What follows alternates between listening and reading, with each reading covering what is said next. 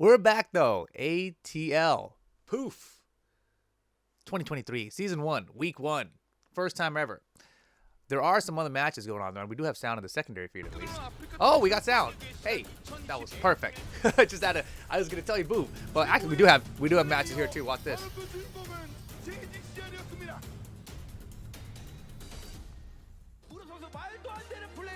Was this the JDCR fights? Oh man, that's dope. They have a cool trailer right now though. CBM versus Poltan happening on the other screen.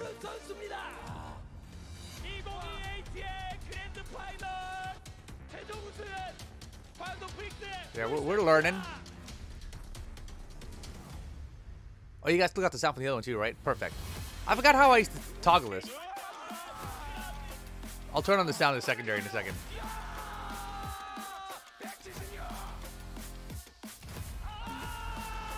This trailer's kind of dope.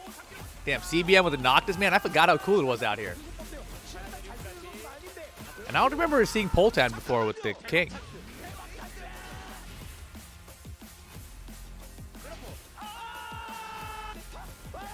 Oh my god. Bro, slow-mo is the best invention ever for Tekken. The Korean commentators are so awesome. Muscle busted. I remember that guy nodding in the crowd too. I remember the offline finals too. That was like a big deal. Who's next?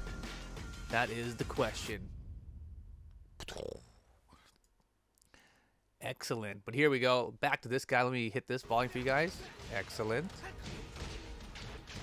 CBM versus Poltan happening. Korean company's always been top ever since the StarCraft days, right? Wow, look at Poltan's win streak too. He came out here with the 16. We got camera face too. Hello.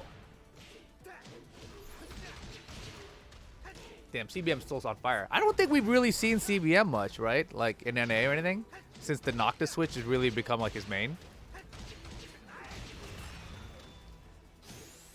Like I don't recall if he was at Evo. Damn, beat down first game though. There you go. I saw people online complaining about Noctis and how they were like, man, this character's too simple, he's too easy, he's just 2-2 all day, whatever. Oh yeah, I'll do that, Kata. Thank you though. One sec. I gotta respond to this too. Let's delete it now. Okay, now.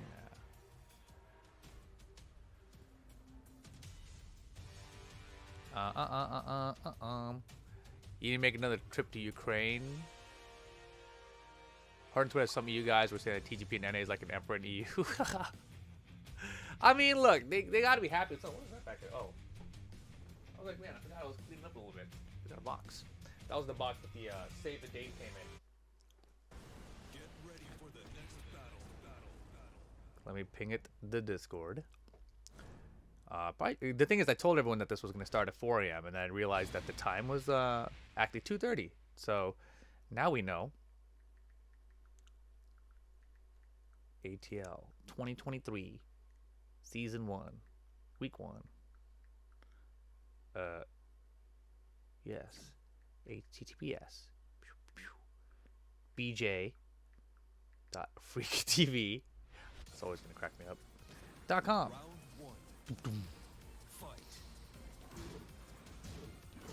Everyone's asleep at this point too. In NA, right? Like this is a little bit earlier.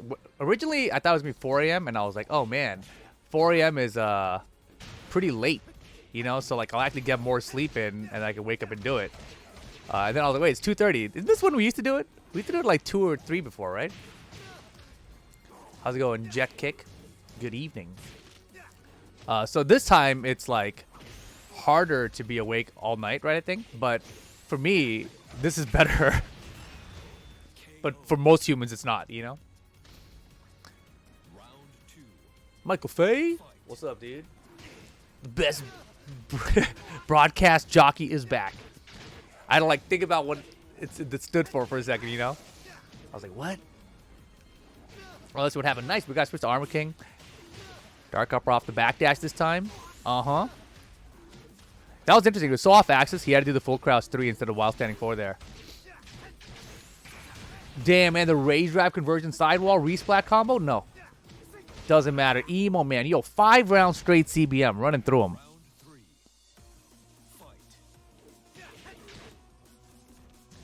He switched from king to the cheaper king. Hey.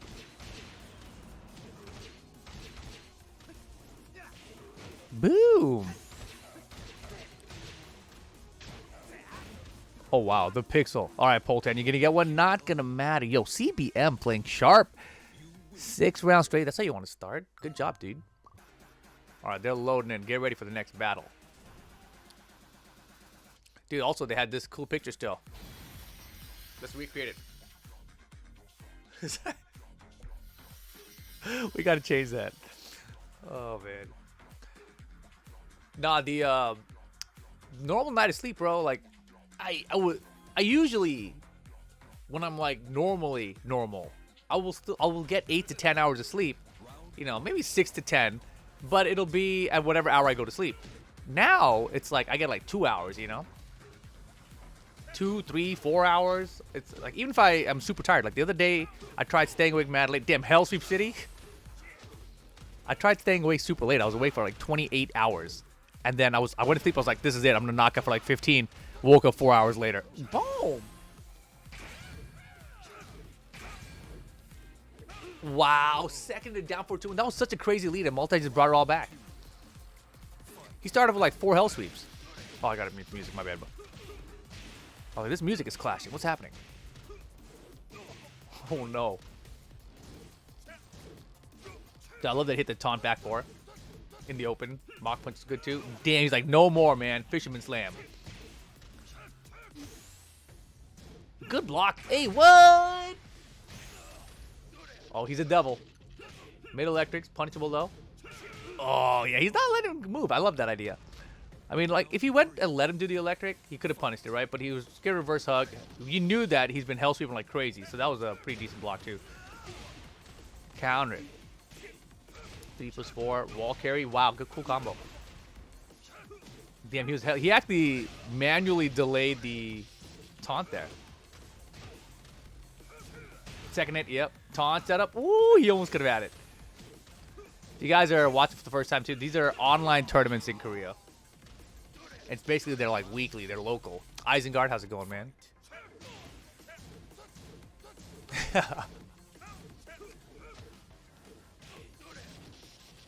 Catalyst, I don't even know why, but so many people use that picture. So there must be something where you search the internet and that's the picture of me that comes up. You know what I mean? Because that's always the picture that everyone uses when they don't ask me for a picture. Strings, yeah. Oh my goodness. Taking advantage. Taking advantage.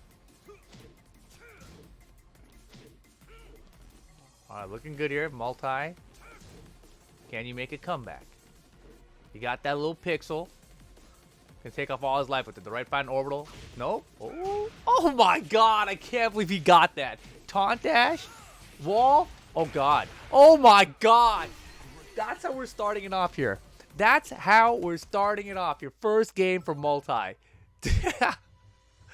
Bro. That was ridiculous. Oh my goodness. The second part of ATL is that customs are allowed. That is very cool. Yeah. It's tempting, you know. I mean, if now that actually, you know, now that I think about it, with Tekken World Tour being completely offline, if you know other tournaments come back online now, there's no reason to enforce the same rules as TWT. So you can make up whatever rules you want. Yo, Tetsu, what's good, man? Yo, Tetsu, thank you for the chicken again. That was amazing. Oh man, I was out in Amsterdam for TWT finals, right? I don't know. I think it was a Saturday night, and I literally walked to my elevator. We're gonna go up, you know, we're gonna chill, gonna go sleep so I can get some rest, and then in the distance I hear Reepa Barbu. I'm like, what? Who the hell? Reepa Barbu. I'm like, what's happening? So like I lean back and I looked, and like the whole German contingent's over there, you know, is sick. So I go and say hi, and then they tell me that they got chicken on the way. I was like, I'll wait around. Chicken came like an hour and a half late or something. It was still worth though. Oh damn, they got a bracket up too. Knee is ahead right now. He is took out Meo-IL. I forgot. He's got Breadman next. Galgonge's in here. Karo. Ulsan's winning too. Who else is in the bracket? Chanel's winning so far. Zero Ship, I remember. I think he was a sick Armor King. GoAttack's winning. CBM's winning. We saw that match. CBM's going up against Sprite Zero. I didn't even know that was a real thing. Oh, and also Book is here. Book is in Korea right now. Mangja's here. Let's go. Saint. Yo, is it just me or are there way more English names in the bracket now? This is sick. Second hit, of course. Dude, wait. Crazydongpal Akuma. Boo. Gilky, yeah. Shh. Don't tell anybody. I think that's just on my LinkedIn. I've been around for a minute, you know? Wall carry. We're not breaking nothing? Oh, no. Oh, no. What? Second? Yo, this is, I just realized it's the Rick's the knee matchup. Oh, Crazydongpal's in big trouble here. Down 4. What do you got? You gonna make crazy comeback? Crazydongpal? No, not gonna happen. Multi 2-0. I didn't expect that to happen over Crazydongpal. Ooh, Karo. Galgonge versus Karo. Yikes. If you guys were watching TWT finals, of course, you saw Gerlanda. Is he the same number of letters as Galgonge? G-H-I-R-L-A-N-D. No, one letter short. Yeah, but Karo, bringing out the Akuma here, but if you've been following him on Twitter, he posts a lot of clips of his Eliza. So he's hitting like, you know, 30 dive kick combos with Eliza. He's like, hey, look, I did it in a match. It's like, damn.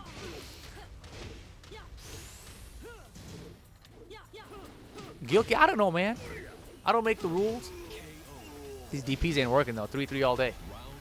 Yo, is that Crit's question mark? Yo, Crit's question mark, dude. That was a cool sample you got the other day. If you guys didn't see it. This guy, Crit's question mark, ordered some food, like delivery service.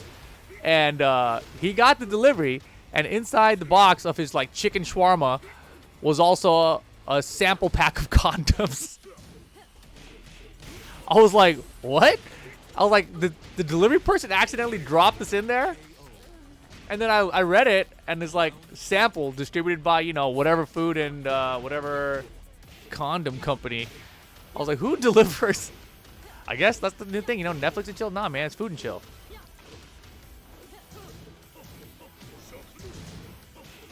Uh-oh. Sidewall saves? Yes. No. No. Does not save. I thought the toss would knock him off. Oh, gosh. Oh, gosh. Is he dead, dude? Oh, we're taking him back. Yo, Karo is ridiculous, bro. Oh, my gosh. I've seen so many Akuma players mess it up. He's like, no problem. Watch this. Mm-hmm. Hey. What are you going to do from the back? Yo! He did it the wrong way, though. Was that intentional? Did he get mixed up because it was backwards? I don't even know. That was kind of sick, though. I like that. I wonder if he could have teleported the other way. I don't think he could have because of the direction he was facing, right? He would have had to do it the other way. Maybe he could have. That was ridiculous. I've never seen that. Final round, though. Wow, got the fireball at the FADC, but didn't get a combo off it. Hop kick punish. Karo, full crouch mace, goes for the sweep, no go. While standing 2 for Galgonge. No, sir. No meter, though, so that's an okay risk. Blocks it. No more meter for Karo. That's good for Galgonge here. Went for wall bounce, doesn't find it. Jump over strats. Uh-oh, uh-oh. Magic 4. Wall carry, too close. Chance. Big chance. Double jumping. Triple jumping. Damn it, the duck, bro. Solid defense, Galgonge. That was awesome. That was an awesome game. Dude, this is awesome. Welcome back, ATL. 2023, Season 1, Day 1. Oh, man. That was tight. That was super tight. The teleport, I gotta go look back at that, man. I need to clip better. I feel like I'm forgetting something, you know? I feel like I've forgotten something that we used to do here in terms of swapping. I feel like I'm forgetting something. Like, I know I took off the preview window now. So, that's easy to turn back on. There's no secondary match yet. Maybe I just leave it on the whole time? I don't remember. It's the case, right? Oh. Whoa. Cool. I just got a message about working an event later this summer. That's nice to have, like, you know, 4-month lead notice, 7-month lead notice. As opposed to, like, you know, stuff that's coming up in a couple weeks. You're like, you have no idea. I feel like Katarina's risk reward is too skewed. Katarina's risk reward is too skewed. In which way? The reward side or the risk side? It's probably the reward side, I think, is what you're saying. Because I can't think of how you'd see it the other way. The fact that they made her full crouch lows not launch punishable by everyone. Well, not everyone. Not launch punishable by most of the cast. Makes her way safer than she used to be. Which is great for Katarina, right? That's great for risk reward. You can just poke the hell out of your legs. Oh my goodness. And Harrier stance, like, I saw, who was it? One of the players in the finals tried to sidestep it and deal with it, but everyone else was just like freezing up. Yeah, no, definitely. I totally agree with that. I should actually use this character, but I don't want to use her. Lately, I've been trying to only play characters that are going to be in Tekken 8 for sure. So I've just been picking them up one at a time again. Like right now, we're just on Paul. But Paul's been very fun, I gotta say. I don't think I've played this much Paul since the game's come out.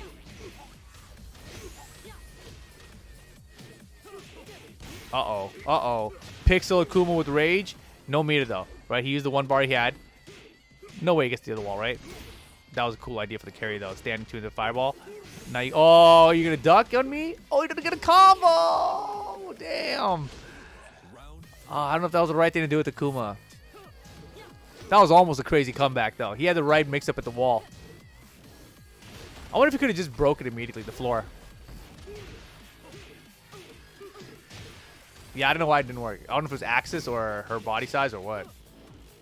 And, like, you know, Karo, he knows what the hell he's doing with his combos. He ain't going to do something that's the wrong thing to do with Akuma. He's like, oh, yeah.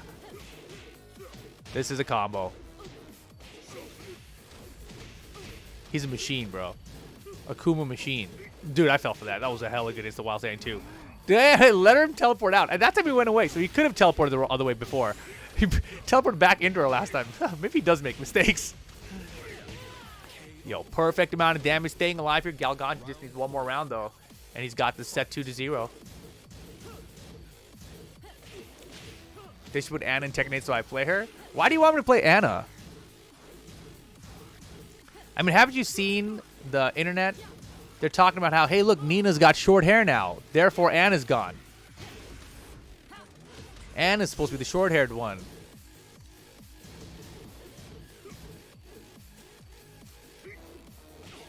Beautiful. That was so good. And gets the perfect Galgonge. 2-0 over Karo Zakuma. Karo didn't even try the Eliza there, so they probably have a lot of matchup experience with each other, right? I put a challenge link in the chat if you guys want to take a look at the bracket. This might be amusing. She's wearing the dress because she posed as Anna at her wedding to kill her groom. Same difference. Wait, did she not kill the groom then?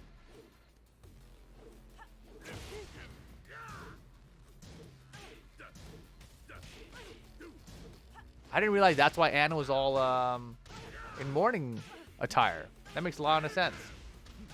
I can't believe that I've been seeing the game for that long and I never put that together. Damn. Jake and man. Meo-IL. I forgot who he lost. Was it knee? I think he lost a knee. I'll look at the bracket again after this.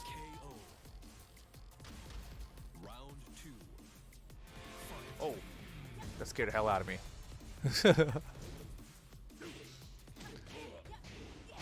Hold on. Someone said that his name is Mr. DT. Okay. Got it. Mr. DT. Thank you, Mr. Keck.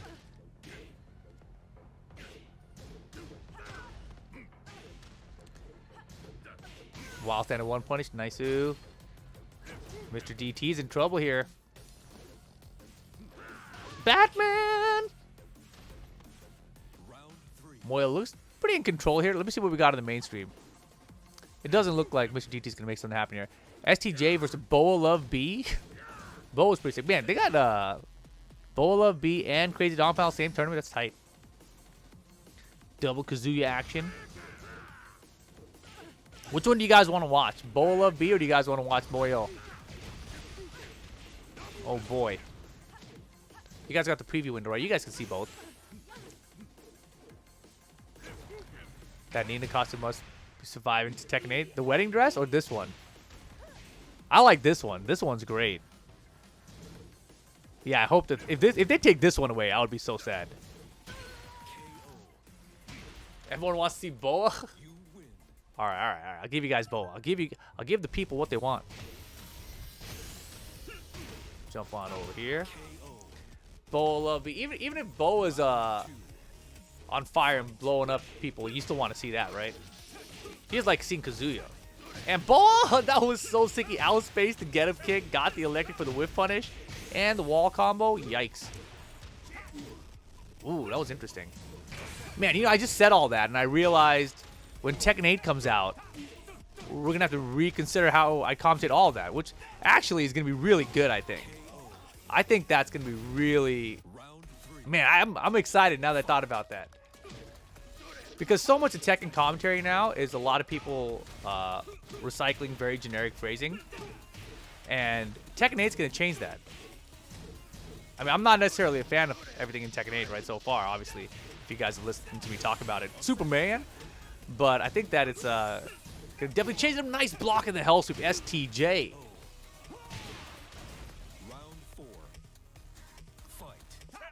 Pink shirt with suspenders. That was a pretty cool layout, but yeah. Dude! He did that while side 1-2 so fast.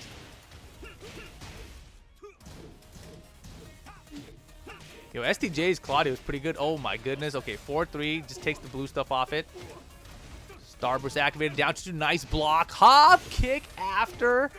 Oh man, he's a real Claudio player. Wall carry. He is perfect. Final round. Game 1. All right, it's not a blow up.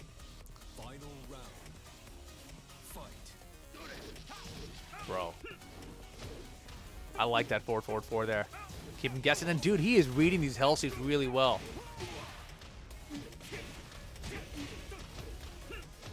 Try to step spring kick. Oh my gosh, that was so sick. Oh, he's sidewalking this way, huh? Electric. Damn, BoA's in trouble. Get it out here. Rage drive for the finish. Rage art? Yeah, rage art it is. Smart stuff. God damn, that was close.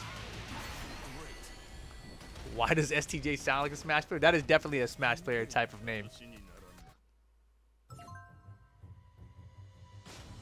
Boom. Yeah, Mr. DT still in trouble here. Meo-IL up hella rounds in a row. You actually like Lei's default outfit in Tekken 7? I like it too, actually. I think Lei's redesign is great. Beat up cop. You've been trying to get that little pause after your wave dash before the hell sweep like BoA does, but that's hard. You mean just in terms of timing the floor so that it comes out as still as part of the crouch dash?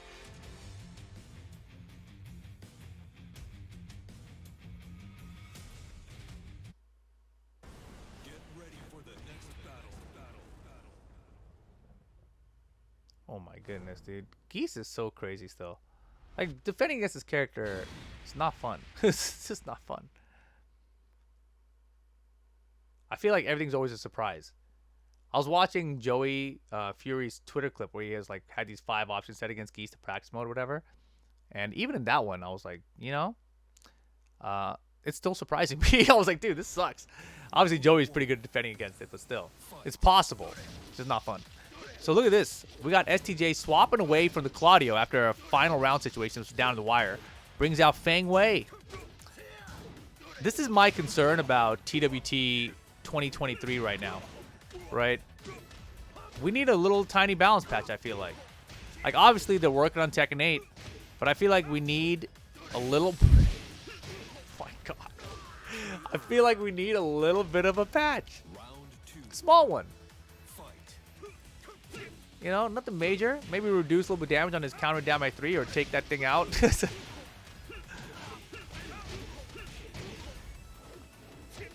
Maybe make his rage drive back to how it used to be. I forgot what they did. They changed something to make the rage drive better. Oh my god. I thought he got the counter down by 3. Why would you finish that? Who won? Round 3. Fight. That? What? I thought the Kazuyas came out first.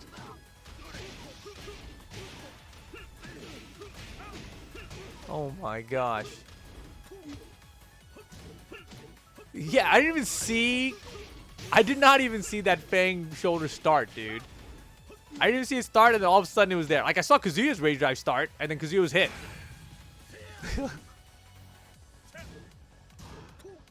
That's what I'm saying. They need, as I was talking about how they need to nerf that rage drive, bro. That rage drive is so ridiculous. And like, I think Kazuya's rage drive, I used to think at least that it was pretty good. But Kazuya's rage drive really is not as good as I gave it credit for. I've seen it trade now. I've seen it lose in a lot of different situations that I thought were never gonna happen. Doesn't matter though. STJ, even with that rage drive, is out of here. 2-0, BoA Luvb. We got Jeondding versus Lee. Yo, second place at the TWT finals. Jeondding. Upper right. Sparkle thing? That's not right. Stickers? I thought you just had to tap it. But tapping it makes me have text. I don't know. Seems weird. Round 1. Fight. Whatever. I'll put a link thing. You guys tell me what's happening here real fast.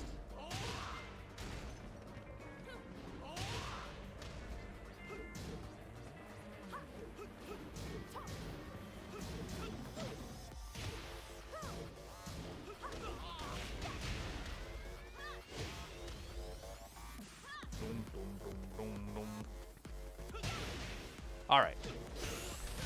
The Julia main himself, dude. Started out with Lucky Chloe in Tekken 7. Eddie came around. He's like, yeah, my Eddie's back. And then he's like, man, what the hell's up with his rage arts and everything? And these rage drives missing all the time. These spring kicks getting me killed. Or winning tournaments against cooldowns with a hit. CEO, I think that was. But then the Julia came out, dude. 2019. And then here we are, 2023. Julia gets him second place at TWT finals. He had the craziest run too, right? And he beat Chikrin, right? Chikrin got third. So 2 guys who made it out of the LCQ are the ones that got top 3. Oh my goodness. Oh my goodness. Nice block. Good call out. Called out the bow and arrow. Got the punish. Julie with chip damage Tekken is going to be so effed. Yeah, I really don't know how the chip damage is going to work out. I think we got to see it in action at Evo Japan, right? Because hopefully they let people record it, by the way. There's going to be a lot of footage, I hope, of people trying it out, and we'll be able to see what all these characters can do and how the flow of a match works. It's also going to be really awkward, too, you guys got to remember, because people won't know what they're doing with the new mechanics yet. So we won't really know the full understanding of the flow of the match yet. Yo, Justice versus BoA Luvb being loser bracket coming up. Nice block again. Yo, League 3. Round 4. He basically knocks Jeondding out of range for the full crouch mix to be anything but the bow and arrow. And then Jeondding keeps trying to find it, but his defense is holding up. All right, here we go. Slide punish.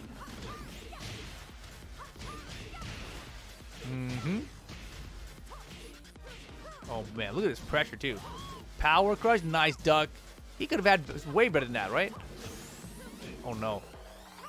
Damn, what a down 3. Picks it up. Here's the rage.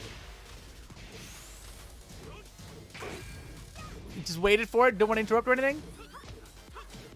What? Keeps going with it. Oh my goodness. Oh my goodness. Is it not Lee 3? What's his name? How do you say it? To me, in English, you know, it just says Lee and the number 3's after it. And that's what his name on the thing is, too. Is it father? Lee 3 is a cool name. Lee Sam? Well, that's too confusing for English. There's no Sam anywhere. Is his name Sam? 3 to say it. Oh, okay. So it's still the number 3 then, right? Because 3 is just how you say it in Korean. Sam, I mean, is how you say 3 in Korean. So if that's the case, then it's Lee 3.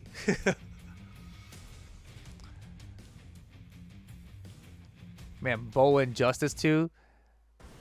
I gotta look at the bracket to see how Justice got sent to losers too. Yeah, Lee 3.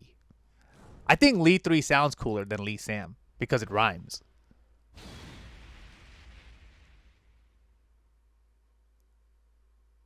Damn, it's gonna be a fun match. Hopefully this one ends quick. But with Jeondding, I feel like we're gonna get to a final game. No, I got you. It is pretty funny. Foreign languages are hard, man. I want to learn other languages, but every time I've tried, I only get like, I don't know, maybe a month into learning, and then I give up, and then I forget everything. It's really hard to stay committed to learning a language for me. I feel like I need to live somewhere to really be like forced to use it all the time. And the funnier thing is, like, I've spent weeks in Japan, right? And even when I do that, I've given up to the point now where I don't even try to pay attention to what anyone is saying around me. Like, if people are speaking around me in another language, I just, like, tune it out. I'm like, yep, they're speaking. And I don't know what any of that means. I'm not even going to try to listen or pay attention. Duolingo sponsor? Dude, hook me up. Although, to be honest, I don't know that would help. Damn, that slow-mo was sick. Justice, 3 rounds straight of a BoA for game 1. He Iron Mountain to beat him.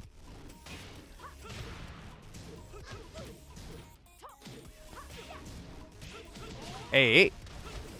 Man, Lee is cheap. I wonder if he'll be in the base roster of 8. I don't think so. I feel like he would have to be a DLC character again. Or like a late edition, I mean.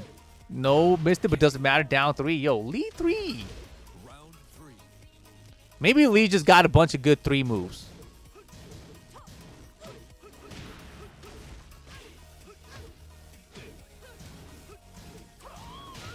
Power Crush. That Power Crush is so annoying, too. That's the one thing that they added in this game that I didn't really like. Power Crushes, right? And the thing I don't like about it is that it's so imbalanced from character to character. Like, some characters have great ones. Other characters have terrible ones, right? So it's a mechanic that you can't really use from one character to the next. And then you look at Tekken 8, and they're saying Power Crush is improved because now you have Gray Life with it. I'm like, yeah, but it sucks. So now you have this thing that sucks that's better. Like, but if it's still done in the same way where, you know, some characters have totally trash ones, that doesn't help at all.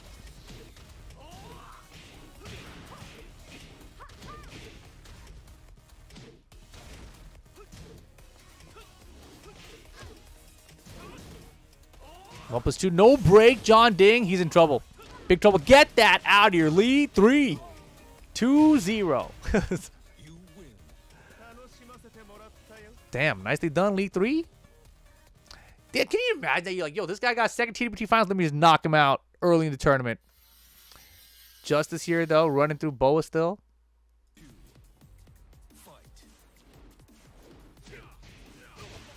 Wasn't that surprising? TWT burn. It could be. You train really hard for those big tournaments, you know, and then now you're just back home playing online. Sideways? Oh, nice try. Man, he went for the hell. Man, BoA is a hell sweep machine. He don't care. I mean, I think he do care, but damn. That was really good timing from Justice there to block that get-up kick. I feel like that's the one that counters a lot of people, but Justice's timing and running up and ducking was perfect in terms of the space he was approaching with. That was super greedy, dude. ATL is so hard. It's ridiculously hard. And, like, people forget, like, obviously, we all know Jeondding. He's, like, a household name. He's been on multiple esports teams, right? But there's a lot of players in Korea who are just as good, except that you just never see them. Not even trying to take it from Jeondding there. You know, I'm just trying to actually talk about how good Korea as a region is. Just people don't recognize it. Damn. I think that might have been 6 rounds to 1 or something, or 6 rounds straight. Justice eliminates BoA Luvb from the tournament already. All right, let's see. We got CBM with the Jin Kazama. Okay. All right, CBM. Jin Kazama versus Rancafe with the Miguel. The Deerhead Miguel. I thought for sure that I wasn't going to see his Jin anymore. He's had so much success with Noctis lately. I wonder if there's a specific character matchup reason for not using Noctis against Miguel. What a whiff punish, bro. Did you see that? Was that against Electric? I didn't see what he whiffed. But if that was against Electric, he timed it down for 2 on. It's so good. Damn, he's staying right out of range of the forward 4 and the Electric, too. Look at that. Dog, this is nuts. It was not Electric? Okay, good. It was down back 4. Okay. Yeah, CBM's been throwing out a lot of Electrics. He mixed me up. Dude, just down forward 1 all day. Like, especially at the range he's throwing out the down forward 1, right? Like, it's not a range where Jin's really going to be able to forward for you. So he's going to have to Electric really quick. That's kind of Electric that, like, it's fun to watch, though. What? You hope Miguel's in Tekken 8? I hope he's not, honestly. I know they're probably going to put most characters back in because 7 was so popular. Oh, my goodness. What was that hop kick call out? Isn't that crazy? Like, the whole time he's been playing, right? Both of those rounds, it's all been the spacing game to stay out of range of, like, Electric and forward 4 and the down back 4.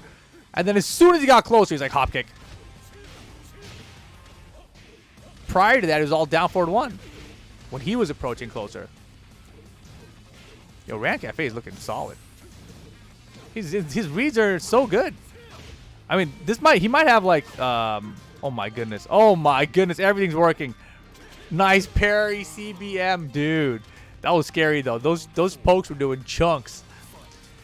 I was going to say Rancafe and CBM probably have a lot of history or something because CBM immediately didn't go to Noctis, right? At least that's the thought process here. All right, whiff punch with the Electric. CBM trying to bring this back. Switching gears. Nice defense. Wall splat off it with the crouch cancel. Beautiful stuff. Jin player doing crouch cancel 2-4 will never not be impressive to me. Like, I can't even punish correctly. Like, crouch cancel punish? Dude, come on. All right, CBM. Final round, game 1. Damn, JDCR is on the secondary stream. That must mean he's in losers. Every other match on the secondary stream has been losers today.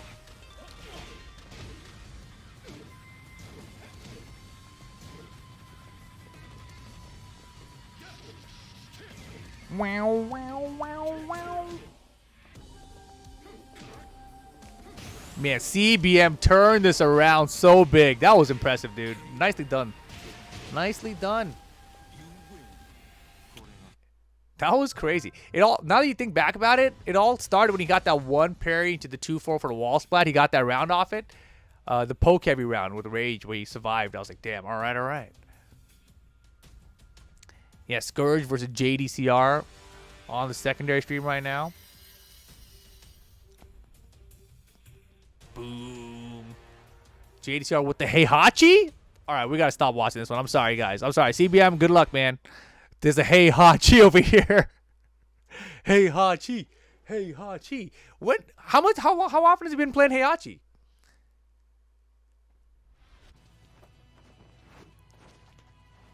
Right? JDCR has a Heihachi?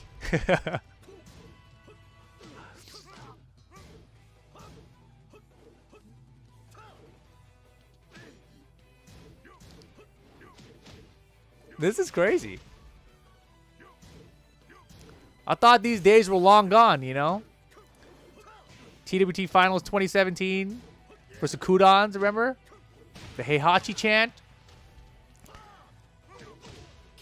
I think we've seen it like in tournament, like, and on the TWT at least, a few times, like maybe 3 or something. Is this for content?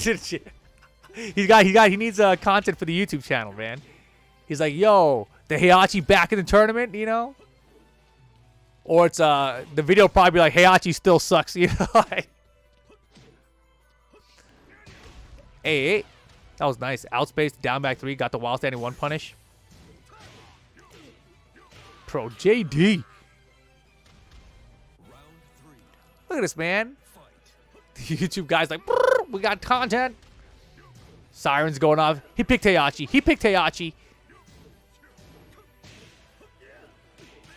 Nice, ooh, good step. This guy, JD. Heihachi's cheap. I think he's, to me, he's the best Mishima. Look at this sidestepping on this guy. He's like, Feng Wei, you can step all this stuff. He's like, so why are you guys losing to Feng Wei? 3 rounds straight with Heihachi.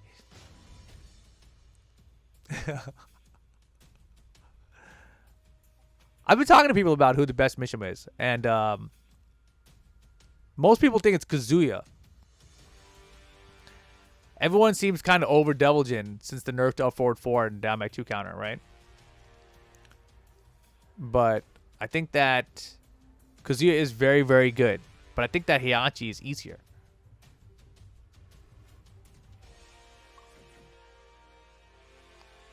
You've been saying since season 3, no one believed you? Oh my goodness. I thought he was going to sprint kick out on the other side. I don't know if you guys are watching, right? But yeah. If that sprint kick worked out, it would have been great for Ran, but didn't get it. You've been on the Heihachi hate train for years. I mean, he's beatable. He's got some bad matchups too. And he's also got some good matchups. Is Heihachi easier? I mean, I feel like you can apply simpler mix with them. For example, you can do down back 2. You know, it's just like a single input.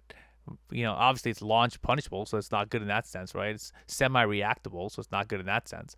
But that move by itself is like something that Kazuya doesn't really have. Kazuya's equivalent of that is like stature kick. You know, but he's standing. He doesn't high crush. Yeah, you got the Lei Wu Long. Michael Fay's all happy. Damn! He's not happy about that sidestep electric, though. Yeah, the Oki options for Heihachi are hella good, too. With 4-4-2 follow-ups and everything. The full crowd sweep is hard to deal with. You know, so it's like easier to implement. And it's like a mix-up that's not the traditional Weiwu mix-up that you expect out of Mishimas, essentially. Rage Drive's hella good. Oh my gosh, the call out with the hop kick though. Yo, Scourge, nicely done. That's a sick outfit for Lei, by the way.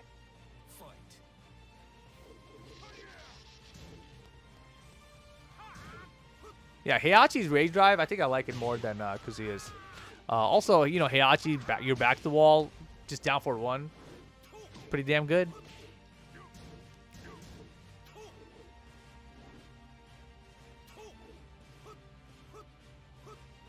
Damn, old man Heihachi. He better be in Tekken 8 somehow, bro.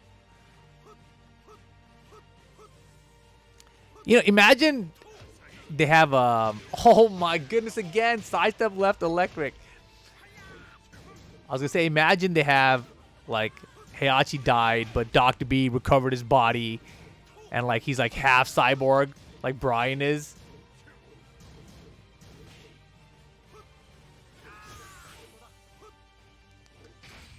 Oh, no. Oh, no.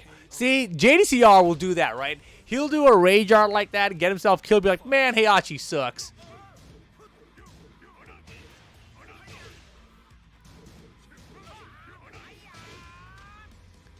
I don't want it to be a robot Heihachi. I want it to be at least partial human still, like Brian. Like a cyborg, if they're going to go anywhere near that route. I think that the cooler route to go, though, is to give him the Ogre gene. You know, because he was, you know how he, in the storyline, if I remember correctly, he was looking for the answer to get the Devil gene, right? He never got the Devil gene. So he was trying to study the ogres to see if he could harness the Ogre gene. Damn, Scourge, though, with Lei? So my thought is, if he can, maybe he did harness some of the Ogre gene and it kept him alive. You know what I mean? I don't know. Could be.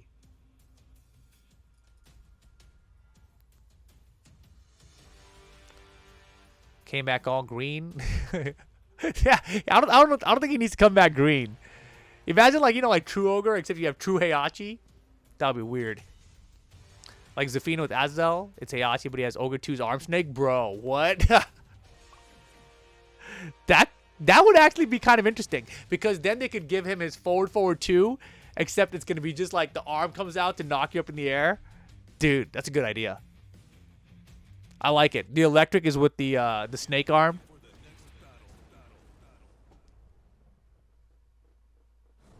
That's a cool idea. They have 1 apiece. Is this loser bracket? JD switches to Armor King? Oh, boy. Let me pull up this bracket real fast while this is happening. So I can get you guys an update on where we are here. JDCR, where are you? Round 1. Oh, no. I got to show you guys a bracket after this. This is ugly. Everyone's dying.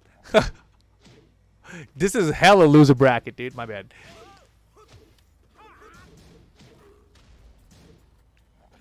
Multi-throws. Dude, Armor King multi-throws are super cheap.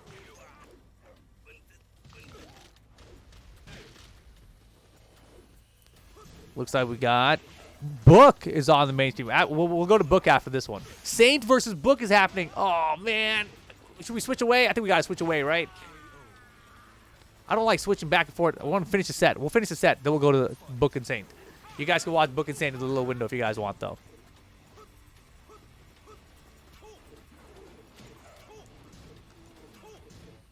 Yeah, Book is in Korea right now. If you guys saw Jeondding's Twitter account, Anakin was there too.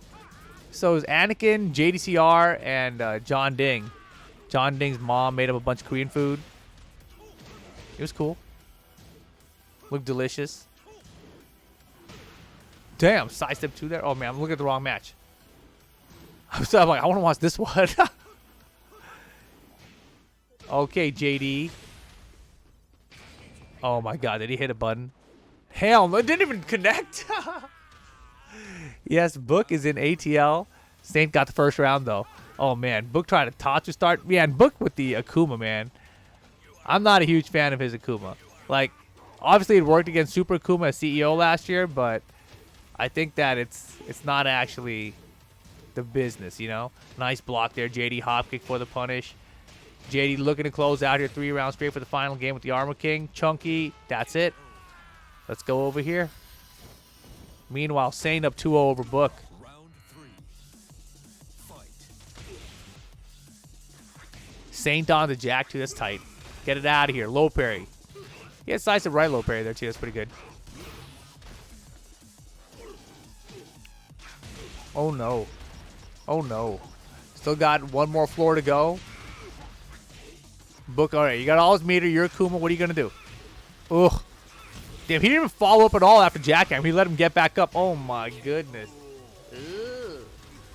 Yikes. Welcome to Korea. What I'll do is, let me pull the bracket over here. Give me 2 seconds, chat. Give you guys an update from the bracket, okay? Here we go. Look at all this stuff, man. It's crazy out here. Knee sent to loser bracket by Breadman 2-1. So Knee's in the loser bracket, right? Man, this is so much that happened here. Where do we even start? JD was sent to loser bracket by Real Devil 2-1 in his first match. So we saw him win. He's still surviving out here. League 3 versus McCroy is happening. Sodom is in losers. Father lost to PTJ. BoA Luvb lost to Justice. Book is sticking with the Kuma. Multi over Infested. Knees and loser, we mentioned that. Over I mean, he took out Meo-IL and then he lost to Breadman. I think Knee was learning Akuma. I don't know what character he used today though. And I shouldn't say learning. He obviously knows how to use the character. Ulsan still on the winner side of things. GoAttack CBM on the winner side. Karis, etc. Boom.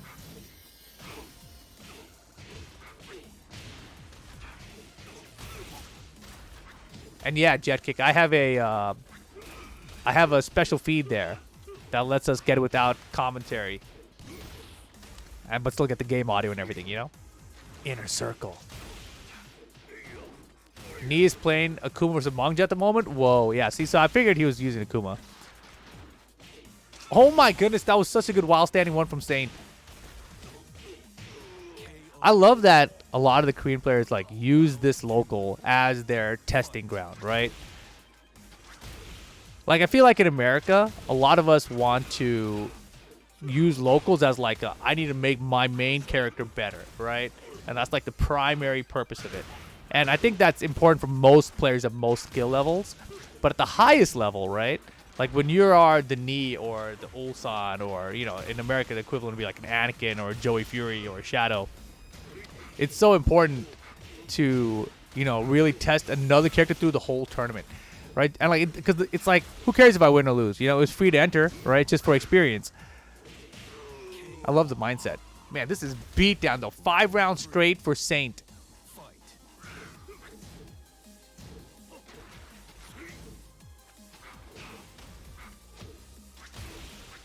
Book going 2 infinite stage. Azku was interesting. Yeah, it's all kinds of crazy.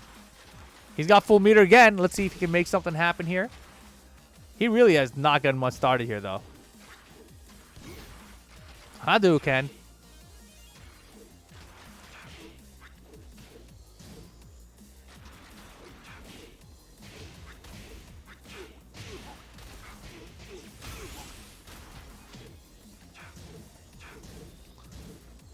This match seems real rough for Akuma. Doesn't matter. He got around anyway. Wow, I'm surprised I did enough damage. I would have definitely did Rage Art.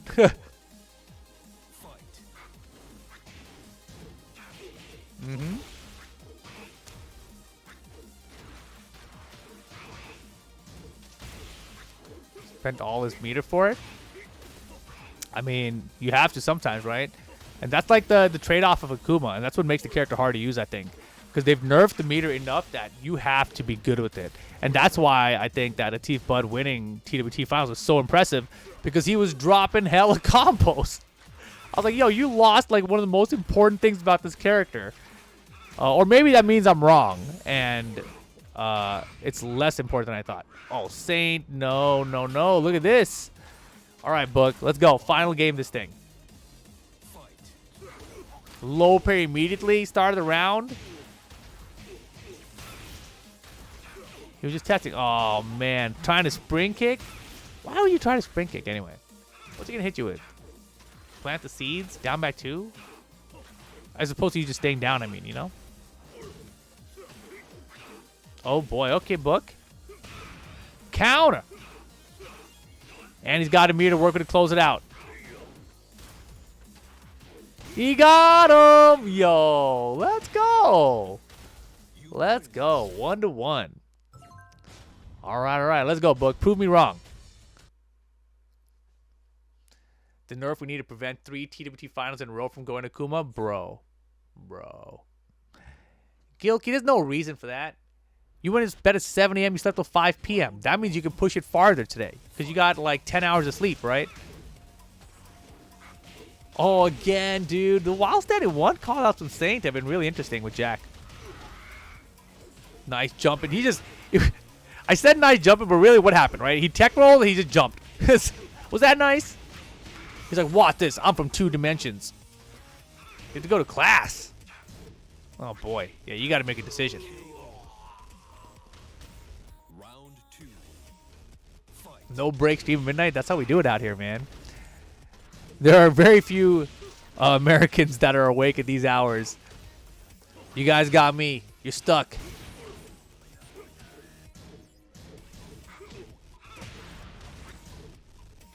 What was that? He did jackhammer to standing 3 with Jack? Is that what that was? Was that back 3? That might have been back 3.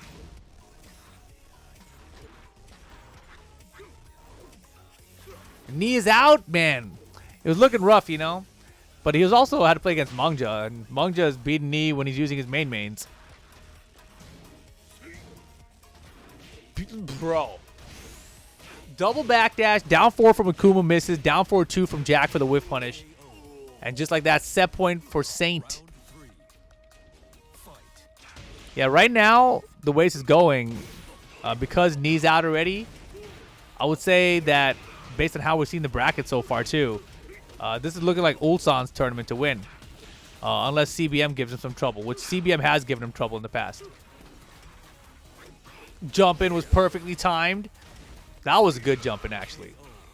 Okay, Book. Okay, Book. Round 4. Fight. I feel like Book is always fighting from behind with Akuma. Damn, you know, Lowhigh didn't enter any ATL events last year. I don't know if he's entering these or what. I actually haven't, like, I know he streams still, but I haven't seen him at all, so I have no idea. Oh my good mix. Saint on set point. Got him. 2-1. Saint over Book. Nice try, Book. Honestly, like, I'm still not a huge fan of the Akuma, but it did decently there, right? It did okay. Munguri versus Kimsepa is happening. Munguri's up 1-0 here. Give you guys some volume.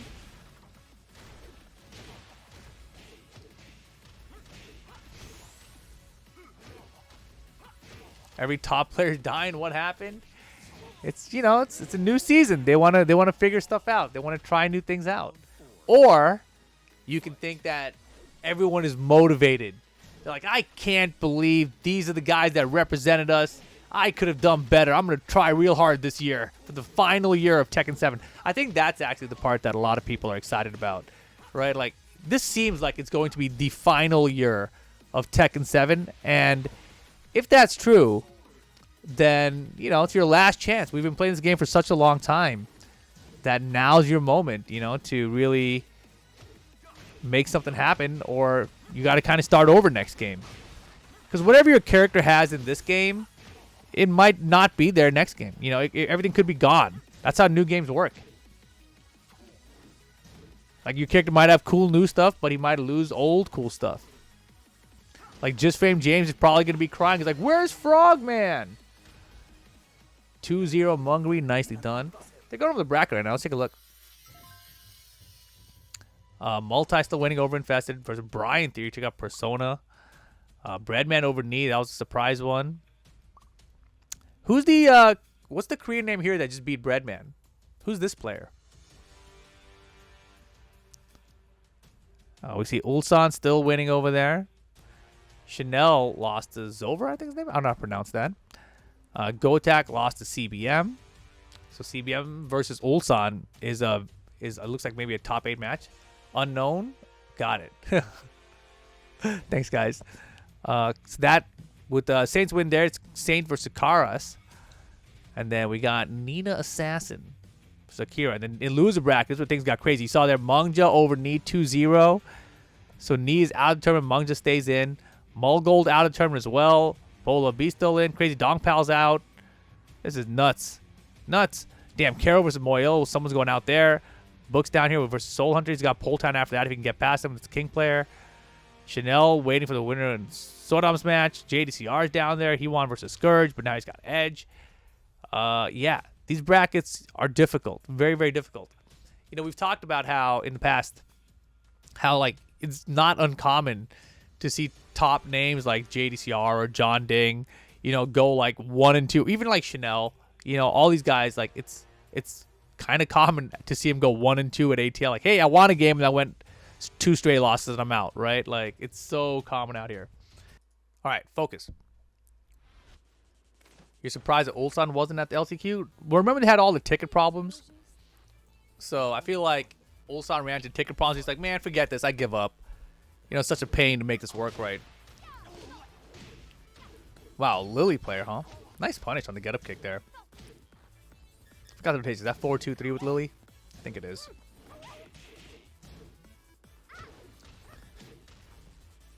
Damn, Mangja beat Knee again. Eliminates him from the tournament loser bracket. And now he gets a Lily. This would be perfect. Like, this is the kind of storyline where you're like, oh yeah, I beat Knee in the tournament, then I immediately lost to a Lily player right after. You know, like what? Wow. That was a really well-timed down forward 3+4 there from Shine. Obviously, Law doesn't have an air throw. Imagine, I'm so curious. I'm so curious what the throw game is going to be like in Tekken 8. Are they going to keep it exactly the same? That would suck. I think that the throw game in Tekken 7 is one of the worst parts about Tekken 7. I need to make a video about this, dude.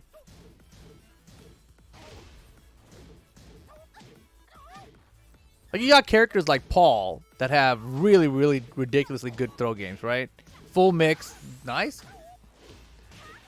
And then you got other characters like, say, I don't know, Lucky Chloe or Katarina, who just have like a very whack throw game, you know? All the new characters. There's no like command throw option, basically. And it's like, why did you deserve to have one and not have one? Just because you came to the game earlier or later? Please do. Dude, I have so many video ideas, actually, since all this Tekken 8 information has come out. I just haven't had time to do them. And been very lazy and sick with the doctor stuff. But I feel like I should have some time in the next 2 weeks to at least put out 1 or 2 videos. It's just like Power Crush? Yeah. I want to change the throw animations. King's RKO look different.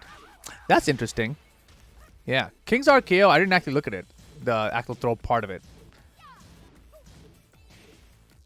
Yeah, I gotta look at it again.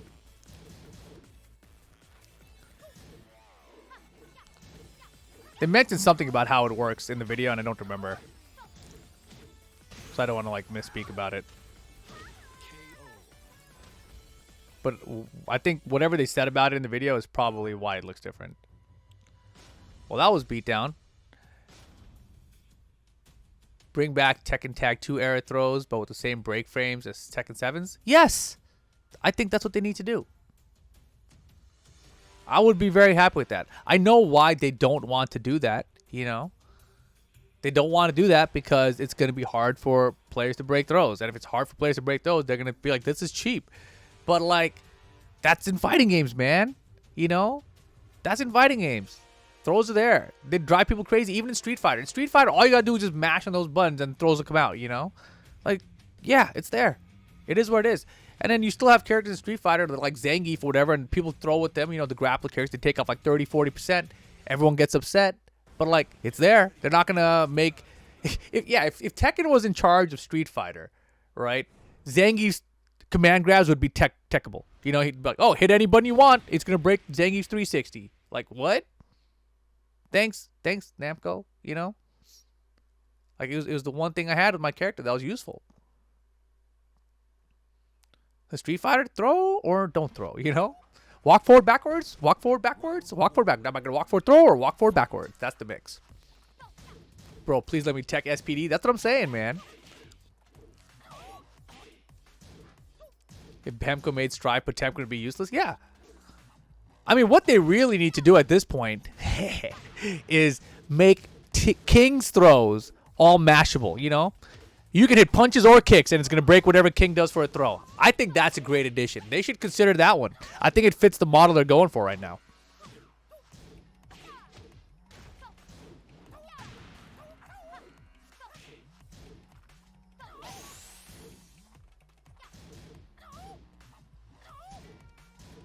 Damn, double rage, all right. Wow. I wonder who has farther reaching jabs, Lily or Law. I feel like Lily does.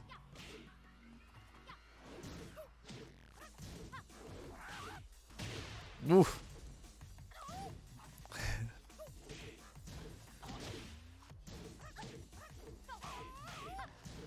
Imagine in Tekken 8 if there are no more 1+2 breaks. It's just punches. That's it. Hit any button, you break all the throws. But only for the newest characters added to Tekken 8.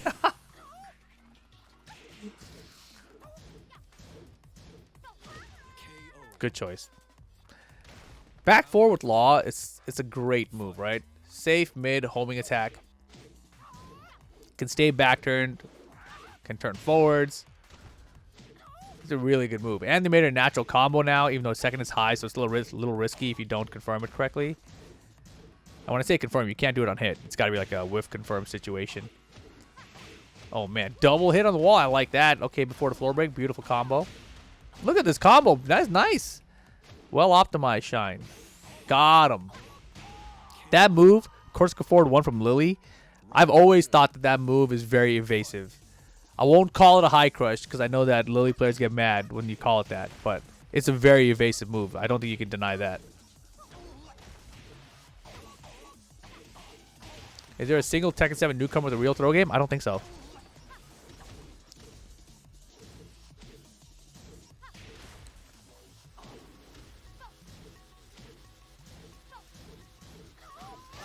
Ooh, good punish.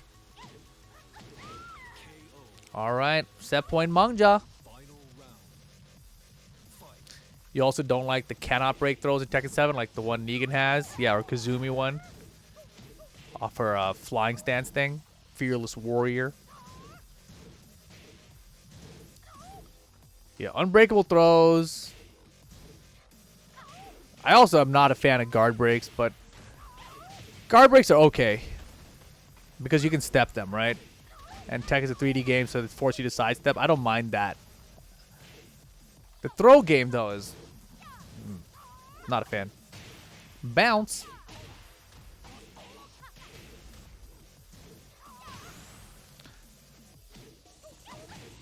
Wow, survived and get that out of here. Nicely done. Mangja, 2-0 over Shine. Multi versus Bryantheory. Man, Bryantheory, pick Negan.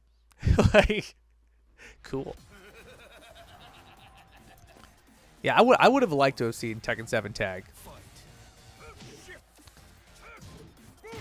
Boom! Negan is a very cool character, though. I think it's unfortunate how whack he was on release. Because he's a lot better now. If he came out like this on release, people would have liked him a lot more. But I think that it's too late for people to go try him now. But I think he's a very fun character. Just down forward 1. And down forward 1-1 is delayable. Just that by itself. And the 1-2-4 as a punish is great. That pressure. Damn, GoAttack versus Puma is coming up on the secondary stream. No exceptions. You also wonder, are they going to use their own server, keeping the rank record, etc.? I mean, they should, right? Like, everyone has proven why. I mean, no one had to prove anything. It was a terrible idea to have your ranks locally saved. Like, they should have definitely had that as server-based data. But, you know, then it cost them money to do that. I don't actually know, like, if they have any operating costs of running Tekken 7. Like, if they do, then, oh my gosh, what timing. If they have operating costs for Tekken 7, then yeah, they might as well have done the save date at the same time. Or they could have put it in at a later date, you know. But I feel like they must not have had much. Bro, he is so good at hitting that. What? It didn't even absorb anything. He just hit it. Power crush. Let's go, Bryantheory. 3 rounds straight over multi. Damn, let's watch this other one. Puma and GoAttack. That set is just starting too.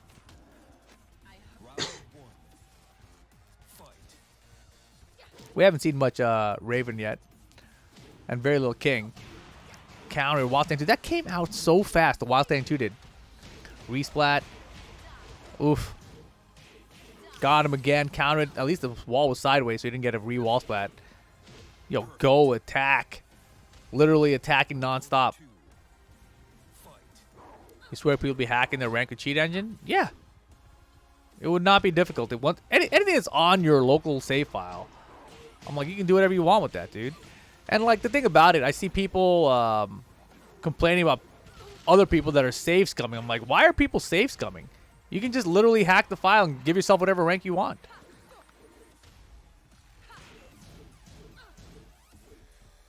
You're about to ask GoAttack's in its secondary stream is where? It's ATL 2. But this is, we're watching it right now, if you didn't pay attention to that, yeah. So they always have, well, they're going back and forth usually, but usually the secondary stream is for the losers bracket matches. So what I usually do is I leave you guys this little window right here, so you can watch them both at the same time.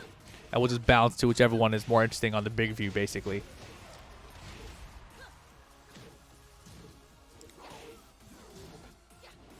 Ooh. Damn, he tried to get that. Does that work? Maybe it's because of the sidewall it didn't work. Damn, I think that was counter. Hard to tell. But man, GoAttack is doing really good here. I thought that Puma was going to put up more of a fight, to be honest. Raise drive block. Jaguar step mix. Nice defense from GoAttack. Not enough damage to kill here off the up forward 3. Back dashes out of the down back 3. Very nice. Very nice.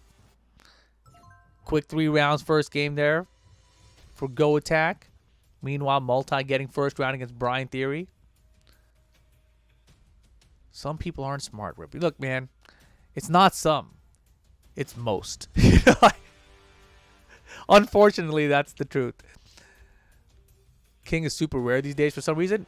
It's pretty weird, yeah, because he's a very good character. Probably the best King has been, right? And then you've got big influencers who use the character, like Lil Majin. So you would think the character would be more popular right now. I want to go play with the up, up, down, down guys. Xavier Woods, Kofi Kingston, Big E. I think I've seen AJ Styles play with them too. I remember at a Wizard World event where Tay Steve and I, we would do like a beat a pro thing. We'd bring on celebrities on stage and I would beat them up. And I played AJ Styles there. And I was trying to make it interesting, you know. I was Wizard Worlding him. And he just like leaned over to me and was like, what did he say? God, he said something like basically like don't take it easy on me or something like you know, don't be fool. Oh, he said don't be fooling with me. After he said he's like don't be fooling with me. I was like, oh crap, all right, I'm just gonna beat your ass then. So I beat the crap out of him after that. He was real mad. I think we should have given him like a not pro, you know? I think he would have been happy. Like, let's see AJ Styles versus some random dude from the crowd. Instead of AJ Styles versus, like, you know, someone who knows what they're doing. You heard AJ's really great at the WWE game? Really? I believe it. Because I'm just from the attitude he had when I played him in Tekken, it was very clear to me that he takes his gaming very seriously, you know?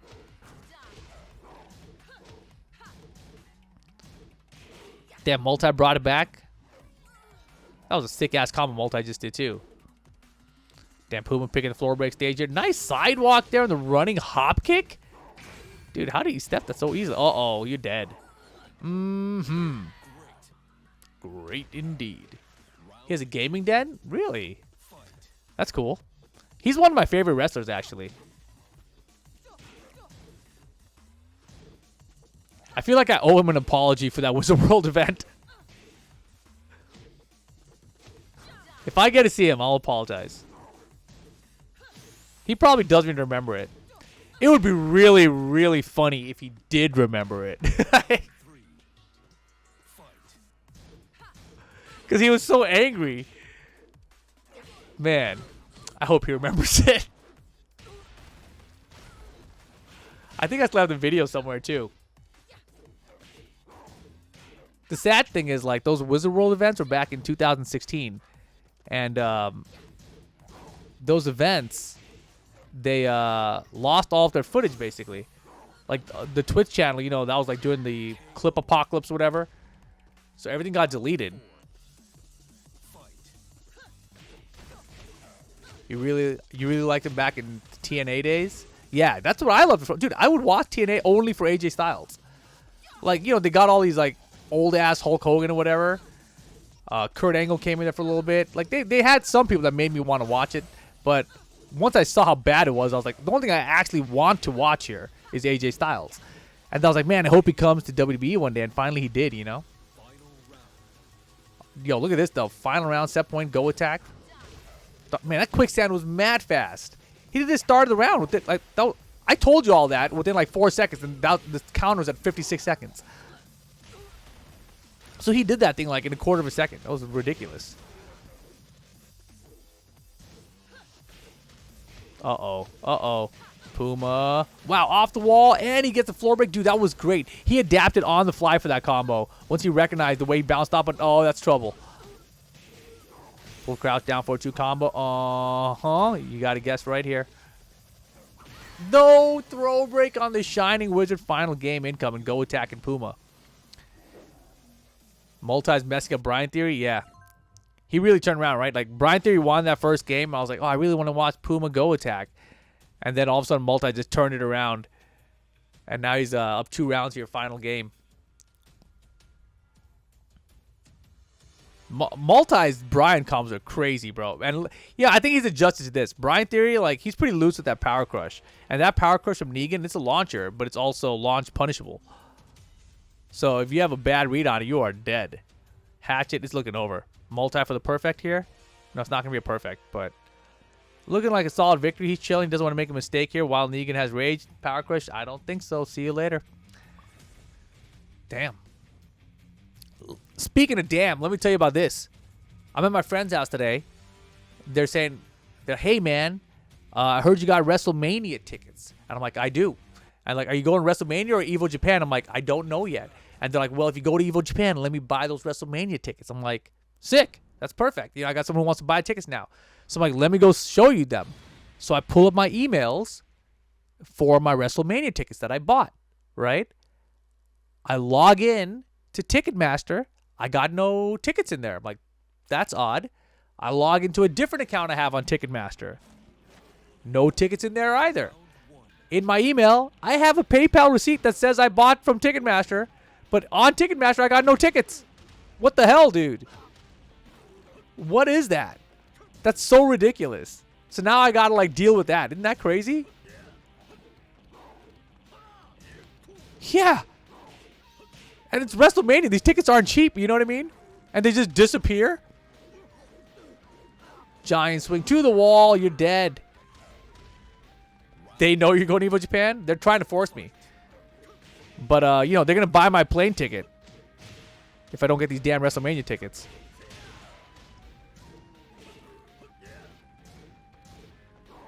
Boom, boom, boom, boom, boom, boom. Hey.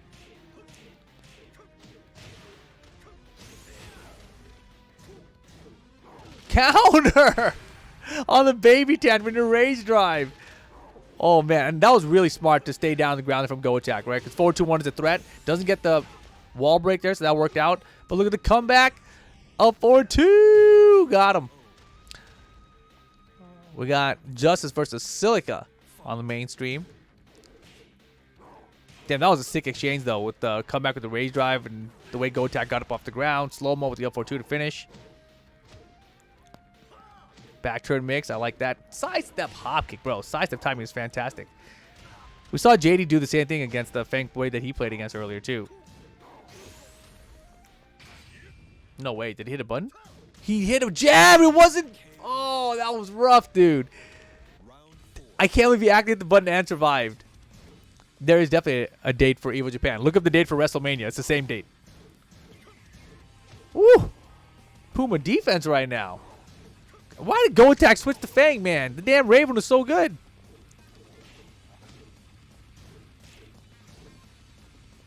We need a balance patch.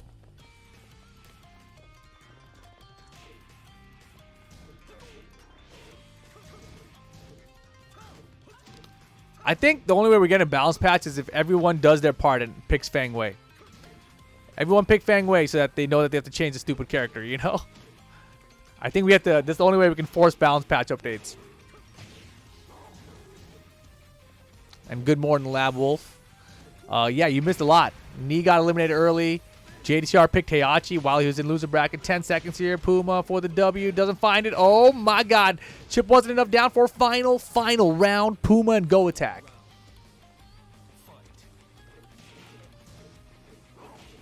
Wow. Wild Stand 2 just went right through the low. Half-life bar lead. Puma. Throw. No go. Side step forward. Get out of here. Full crouch down for 2 for the punish. GoAttack. Big trouble with rage with Fang, though. Running exploder for the win. Puma gets the set 2-1. I believe that was loser bracket. Justice Silika here.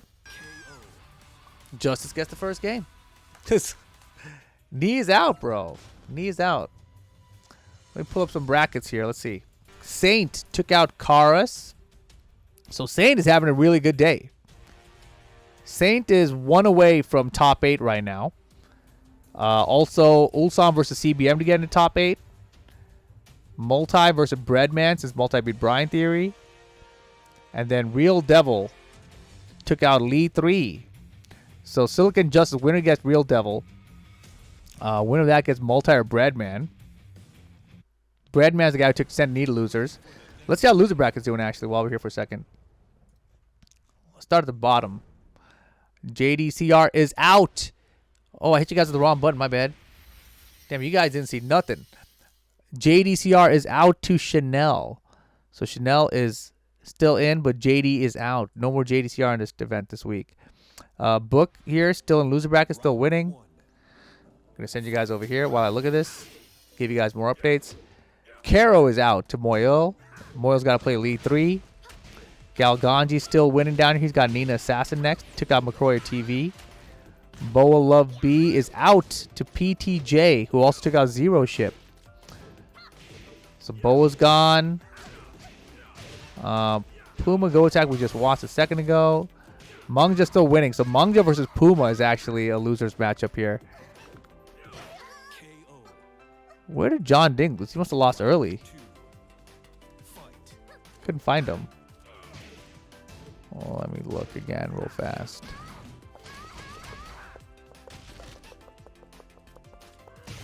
Oh my god.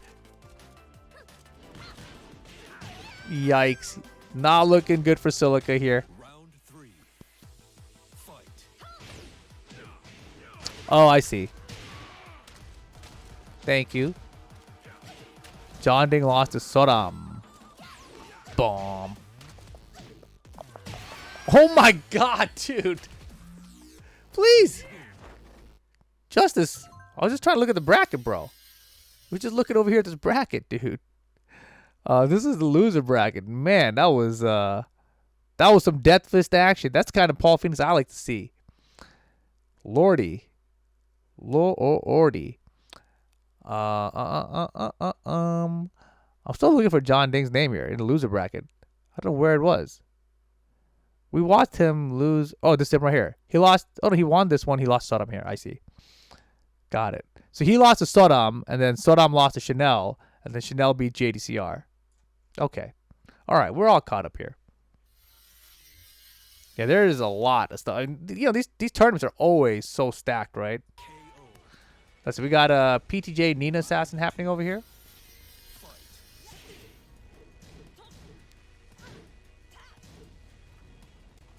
I gotta click this. There we go. PTJ with the Leo, huh?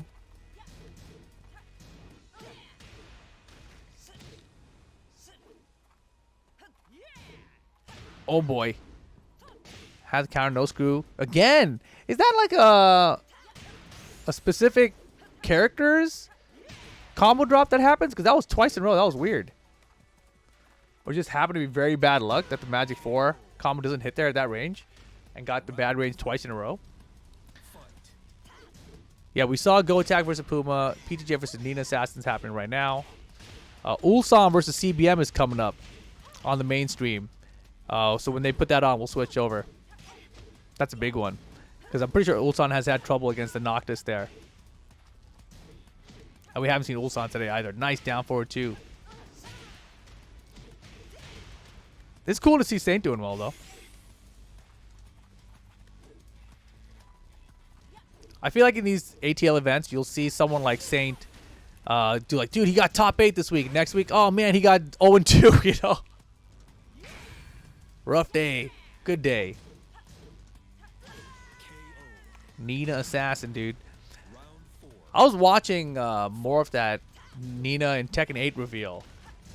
And I don't know. Something about it seems kind of off. I need to watch the higher resolution version, the 4K version that they released afterwards.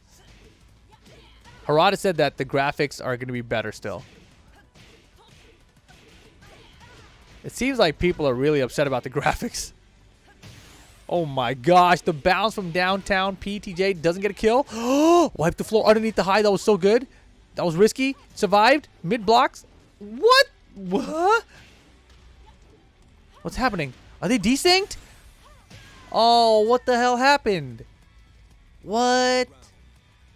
I don't know what's happening now. Did he give him a round? Are these casuals? What's happening, dude? Did PTJ give him a round? No way. I'm so confused.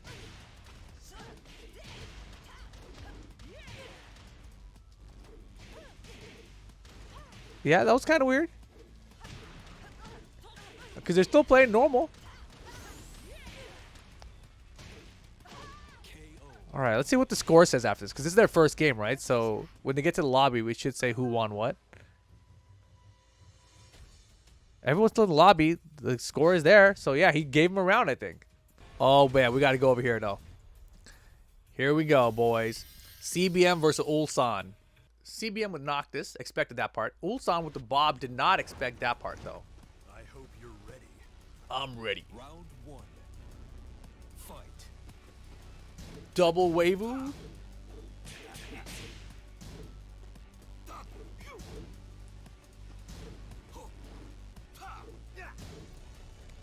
Oh my goodness.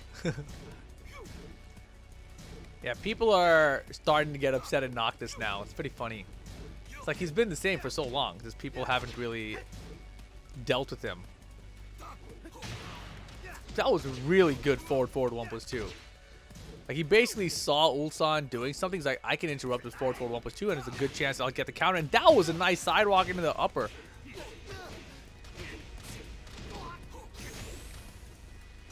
Usually I call that Shoryu and my brain went to upper there and I thought like, why did I call that upper? I'm like, oh yeah, Taste Steve calls it fat ass upper. Nice fat ass upper there, Ulsan. First round.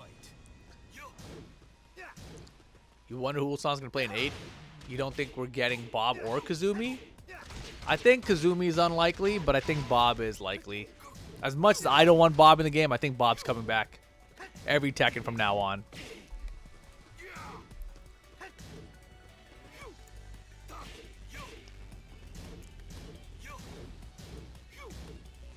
You know what's really crazy if you think about it, right? Like, I think Tekken originally came out in, like, 96 or something, right? And then Tekken 6 came out in, like, 2009 or 2008, right? So, between Tekken 1 and Tekken 6, that was, like, 12 years, right? 13 years. So, Bob right now, everyone from Tekken 6 right now has been in the franchise for half of the franchise. Isn't that crazy? Counter. Like, Bob's been in Tekken for more of Tekken than less of Tekken. Does that make sense?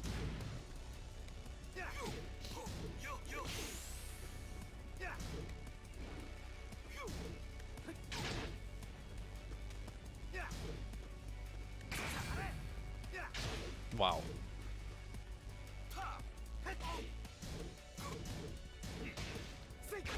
Wow, what a spear. What the hell was that? Headbutt works out here for Ulsan. Okay. He's doing pretty good here. I think he's learned a little bit more about this Noctis matchup. He looked so uncomfortable when he played against CBM before.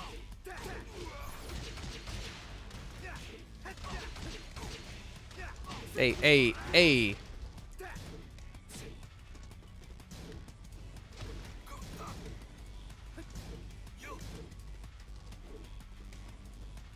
Damn, look at the wall positioning right now. Oh, don't step anywhere, man. Bob is so good when you're back to the wall, and that is game 1. Ulsan with the Bob. And he looked real comfortable there. That was nice. That was really nice. I'm pretty sure the last time I saw CBM beat Ulsan was running Kazumi. And then I think he lost and switched to Bob. Not 100% sure about that part, but I'm pretty sure it was Kazumi for sure. Now, I want to know if CBM brings out Jin. Because that did not go well. And I feel like Jin's parry can be really useful against Bob. And I feel like the places he wants to use Jin's parry, he uses like up 1 with Noctis. So he's getting like trades sometimes for the counter, etc. But the parry just is a better tool for the same kind of situation.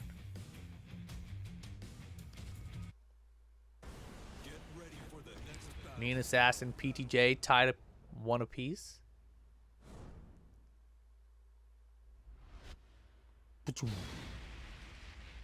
Sticking it out. All right. Noctis, Geometric Plane. Damn, I didn't expect Mean Assassin to bring that back. PTJ looked so good the first game, but that seems to be how a lot of these matches go. Now, let the show begin. All the blowouts are just data gathering. Fight. Damn, he's fishing for all these counts. He fished for down for 2 and then for magic forward Bob.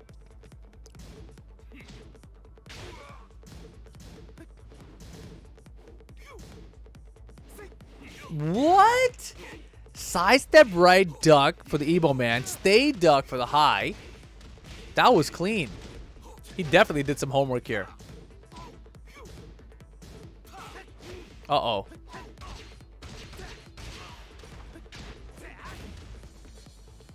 Yeah, that's a ton of damage for like an off-axis sideways combo.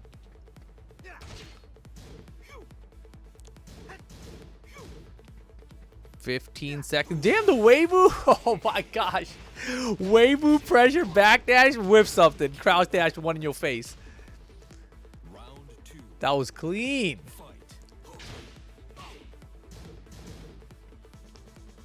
Look at it again. Same thing. Same exact thing. Hella Weibo pressure, backdash cancel out, and look for CD1. If he got him with it again, that would have been a problem. But CBM, you know, he's staying solid, but no, you know, that's the problem with Bob, man. He's got to throw out that down for 2, and sometimes it's going to counter hit you. It doesn't even have to be that calculated. Just be like, is this going to work now? Nice.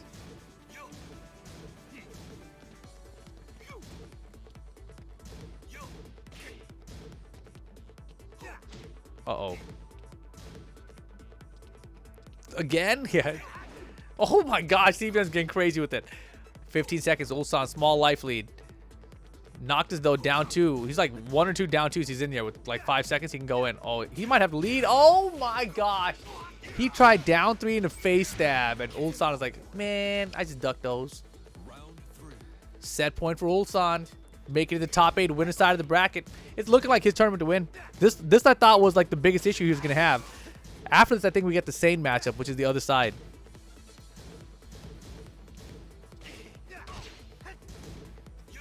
That would be sick to see a Bob mirror match between them.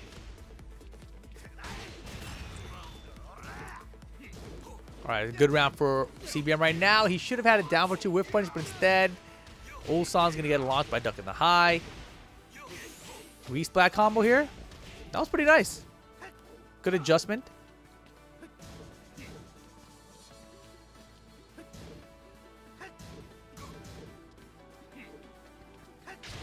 Ooh. Rage mode CBM. You got one last chance here. Emo man's too far. Forward 2, not finding it. 9 seconds here. Oh my goodness. The jab from Bob and then the headbutt. Damn. Single headbutt by self is so annoying. Ulsan though 2-0 over CBM, and PTG at the same time wins against Nina Assassin 2-1.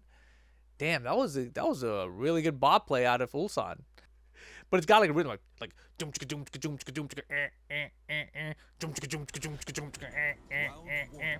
it's pretty fun. And we get the Jin Kazama CBM versus Ulsan. That's not correct at all. It's Akira versus Saint. I was like, wow. Down, forward 2. Man, look at the call out. Yo, Sainto. His jack's been good today.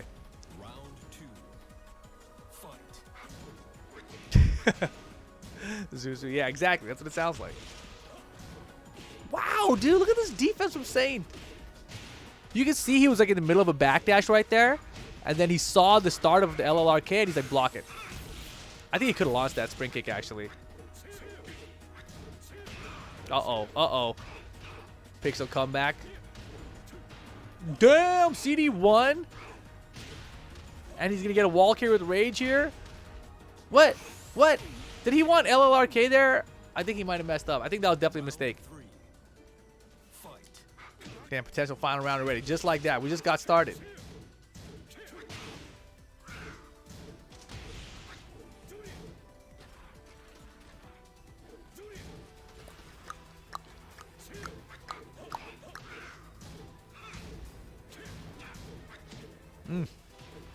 Man, Saint's Jack is dope.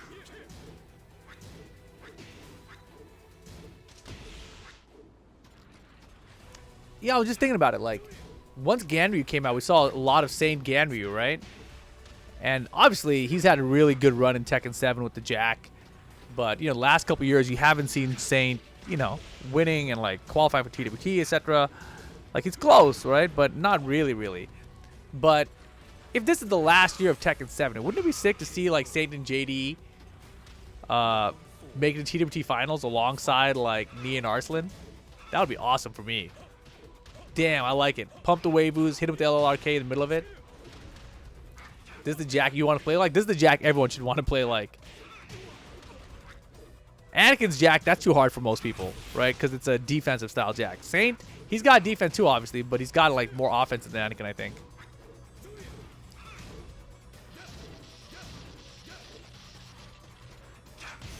Bro, look at that. Oh my gosh, Akira though. Finding the Rage Drive final round game 1. If Saint won the final TWT with Jack, that would be so sick, wouldn't it? Or if JDCR won it with any character, you know? It would be pretty sad though. Wow. I just realized, if this is the last year, right? Arslan and Nee both have not won TWT finals. So only one of them can win the last one. Otherwise, they will never go down as a TWT champion in Tekken 7. Damn. TWT champ is too hard, bro. And that's the crazy part, that two of the biggest names have never won it still. Despite being in multiple, you know? Sainto, very nice. That down forward 1 check there, like, it's so risky too, right? Like, what if you got electric? What if you got Rage Drive again? I don't feel like I've seen Akira play in these before. There was a close-up of Shadow beat Gunny? Okay. Yeah, if I remember, I think Gunny being the first game, I was like, dude, this guy Gunny is going to beat another top NA player. NA got beat up at finals this year. Like, Joey did great in his group until the Jeondding thing happened, you know? Jeondding, I don't even think that Joey was overconfident. I just feel like he was so confident that he was up 2-0 or 8-0 in his group. That, like, you know, he went into it the wrong mindset. Then, like, as he was getting, like, wait a second, I need to adjust. All he needed to do was win 1 game against Jeondding to come out of winner side.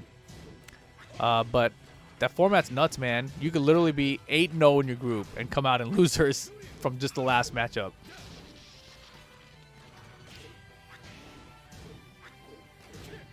You watched it with the CPT, LCQ, and NA was getting beat up there too. Yikes.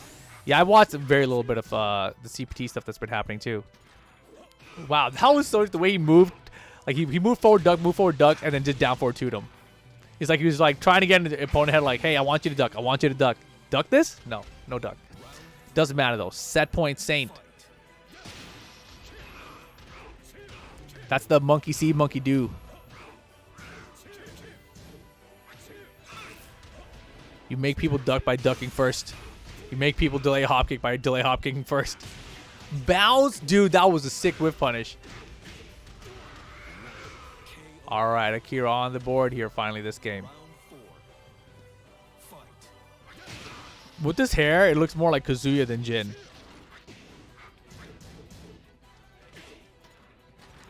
This is like Kazuya with the normal haircut. Oh no, forward 2. Double raise roof, make it 3. And the balcony. 4. Oh my god. This guy's Saint. Yo, clip that. That was sick. That was a sick sequence. Saint over. Was it Akira? Yeah. Oh my gosh. 4 raised the roofs in 1 combo. Very nicely done there, Saint. Very nice. Oh man. Loser bracket is CBM versus Meo-IL. And Chanel versus Akira. And also Breadman PTA, which is what we're watching. And then Justice versus Mangja. That is that loser bracket is gross. Yo, we got a Leroy out here. Breadman.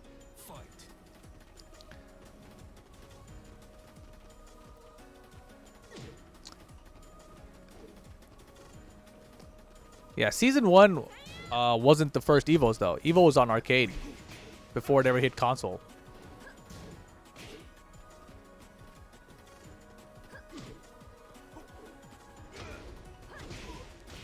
I don't remember how many years of arcade we had. I think we had 2. Damn, PTJ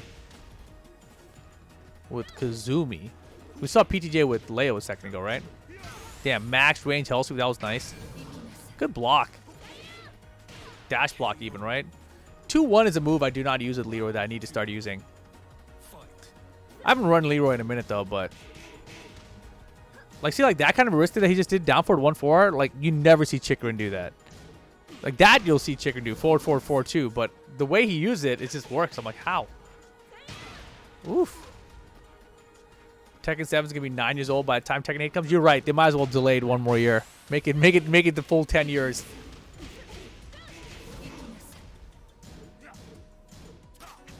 Ooh, wow. Early Kane here. And that was pretty wild, right? Look, there was a 95% life left of PTJ. So even if he hits the cage, even if he hits the Kane with Rage, I don't think he gets 95% there. So that Kane wasn't really an optimal attempt even. Because he couldn't have killed it that much, right? He was nowhere near the wall. So even with Kane plus Rage plus wall, I still don't think you get 95%. You get close to like 90, 80. But you still need another mix, right? You still need like another Hell Sweep or down 3-2. Wow, nicely done. Damn, keep the pressure on. Don't give her space to throw out that Rage drive.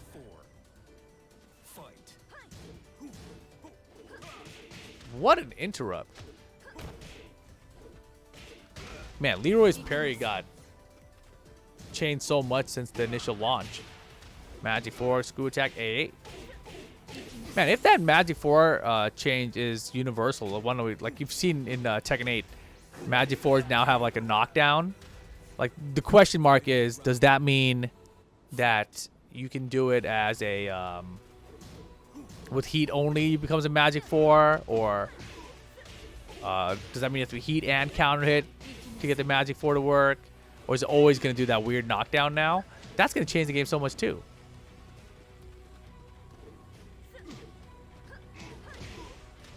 Like I'm realizing by watching today, there's so many characters that have Magic 4s, right? Like Bob has a Magic 4, Kazumi has a Magic 4.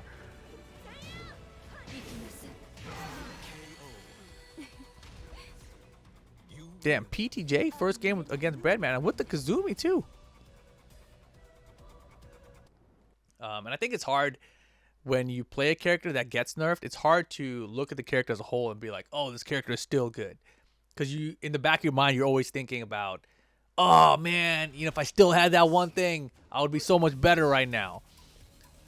So it's really hard to separate that from, like, you know, this character is still good.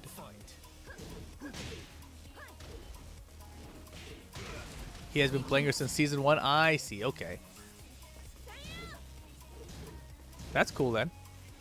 I mean, the fact... Okay, so PTJ using Leo a second ago. I see that more as OP player user, you know?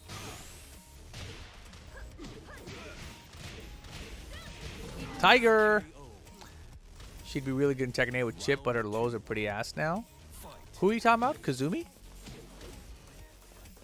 I mean, she should never have had down back 4 as a counter launcher, right? That was dumb. No one should have that kind of stuff. They just randomly give that to a character to, like, make them top tier so people play them or something. He plays Fang? Okay. He's an OP user.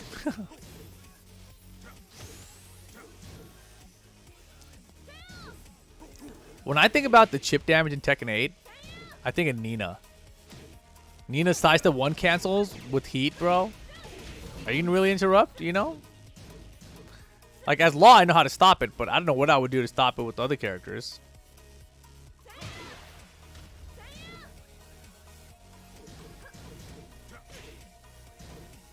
Yeah, Steve as well. Mm-hmm.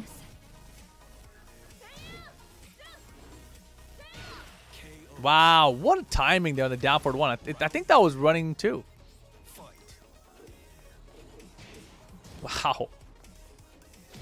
Hey. Step on it. Back 4, no wall splat. That was so sad. And then the hop kick. Oh, man. Leroy got so nerfed. Back 4 not being a wall splat is so sad. As a Leroy player. I think the worst one, though, is back 3 not being a launcher. What? Wall splat off it? That was sick. Now you got a 50-50. He should have went. Oh my god. If he did down for the 1-1, he won the round there. Instead, now PTJ has a pixel. Doesn't have rage. Tries to fly in. I don't think so. Man, 2-1 all day from Breadman. Interesting. 2-1, 2-1-2. Good.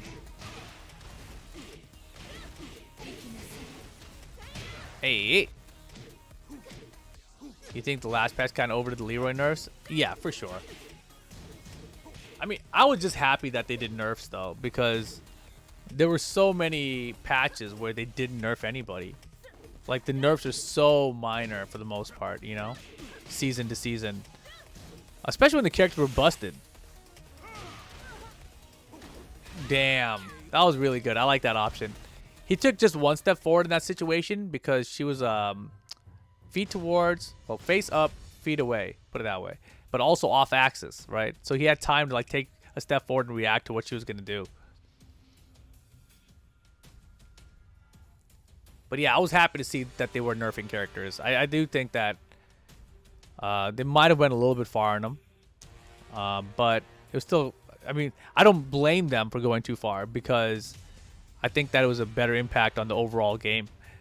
The problem is that despite doing that, you know, there were still characters that stood out like Fang or Zafina or Marduk that didn't get touched. You know, like minus 10 damage on Marduk's Rage Drive. Like, come on, man.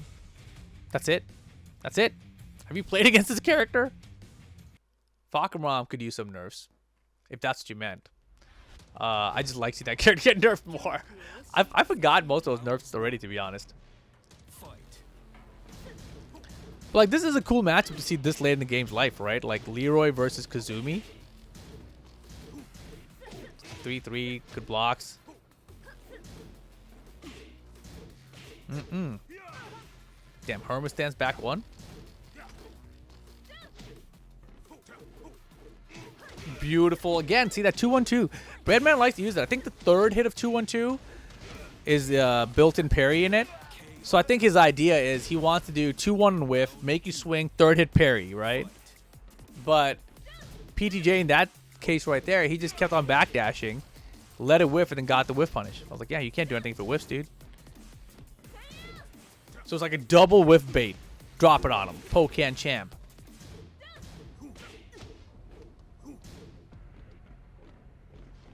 There's been so much power creep. Like, I don't even think Season 1 Dragon Jack would be top tier nowadays.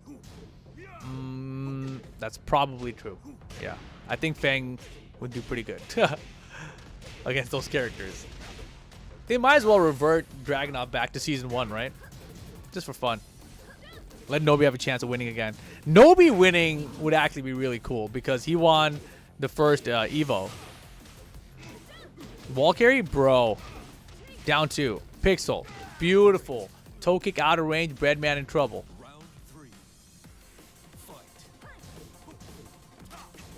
Is current drag even worse than Season 1 drag? I don't think so. The wall bounce that he got is hella cheap. The wall crush he got is hella cheap. I shouldn't say hella cheap, but it's good. You know, he's gotten good additions. Damn, I like that he didn't flinch for the 3-3. He just saw a standing 3 like that, and he didn't move. And that was the big thing I saw from Chikrin. With Leroy, he went standing 3 all day.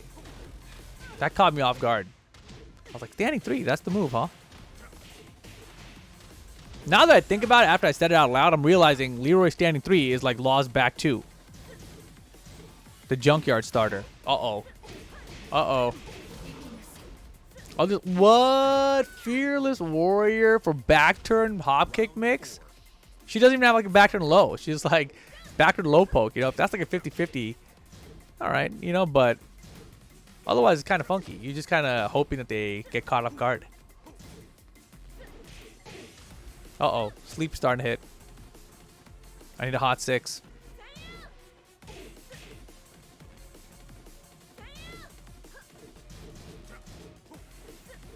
No.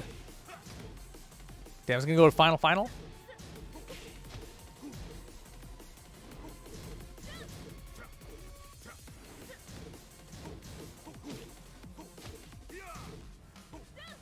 I was gonna say, like, these, a lot of times, like, there are whiffs at that range where PTJ is not using 3-2 as a whiff punisher, and instead he's getting nothing. Right? Like, most times he's looking for down forward 1 or jabs. But 10 seconds here. Let's see if he can sense a final round. Breadman. Oh, Breadman. Can you hold on? Try to sidewalk. He's behind now. Breadman, you need something. Nice block. Did he have Cane still? I feel like he had the Cane still. I feel like that might have been the time to use it. PTJ 2-1 eliminates Breadman from the tournament. Happy discount chocolate day. Dude, it's the 15th. That's right. Valentine. Hey, happy Valentine's Day, everybody. Hope you guys had someone special to share it with. Otherwise, sucks. Welcome to my life. Let's see what we got here. Top 8. Real Devil versus Multi. Multi has been fantastic with the Bryan all day. We haven't seen Real Devil yet. Ulsan versus Saint. Ulsan's been killing it with the Bob. Saint been killing it with the Jack. Down below we got Mangja, who eliminated Knee from this tournament. PTJ's been having a really good run as well. And then we got CBM, who just took out Meo-IL. Going to be going up against Chanel down here in losers. So, cool. Very, very cool top 8. Oh, man. This is what we're starting with?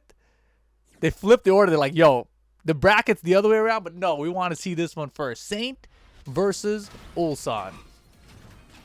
Doom, doom. Round 1. Fight. Let's go. Down, back, 1. To start off, look at that. Gets him whipping. Gets it down for 2 for the whip. Yo, Saint is playing good today, dude. I don't know what he's been doing lately, but this is a very good Saint. Bro, this is beatdown. The perfect to start off the top 8 over Ulsan. Season 1 Tekken, I know. Jack and Kazumi. Also, like, no more perfect. Here's a down forward 1. That was an interesting low parry. The way it was, like, off-timed almost. Like, he held it long there. He had a hot 6.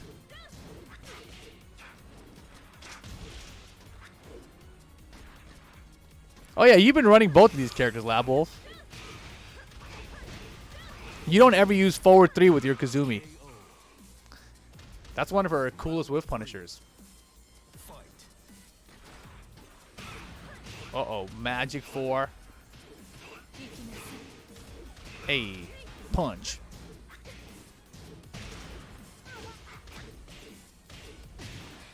That's a wall, right? Yeah.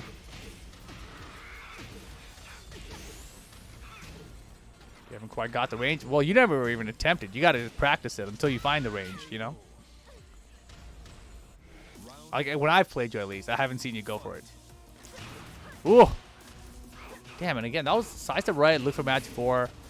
I like it. Damn! Wall jump from Saint, dude. I don't think he does it, but in my head, he's laughing his ass off when he hits that, you know? What the f...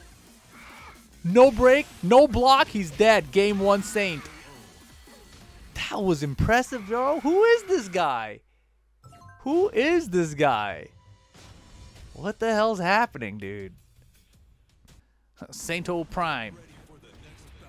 Whatever he did to prepare for this event, keep doing it. You know, even if he didn't do anything, keep doing the same nothing you were doing. I don't think he's doing nothing. How come we only got 122 wins? Did his account get messed up or something? That seems unlikely. Saint with Jack, 122 wins. Tekken God Prime.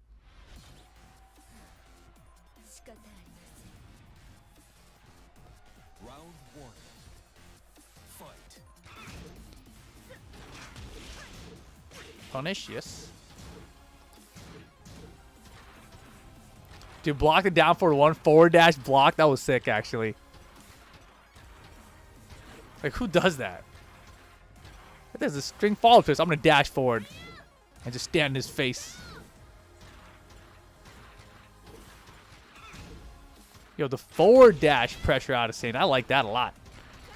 That's hard to do, especially online. I get clipped whenever I try to forward dash block. Mock dash. Ooh, nice.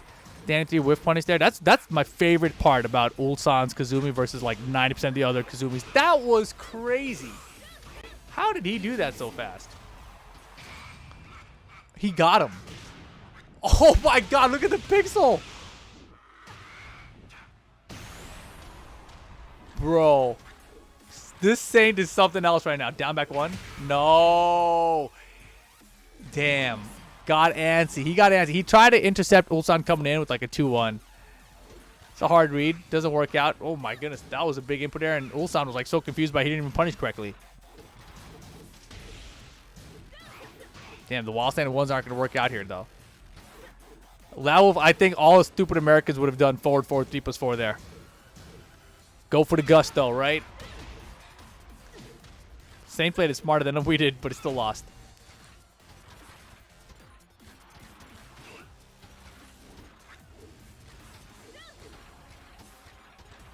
It would have hit. You never know, man. In America, it would have hit. Would it have hit on Ulsan, though? That's a different question. Rage mode now. 15 seconds on the clock. Ulsan behind. What are you going to do? You need a rage drive. She doesn't have big enough lows to make Saint have to duck here. It's over. Oh, my God. That was a little scary at the end. Doesn't matter. Saint holds on.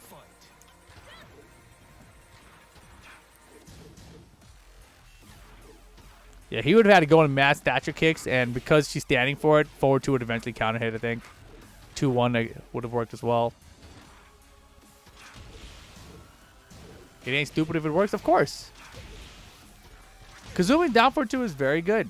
It's got stupid evasive properties, but it's also super risky, right? It's high risk, high reward.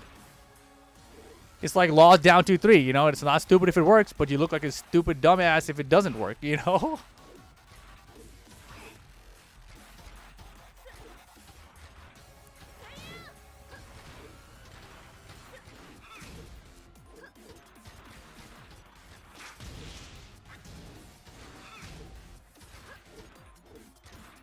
If you can make Kazumi... Oh, no. That was unfortunate. First hit. Second hit whiffed. So he confirmed it after the first hit, but not the second. And now Saint's going to stand there.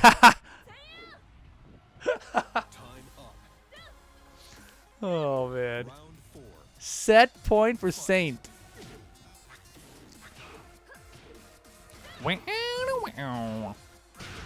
Dude, I don't even remember what the Pac-Man music sounded like. I missed it, though. Dude, that was so good. You know, every time you have a Jack and it's their turn, you kind of expect down back 1 or down forward 1 or, you know, forward 1. You expect something, right? Saint did nothing and he just moved up and down just to see if you would react to it.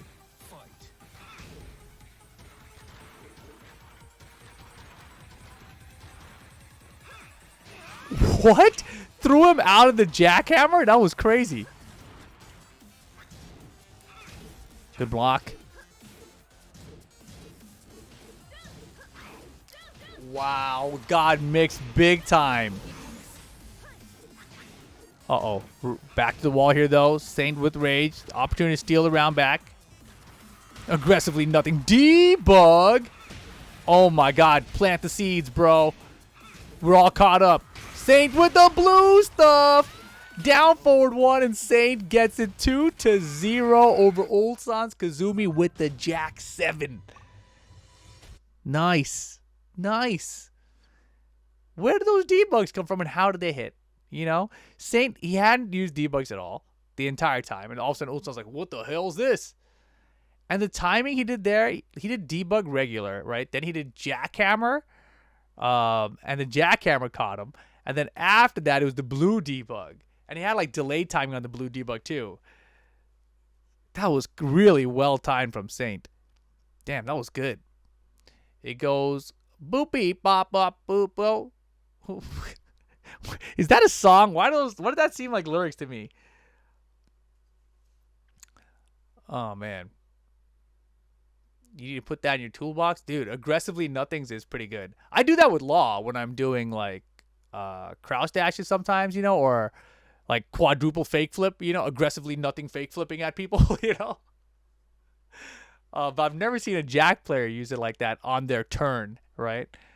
Like when you're playing against an opponent who's respecting turns, and you're like, all right, you're minus turn, it's my turn now, right? And you go back for the turns, and then you're trying to low parry or sidestep in between defensively, and then you just offensively nothing, and you just offensively duck and stand again, offensively duck and sidestep just to see how they move. Like, bro, it's a good check. Let me tell you guys right now, I'm in California. It's 5 a.m. right now. It's cold. It's very cold. What is happening, dude? It's not supposed to be this cold in California. Hell sweep. Give me another one. Another one. What? Delayed windy Godfist. Was that the cat's sidestep, I think? Ooh, if he had done electric there, I think it would have worked. But I don't think he got the electric execution off of it. Damn, the stature. Didn't even bother going for a Weibo mix at that time, right? This is exactly how Multi's games have gone, though. He gets, like, blown up at first, and then he, adjusts and he brings it back, so... We'll see. I feel like BoA would try to do the same thing, right? He came in right out of the gate with the hell sweeps. Good call on that string, and we've seen Multi go for that string before too. Real Devil, the first person we've seen duck and punish though. I think it's 4-3-4. Shaolin spin kicks for Bryan. You like Kazuya player? Dude, he's good.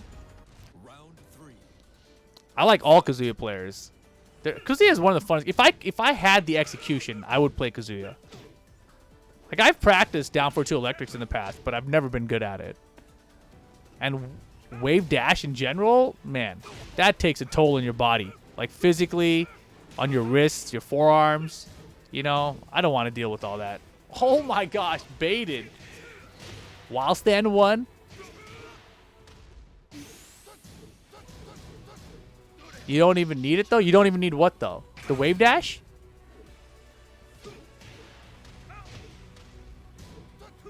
Ooh.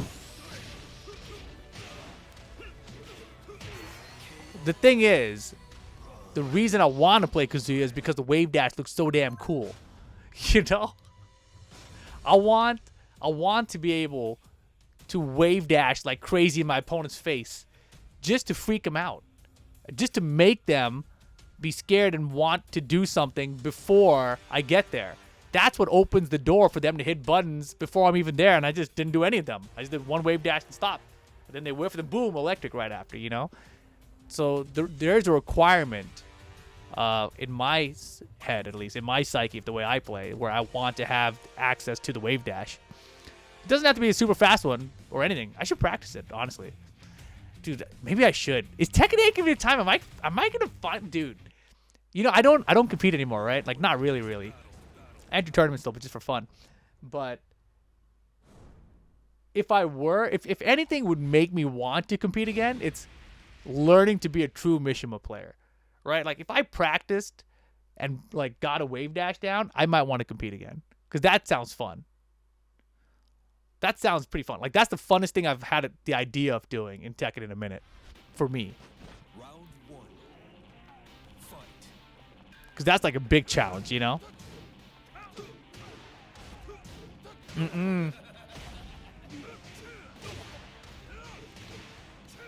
just heard Bryan's laughter, and I was thinking about how in Tekken 8, there's a lot more talking happening. That's pretty cool. Like, Nina's talking a shit ton, Paul's talking. It's pretty good.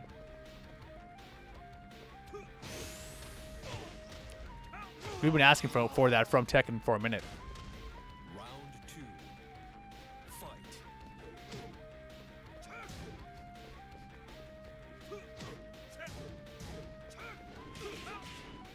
You wonder if Bryan will have a new voice actor? Damn. Oh, no. See, and that's the thing. Man, I should not play Kazuya. I was going to say, when you have a character that requires execution in the middle or end of your combos, that sucks when you drop it, dude. You lose so much, and it's, like, mentally fatiguing in tournaments.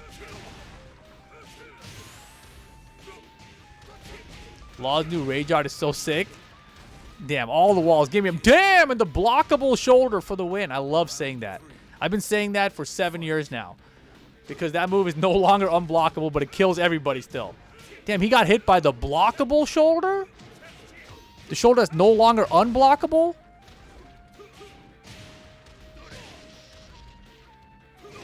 Orbital! Sick and tired of you doing these waivus in my face and doing these hell sweeps afterwards. Hold the safe orbital here. Damn, nice high crush.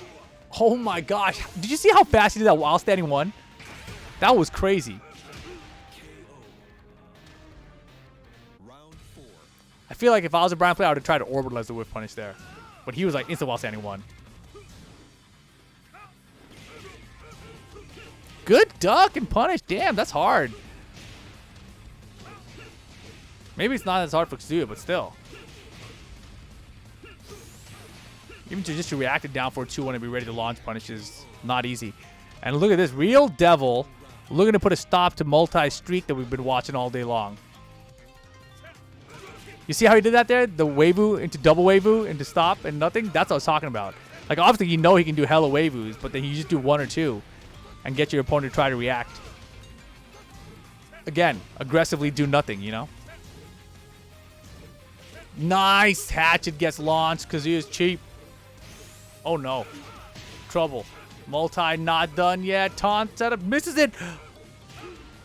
What did he do? There's no way he got whatever he meant to do there, right? Yikes. He tried to force something out real fast and didn't get it. But look at that. Multi not done yet. The Real Devil has a 9-win streak? Never mind. Had with the D. He had a 9-win streak. I'm telling you, this is what Multi does, man. He's had a good day. A lot of rough first games, brings it back second game, etc. I hope after this I sleep. I hope I sleep like crazy. I haven't like properly slept in like a week, I feel like. Fight. When was Amsterdam? Damn, dude, Amsterdam was that long ago? Hatchet. One day they'll send you some hot six for him. That'd be cool.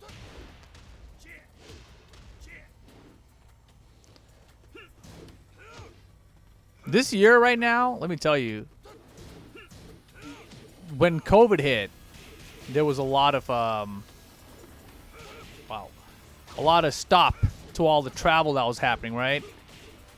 But then last summer I went to Vietnam and Thailand and everything, and just got back from Amsterdam and Bali. That's the 3 places I've been to this last like 8 months, right? Vegas for Evo, Florida for CEO, Chicago for Combo Breaker, Vietnam, Thailand, Bali, Amsterdam.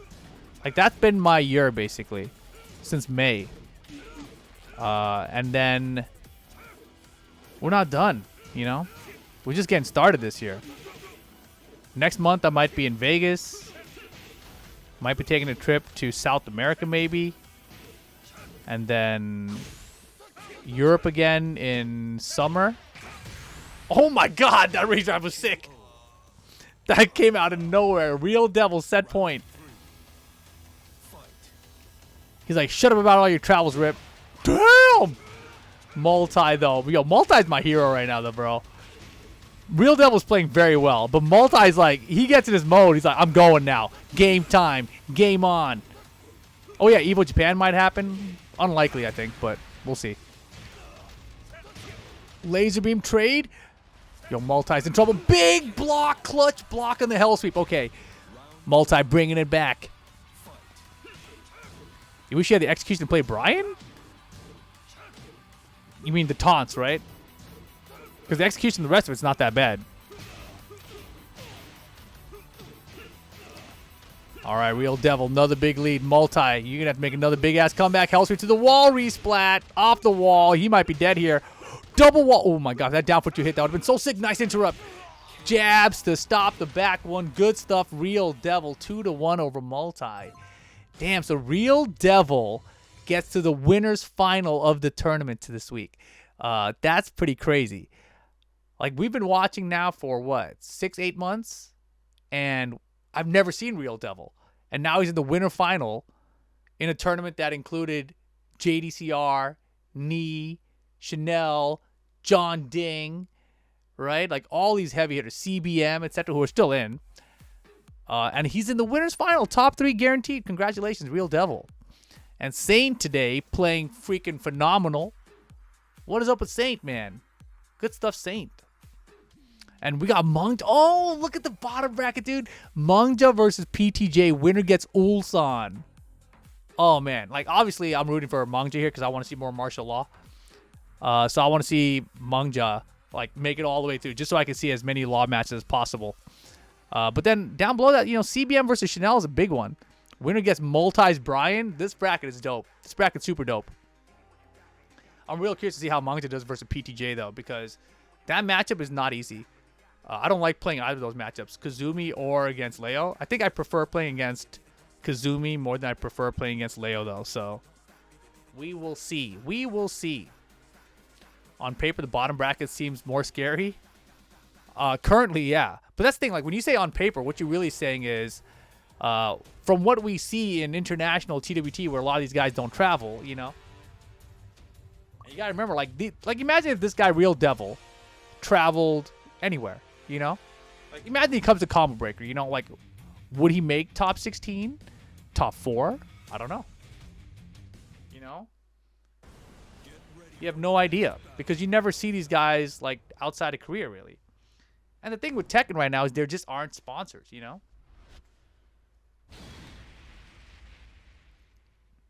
Like there are so many players who want sponsors, but you know, like they have to, I don't know what they have to do. I mean, who are the sponsors? There are so few, right? Like you got KDF out here.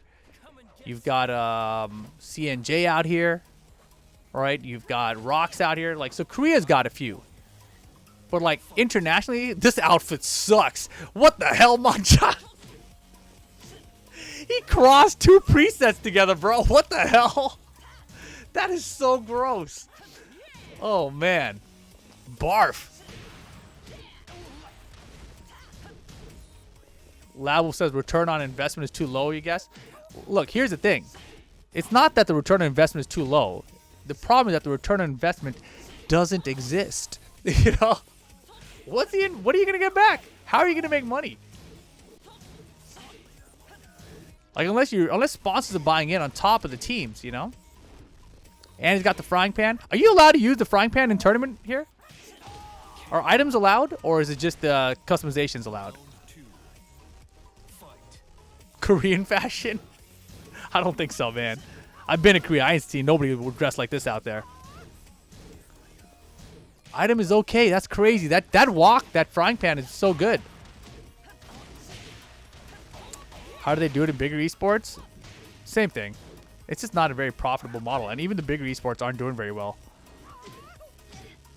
A lot of them also build up really big YouTube presence so that they make income off of YouTube. Just to help fund everything else too. Wow, what a hop kick. Did he 1-1-2 and whiffed and then he hop kicked? Is that what that was? I think it was. Yeah, and I like PTJ picking DeLeo here. Wow. That was such... Like, he sidestep right, but he low parried so quick after the sidestep right.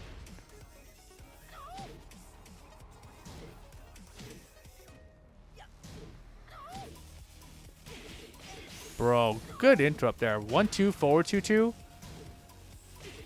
Yo, Mangja, bro. That was good. That was just hella good. 1-1-2, down 4-2 whiff hop kick. Oh, that's a good sequence. Flip kick. I would have did the same thing. I was thinking the same thing right there. Like, this fool's going low. Or he's going to do something, but damn. Hey. Yeah, he's so patient there. Oh, man, he could have confirmed that 4-4-2 double rage here. PTJ. I love the running 3 there because the position that PTJ was in, right? It was face down, feet towards. So in that position, if he does a get-up kick, they're hella slow, right? The problem with that, if you do that running 3 there and PTJ does nothing on the ground, that's a free 3, right? A get-up 3 from that position gives you a free full combo. So it's risky to do that running 3 there, but if you like buffer it and you see them do something, you just throw it out, like it's not bad. Because at the worst case, usually you're going to get a trade.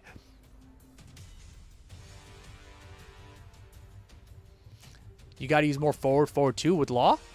Law's forward 2 is very good. It's not as good as it used to be, though. It used to be way easy to hit confirm. Now you can actually get it blocked. Before you really couldn't. It was like, as long as you hit the button, it's going to work. But still very good. Yeah, it's also got a little bit of a high crush somehow. It's like the hurt box on it isn't there for like a frame or two or something. It's strange. Evasive properties, I'll say that. I don't even want to say crush anymore because the crush system seems so inconsistent nowadays. I like just saying it's evasive in this or that way. Like the crush system as a system was never well implemented. Like it just, like the main reason, if you guys weren't around, crush system is because back in the day you could down jab a hop kick, right? And everyone's like, what? Like you shouldn't be able to do that, right? So now the crush system just basically means that they readjusted all the hitbox and hurt boxes, so the stuff like that doesn't really happen, right? But it's not like an actual system in place where it's like, you know, hey, this move is a special mid, or this move is a low, and this move is an airborne mid, so the airborne mid will always beat the crouching low. You know, if that would be a system change where I would say it's called a crush system. As far as I know, there is no system like that. And I've asked people who have data mined the game to look for it, and they couldn't find it. So I'm pretty sure it's just hitboxes and hurt boxes. Down, forward, two. To the wall. PTJ.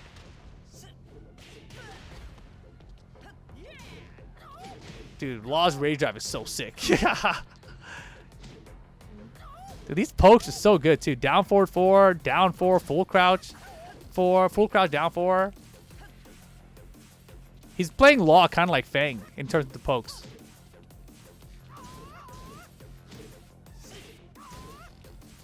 Isn't that what airborne and crouching states is supposed to do?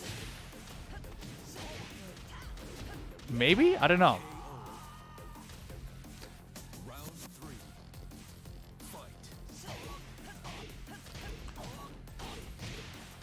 Because I'm saying, like, before, like, obviously there were still airborne states when you would hop kick or something, right? And you'd obviously have crouch states in the past as well, but the crouching jab could hit the airborne state. But then you also got to think about that in reverse, right? Like, that would be considered a low crush, right? But imagine the high crush instance.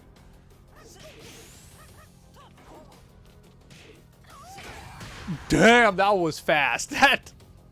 That rage drive was fast. I didn't see it. I wasn't even thinking about it. I tried to use the rage drive more at a distance. He did that right in his face. Like, boom, deal with this. I like harnessing the infinite range of the rage drive. Good 1, 2, 3 too, man. That was great. He's not Arslan Ash. If you guys haven't seen, there is a set with Malgu versus Arslan Ash. And let me tell you, he hit him with the rage drive. And Arslan said, it was so fast. Oh, man. It was so funny when I saw that clip. I haven't seen the clip. I watched the whole damn set. Okay, important round here, PTJ. Oh, no, he didn't get the dash. Dragon Hammer into slide. It's always risky to do that. Oh, man. He could deep his 4-4 whiff punish, but he's waiting for the follow-up after the sweep. Damn, PTJ, you got to pull the trigger. Damn, Malgu, too many jabs. That's not going to kill, actually. Rage drive's available. Damn. You know, if Locke could do manual DSS into flip kick, he would be so broken. Because you could just run up and manual DSS flip kick or manual DSS rage drive. That would be great. Oh, man. Watching Malgu makes me want to play Law again. Like, you know what? TWT finals, you know, like everyone saw the finals. Everyone feels like playing Tekken again. I watch Malgu. I'm like, man. All right, let's go back to Law. Because this past week I've been playing a lot of Paul. We still play Law. But it's been a lot of Paul this week. I want to play Tekken like right now, though. It's messed up.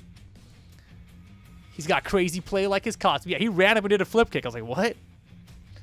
What would the input be?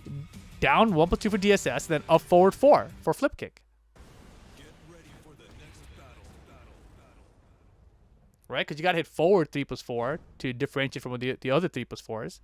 So DSS up forward 4. And up forward 4 is already what flip kick is anyway.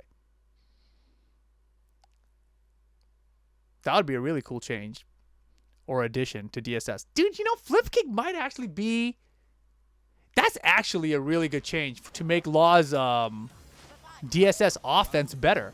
Because it's got a lot of risk involved in it, right? Because it's launch punishable. But then it also tracks to the side that DSS is weak to.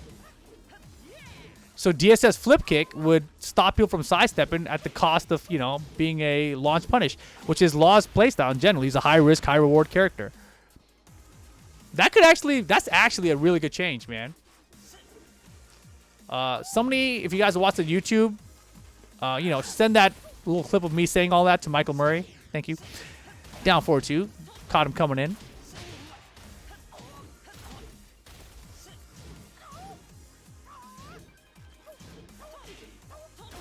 Hey, get it out of here.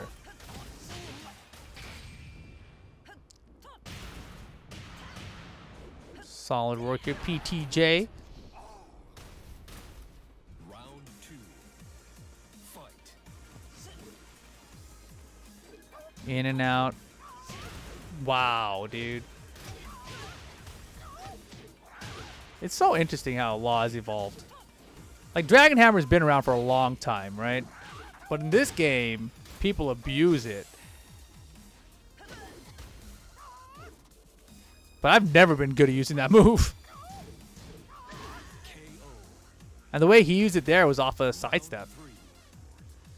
Like, to me, I feel like the move is too slow, right? So I don't use it right. But then the fact that he has time to sidestep and do it, and somehow that threw off the timing enough that he got a counter, I'm like, It's probably also the distance he did the sidestep from. He changed outfits. He took off the jacket. He's going to a snowy climate, you know? I love the back two there because he was using it to track, actually. The poke rhythm in this match is fun. You've got to have this rhythm against Leo in general.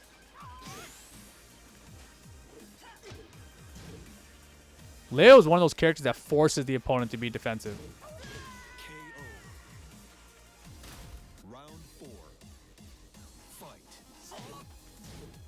Set point Mangja. Again, man. Good calls to these down 4-2s from PTJ.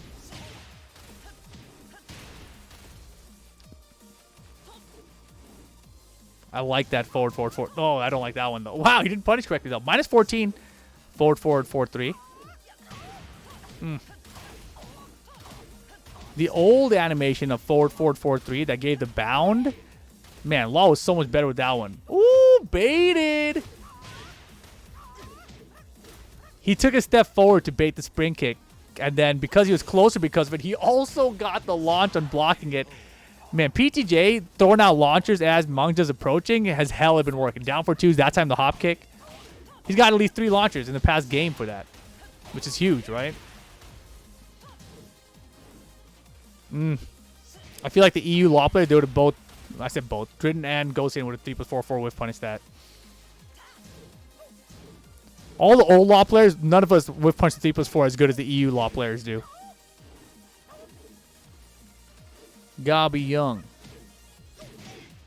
Fresh mind. That's part of the big reason I don't want to use Law again in Tekken 8. There you go. See? He's thinking the same thing. He's thinking like, man, why don't I 3+4 for that? It didn't do it. It didn't have enough health to survive it. Nicely done. Mangja 2-1 over PTJ. Please, Malgu. He got it. He got it. Law survives to fight another day. Oh, man. That was scary. That was a little scary. I die like that a lot. Like, usually end around situation like that, the way I die is I'll do Dragon Hammer, forward 1+2, and they'll do Rage Art, and then it's either too slow or too little damage, right? I always miscalculate that. Wow. Okay. Chanel bringing out the Elisa. Seeing Chanel qualify through the LCQ was also very cool at Amsterdam. TWT Finals. A little sad we didn't get to like see CBM and Ulsan there. You know, I understand. It's expensive. And it's a hard-ass LSQ. Why would you want to go try for it? This guy's like Chanel in it. Oh my goodness. Well, that's a good start. Damn, they poked at the exact same time. Man, Elisa is so fun. I like this character a lot. I also wish this character was dead and never came back. But I like playing this character a lot. See, I think those things go together. I think I like playing Elisa because she's so stupid easy. I think that's actually always been why I like her, right? Like, if you think about, like, a basic poke game with Elisa, like, from back in the day, Tekken 6, all you gotta do is back 1, down back 3. That was it. Whiff punish, back T plus 4, up 4, 4, 4. I was like, ah, cool. Same with Paul. No. See, but with Paul, if you're moving incorrectly, you're backdashing wrong, you're doing some kind of stupid sway, and then you get killed for it. Elisa doesn't have that problem. It's even easier. And Paul is, like, way more risky, right? Like, Paul's got, like, Death Fist is super punishable. Demo Man is super punishable. What the hell are you going to do with back 1 from Elisa? And down back 3, you know? You got to, like, if you have good time with just putting him where they're not going to low parry him or anything, or even if they block it, like, it's like, whatever. It doesn't matter. Her back to homing attack's pretty far. Forward 4 is also homing attack. That's faster, but less range. And then they decided, hey, let's give her a homing attack with Magic 4. Like, yeah, Magic 4s should be homing attacks. What? Yeah, we'll give it to her and Jin. That's a great idea. And then, hey, we got the new mechanic, Power Crush. Yeah, let's give her, like, ridiculously good ones. Chainsaws, let's make those better than they were before, too. It's like everything. How about a low that pokes you from half the screen away with down 3? That's a great idea. Calls out the high unblockable. Oh, yeah, and let's give her an unblockable. What? This character is so underratedly cheap, dude. Like, she was cheap before.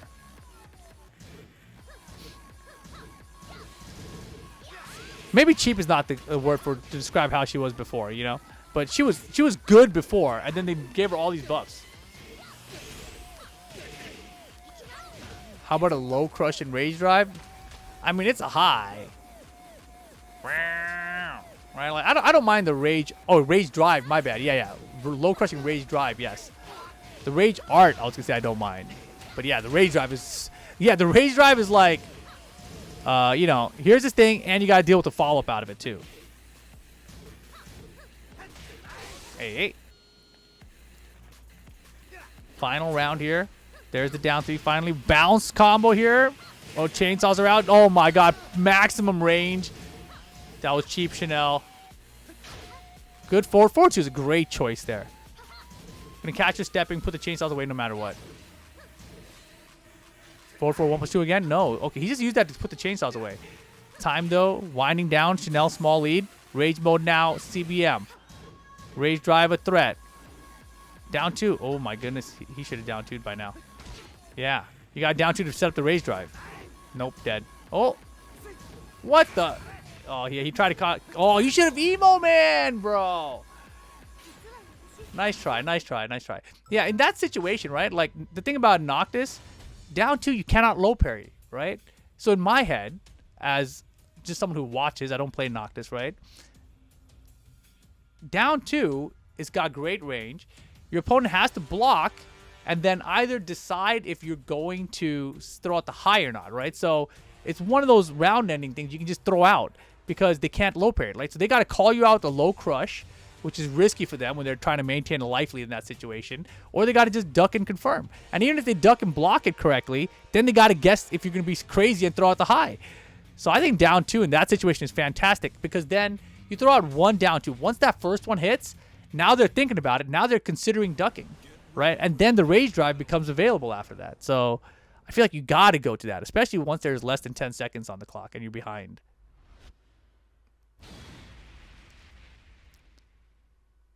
Regular Jin definitely didn't need a homing 4. Yeah. No one did. None of the Magic 4s ever should have been homing. That's a terrible idea. Terrible. I don't know. Like, what? Round 1. The hell is the logic there? Magic 4s were already cheap. Like, I don't care how slow they were, you know? Doesn't matter. 13 frames, 11 frames, whatever. You know? But adding homing properties on top of that? Hey, you know, what if they sidestep it, though? Oh, man. You're right. We should make that homing, too.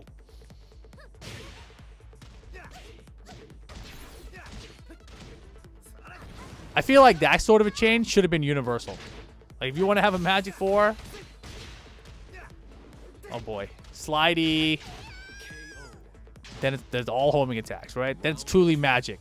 See, now, in this game, Elisa and Jin, they have magic 4s. Everyone else just has counter hit 4s, you know? This shit's magic. It also homes.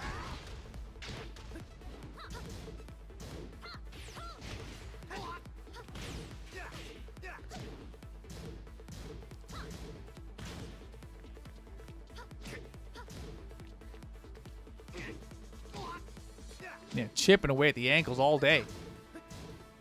Oh, yeah, and they gave her the shoe shine versus full crouch head mix-up, too. Being better. And she's got that other weird pickup with the shoe shine, too, now, right? Which she didn't have before. This character is crazy.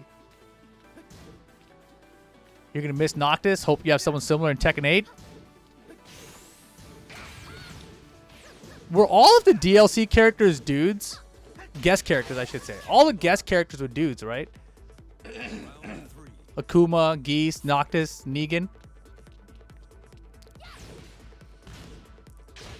So I think Tekken 8, we're going to get some female guests.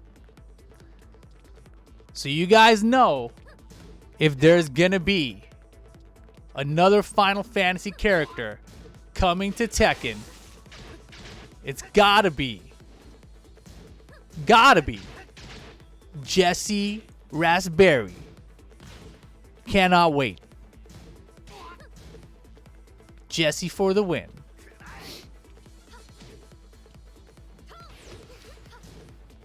Tifa, whack.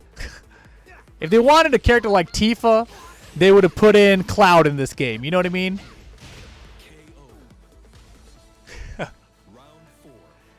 Jessie Raspberry, bro.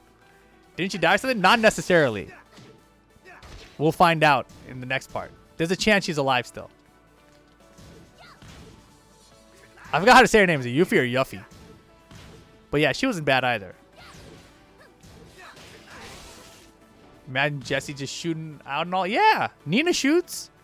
Jessie can shoot too. I didn't even consider that until you said it. And you got me hella sidetracked right now from watching this match. But now that Tekken has all these crazy weapon things happening, like the guest character window is open wider, right? Like characters who had a bunch of weapons that you wouldn't have thought of being in Tekken in the past, now they can be in Tekken because now Nina shoots guns and Jack drops missiles, you know, and Law uses nunchucks.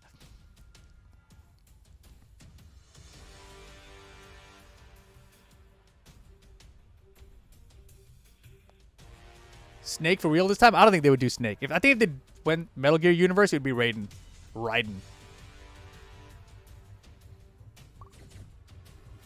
He's got weapons.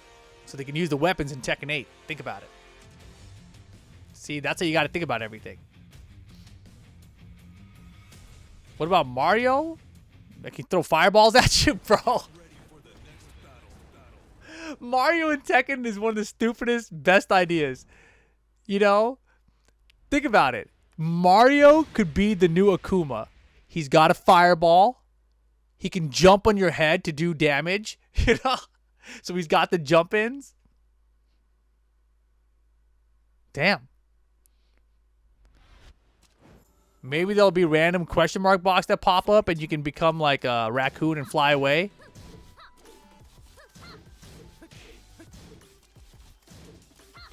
Throwing turtle shells at people. Dropping banana peels. He has a cart for the rage art.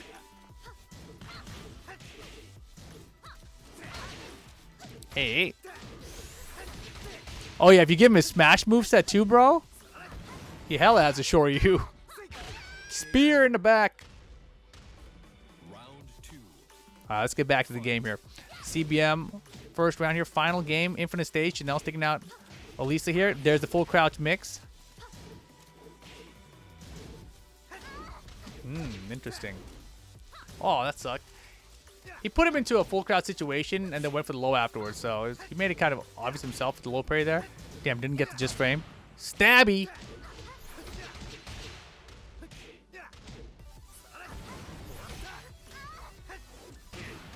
Wow. That was really good timing because he did the roll into nothing and then went for a button and Chanel countered that.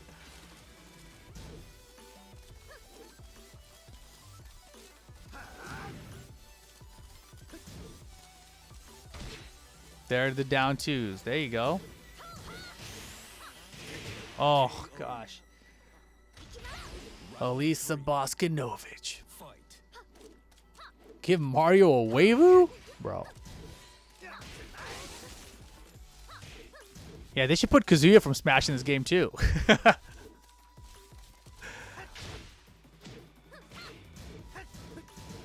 It's so funny if you guys have never seen the Smash community and how they complain about Kazuya. Got him. Nice block. Full launch.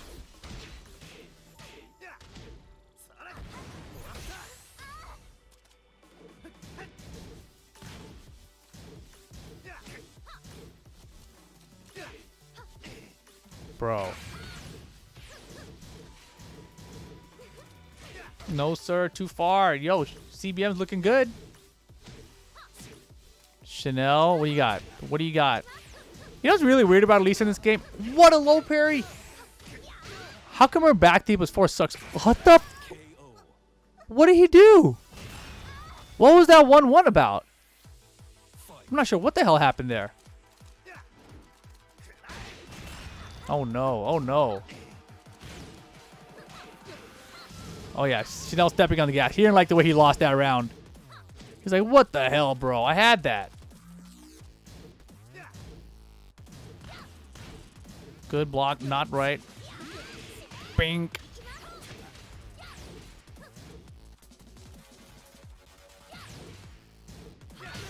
Magic. And we're going to a final round. Loser bracket, someone's out. Uh-oh. We got a desync? We got a desync, bro.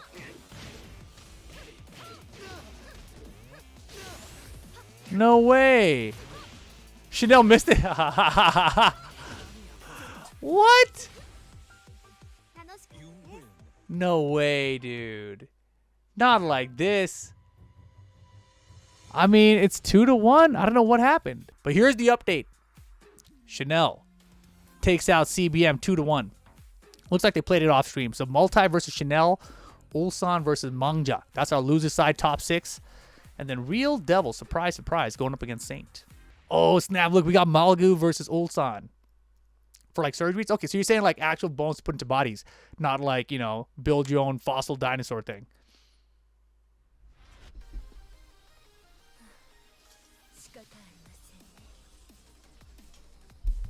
This one about to be good. Come on down with me. Mangja versus Ulsan. Law versus Kazumi. Mexico sus go to Finland? Yeah. I'm just saying I want to go somewhere where I can get it done. Because honestly, like, the pain usually is manageable. But the past, like, week, since I got back, so the past week and a half, it's actually been really brutal. Like, just, like, normal tasks, like, bending down and, like, tie my shoes. So I'm like, oh, my God, I feel like I'm 80 years old. And, like, it doesn't usually feel that bad, obviously. Otherwise, I would have, like, you know, actually gotten an MRI, like, years ago. Slidey.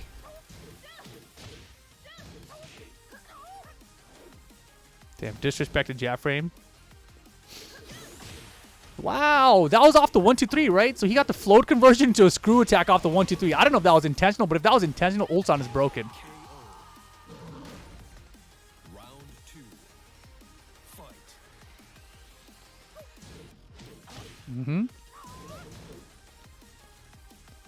Damn, look at this movement from Ulsan. He's like doing a bob wave dash with Kazumi. Oh my gosh. Running 2 for days. 2-1 wall combo. Tiger. Damn, run up flip kick again. You know who hit me with that? Low-High. When I played Low-High at Evo, he hit me with hella of those run up flip kicks. Poison arrow, give me this rage art. That was an interesting one. I think he could have done, to get more damage, sidestep left 3+4. It would have taken her away from the wall and then rage art. It probably would have killed. but doesn't matter. Mangja gets the round anyway. He was scared that whatever he hit her with was going to hit into the wall. He wouldn't get the rage art anyway. But I think sidestep left 3+4 would have taken her off the wall. Yeah, hella crazy law. Hey.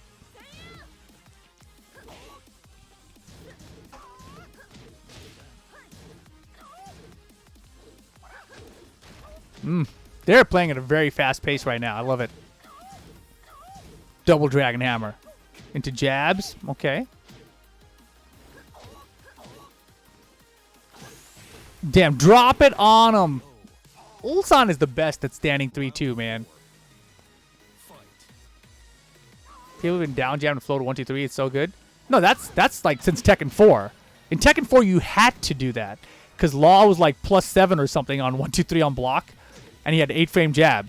It's some, or maybe it was +4. I don't remember the numbers, but yeah, you had to down jab 1-2-3 in the old games. Of course, by now most people have forgotten about that. That was like 15 years ago or something. But what he did there was just a while standing, I think 3-3 with Kazumi. That one, while standing 4-4, right?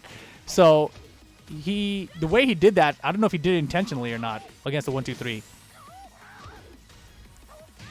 Damn. All right, final round.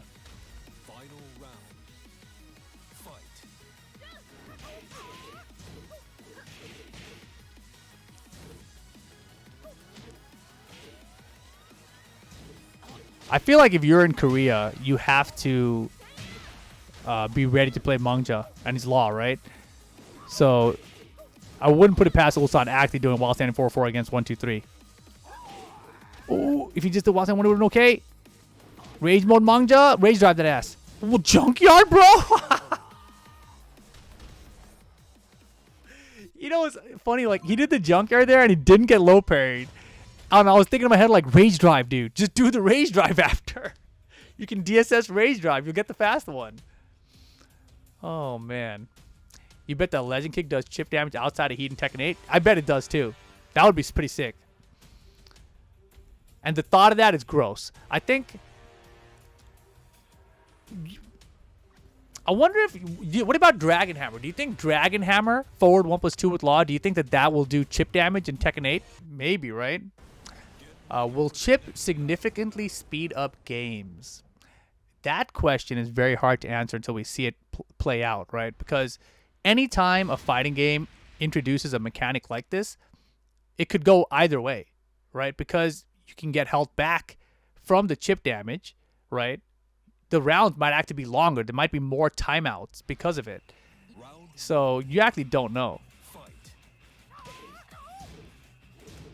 Like, for example, you get launched now in a combo and 40% of that life is recoverable, right? So if that's the case, then, you know, you can get the health back and now the round's going to take longer than if you weren't able to get that health back. Drop it on. That's the Ulsan special. I love that, dude. I absolutely love watching him 3-2 whiff punish.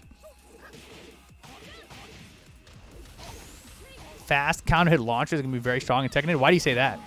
Look at that punish down. Flip kick. Nice.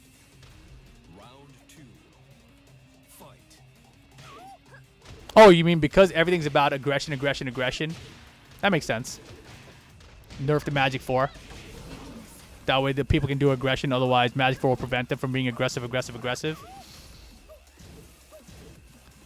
That sounds like Law is going to get really badly changed. Because, oh my god, he just did while standing too. I'll say because if he doesn't have Magic 4, then they're probably also going to take the counter hit away from 1-2-3. So if Law doesn't have 1-2-3 counter hit and Magic 4 counter hit, then what the hell is the point of playing Law? It's not like he has a good jab range. Or down forward 1 range, you know? Like, what are you supposed to do with this character? Nunchuck 4? Boom! Fang's back one's about to be mad good. No, watch. It doesn't do anything anymore. It's gonna do back 1 into like they just get pushed back and stumble. No counter hit anything, you know.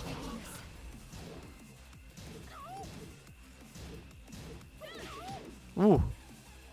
Damn, the stare down with her back to the wall. I love it. Yo, he waited so patiently to find that. That was nice. Hwoarang is gonna be so annoying. That's why he's not in the game. He's deleted. Yeah, Hwoarang would be stupid annoying with the heat mode and chip damage.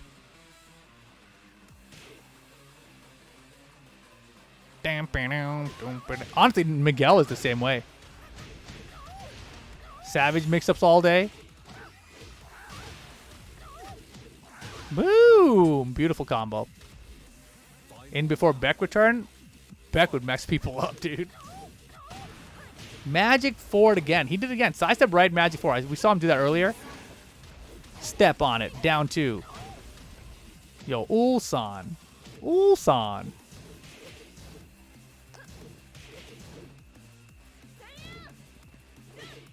Damn, it's set point Ulsan right now. Come on, Malgu. Deeples for that man. Oh, not to counter it. Okay, rage mode. You know what to do. Best rage drive. Come on. Now he's enough damage. Ooh, oh, God. Rage drive. It'll reach. It'll reach. Now. So obvious off the running 3. He should have slided. No. Oh, gosh. Why didn't you take the guaranteed? Why didn't you take the guaranteed? You'd have had the life lead. Oh, dude, you had rage. Nice try. Nice try. That slide there, guaranteed. You get a wake up 3, right? So, slide, wake up 3. Life lead probably, I think, in that situation. It's hard to say. It was close. But it would have been way closer, too, right? Instead, he let him get up so that he would have the 50-50 with Dragon Hammer, which obviously didn't go well. So, interesting risk there from Malgu. Calculation. Doesn't pay out. Ulsan moving ahead into the top 4. The pushback, though, it doesn't matter, right? Like, Dragon Hammer, once it's blocked, it's bad for Law. You know, like, it's supposed to be this advantageous, good position to be, but I swear I'd get killed from getting people blocking Dragon Hammer more than anything, because my follows with Dragon Hammer are going to be low follow-up, or you're going to sidestep all my follow-ups, you know?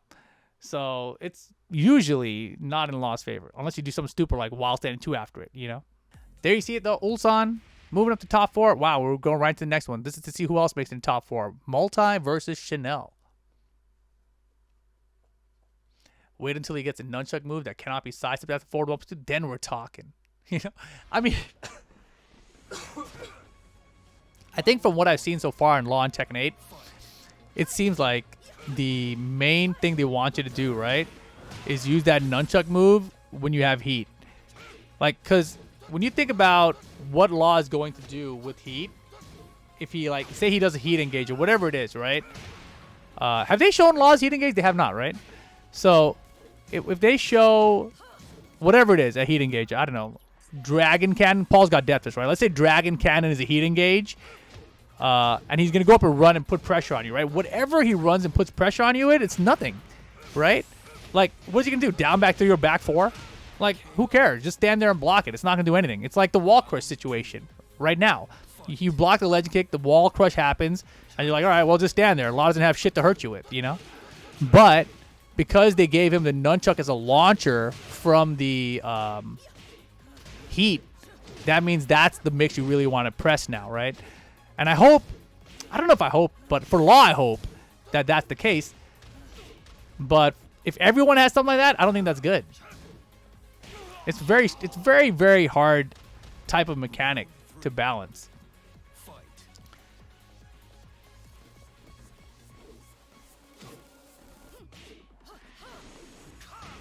Ooh! Hey. Man, excuse me. I don't know why I'm coughing so much. The hell, I need to give him back 1-1 with the nunchuck move during heat. Back 1-1 during heat sounds amazing, bro. Dude, that would be so... Dog, I would play Law.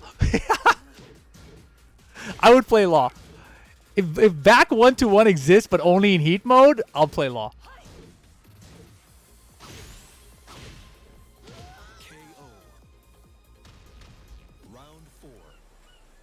Damn, that would be so... You got me so excited with that. I hate you for that riddle.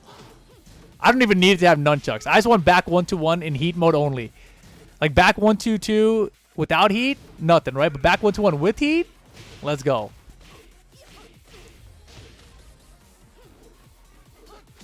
Wow, beautiful backdash forward 4-1. This should wall carry easy here. Now taunt setup time. triple taunt. It's interesting watching Chanel get up there because you know he's got so much knee experience with Bryan, right? But there you go. Multi, dude. He's been on fire today, too. Looking good. Maybe the mixed balance in Tekken 8 is secondary to giving everyone offensive options. Make the game more active and read-based, I guess. That's my problem.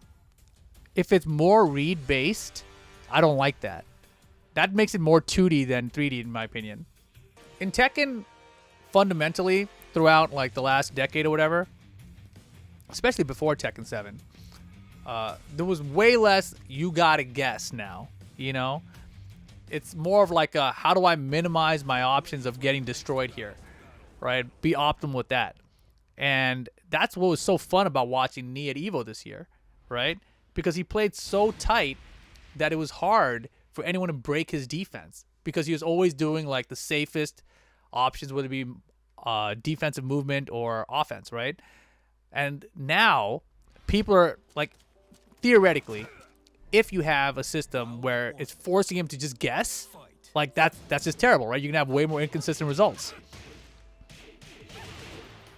And let's not forget, Tekken 7, as consistent as it is at the highest levels, it's also very inconsistent at the highest levels, you know?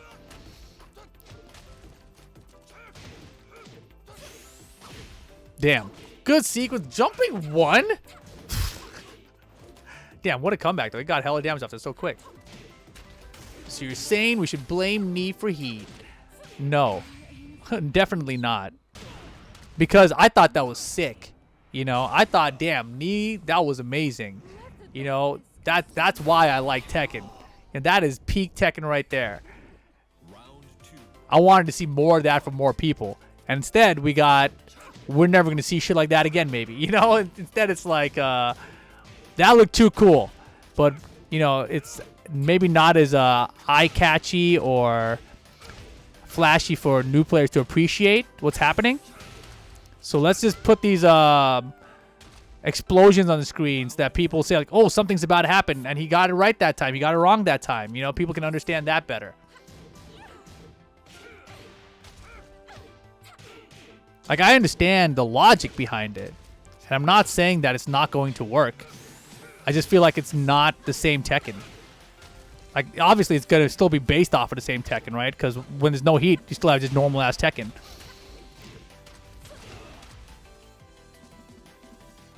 But there's definitely a huge amount of, like, non-traditional Tekken now.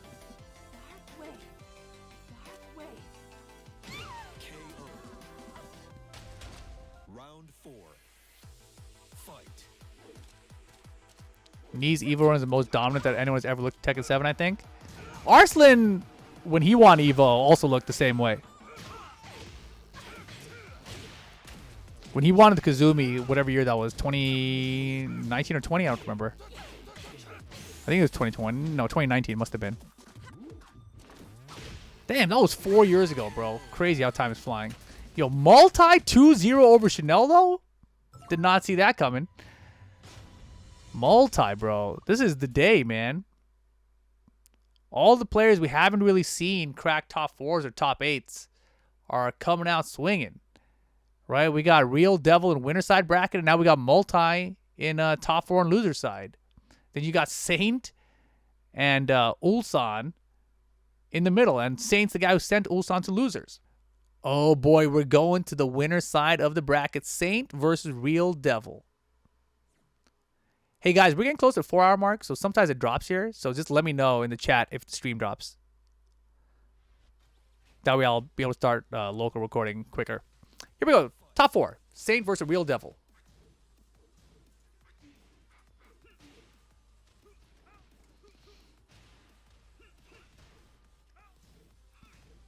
Hey.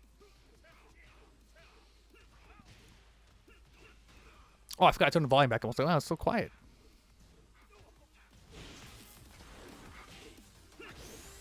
Oh my god. Look at the axis, bro. That tracking is way too far. Hell sweeps good. Another one. Oh boy. It's getting ugly. Oh my god, delay hop kick. Why is this bar not going away? Hey, man. Go away, would you? Thank you. Yeah, he's just going. Dude, I'm telling you. I don't know who Real Devil is. Hey, chat. Is there anyone from Korea who knows who Real Devil is? Because we've never seen him, and he's beating everyone today.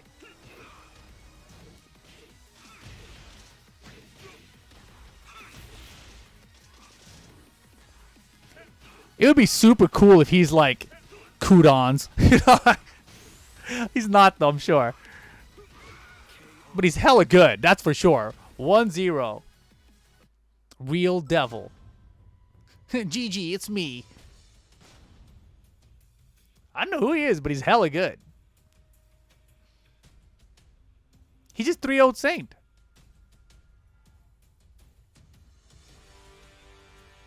That was a fast first game.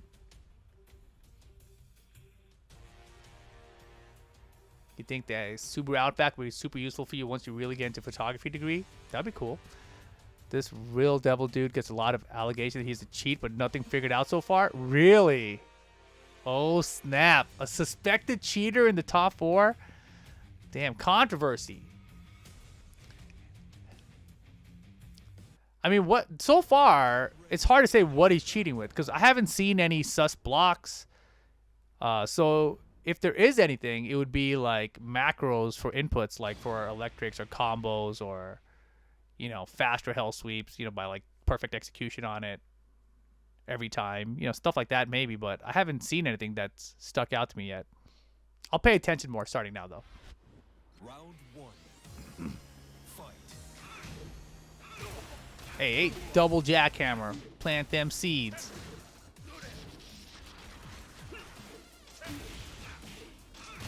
Caught him, stepping.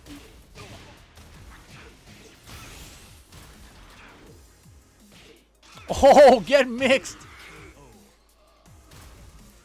Round 2. Fight. Dude, everything's hitting now. Oh my god.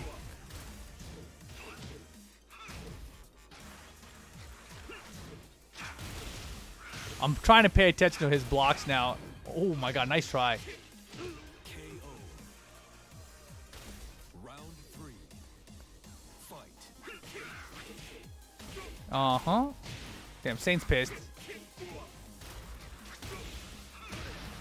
Damn, plant them seeds, bro. Oh my god, yo, Saint is a hero today, dude. So Neested is going to go visit this dude and find out. I mean, I haven't seen anything that's super suspect yet.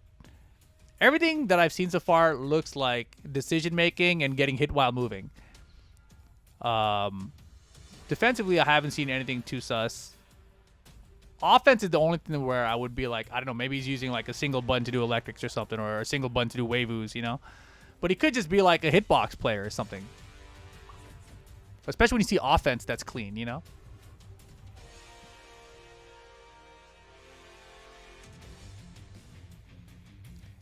But yeah, I mean, honestly, like cheats are going to be here and they're only going to get worse. Because in a few years, when AI takes over of everything, cheats are going to be so stupid. Like, I don't know how they're going to stop it. I really don't. It's got to be offline only. Like, because literally, I shouldn't even talk about this because somebody's going to hear me and they're going to make it. But AI is going to be able to just, like, you're going to be able to just have a camera looking at your screen and the AI is going to play the game for you without being plugged into the computer. You know what I mean? You're going to have AI at home for tournaments where you're just going to be plugging it into your arcade stick and it's going to play the game for you by looking at the screen. And, like, you can't stop that, right? On an online tournament. You just can't. Debug.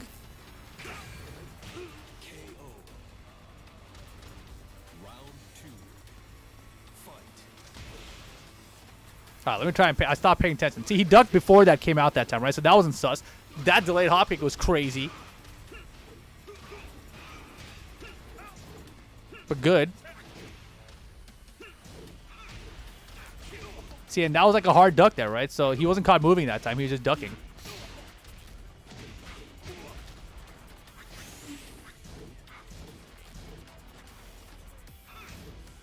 And that time he Waivu'd and blocked. So that seems unlikely that he's using like a Waivu macro. Yeah, I would believe that this guy plays on not an arcade stick. Probably like Hitbox or Mixbox or something. Get down. Damn. Saint don't care what the hell are you playing on. He's just going to beat your ass though.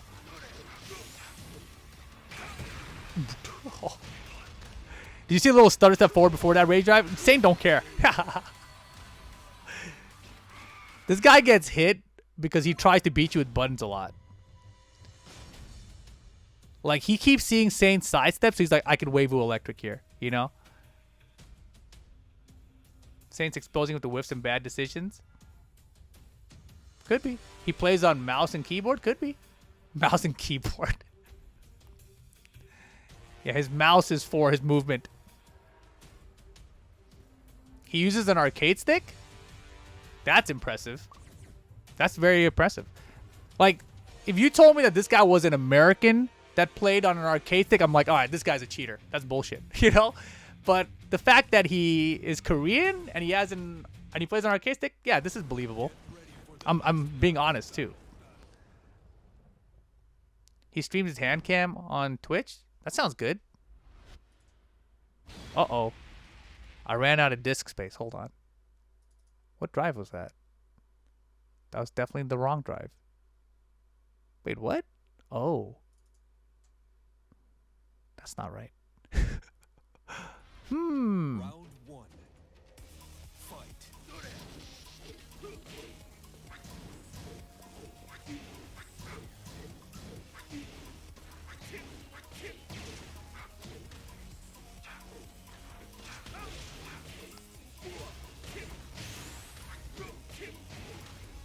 Hey. KO. Round two. Let's go, Saint.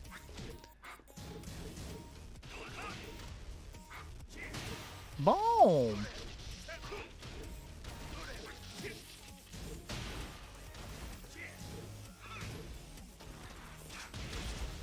Mm-hmm. Damn, baited, bro.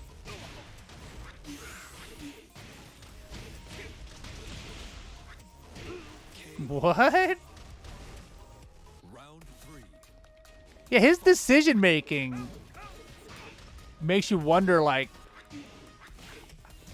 what the brackets are like in his path to get here, you know? But execution-wise, he's very good. What is Saint doing? Is he testing to see if he'll block while moving forward into this? What? Saint's playing funky. Saint's trolling, dude. Saint's trolling. Saint's in my head right now. Another one. Another one. Round four. Fight. Didn't this guy beat Knee? I don't know. Low parry start, though. Okay.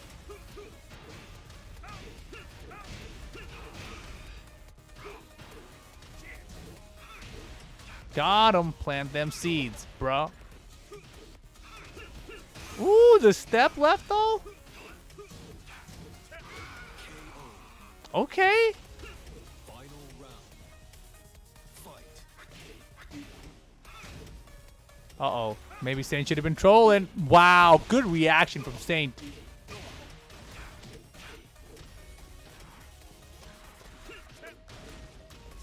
Unafraid, though, is going back to it. Another one. Another one. Another one. Do it again.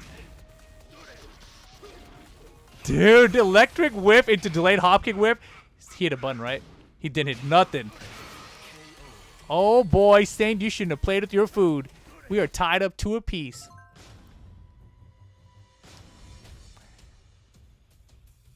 I hope this guy is not a cheater. Like, I hope he's just a legit player that's not quite at the highest level yet, and he's just starting to take out names, you know? That would be cool. The Waivu, yeah, he's got the execution, man. Execution's there.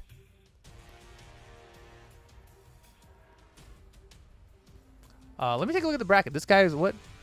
Real Devil or something? Let me tell you. Knee. Where is Knee?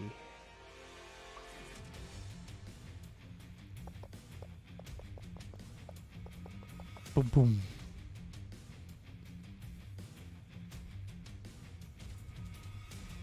Boom. Damn, I love that damn music. Knee lost to Meo-IL in winner side. Wait, is that right? No, Knee won there. Knee lost to Breadman in winner side. And then in losers, where was Knee in losers? Round 1. Fight. Knee lost to Mangja, so Knee did not lose to him today. Knee lost to Breadman and Mangja.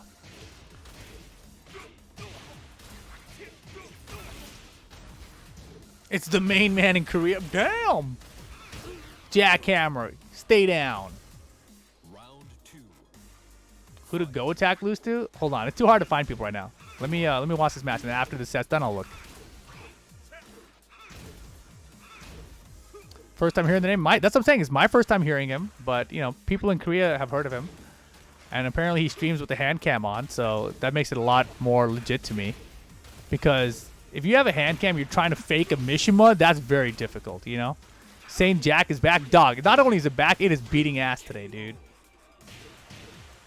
Round 3. Fight. He had it! Plant them seeds. Oh my god. But see, like, how does he lose like that? It's so bizarre. Like, he has these crazy games and close sets with these top players, but then Saint just counter hits him to death with Jackhammer. Like it's, you know, 7.0. That's wild. But nicely done, Saint, dude. Saint being Saint right now. 3-2. It's crazy because when Real Devil wins, he looks like ridiculous. But then when he loses, he looks like, how did you get here? You know? We are in the top 4. Saint sitting in winner side grand finals. Real Devil waiting in the losers final now. And he's going to be waiting for the winner between our next match. Ulsan versus Multi. Multi, Bryantheory, been great today. Ulsan been rocking Bob and Kazumi. The Bob looked very, very good earlier against CBM. But the Kazumi looked really good when he just beat Mangja, Malgu a second ago. I love this Kazumi outfit. Round 1. I'm going to miss Kazumi a little bit. Like, yeah, she throws tigers. She's kind of anime, but she is basic, boring Tekken, you know? And I feel like they're moving away from these style characters. That's what's so crazy to me, too, about Tekken 8. Man, I'm like all Tekken 8 in my head right now, right? But the last DLC characters of Tekken 7 were Leroy, Lydia, and Fakamram, right?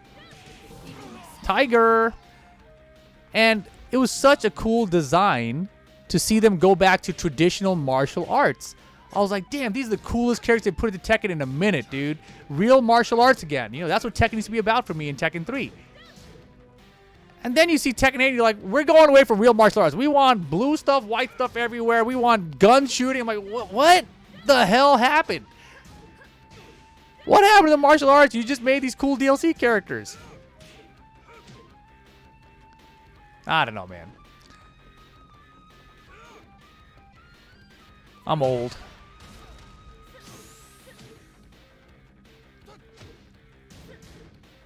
Wonder who the new DLC characters will be, or the new Tekken 8 newcomers will be. It'll probably be like a chef that uses his pans and knives and stuff while he's fighting.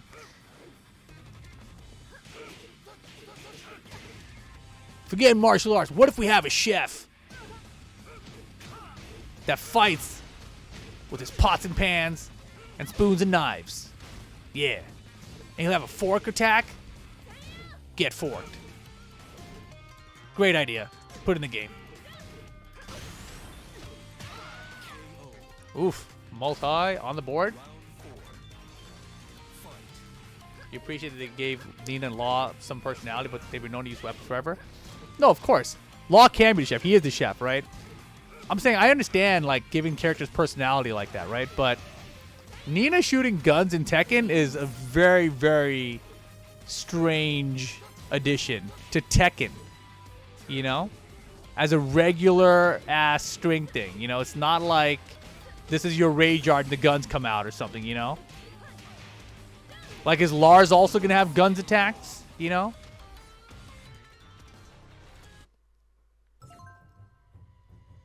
It definitely is very Mortal Kombat inspired.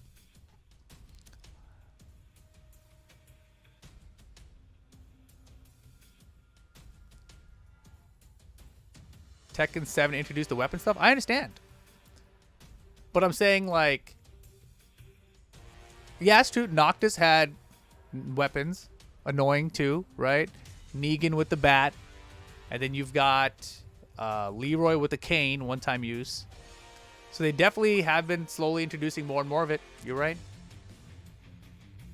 It's a BB gun. It's yeah, Nina the Assassin carries around a BB gun for her battles during the King of Iron Fist tournament. What? Huh? Huh? Yeah. Technically, Yoshi has his sword, which always threw me off. Yeah, Yoshi's sword, if you historically think about it, I'm like, what the hell? This guy's got a sword. He doesn't even use it half the time. Like, why don't you just cut these fools up? But now it's like everyone. Like, is Brian going to have, like, a chain gun, like, as part of a string, you know?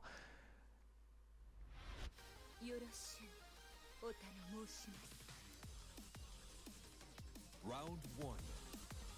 Fight.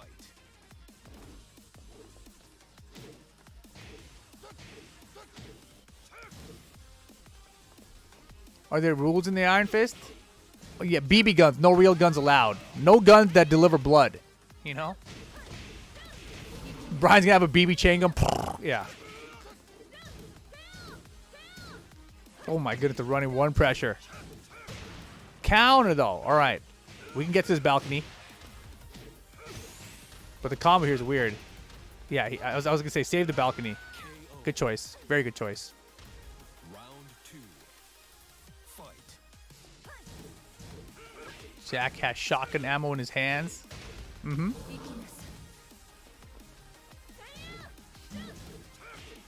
Got him. Man, you rarely see Kazumi down forward 1-2 for the wall splat anymore. It's so good, too. It's never been bad, but what the hell? Why did all the Kazumi players stop going for it?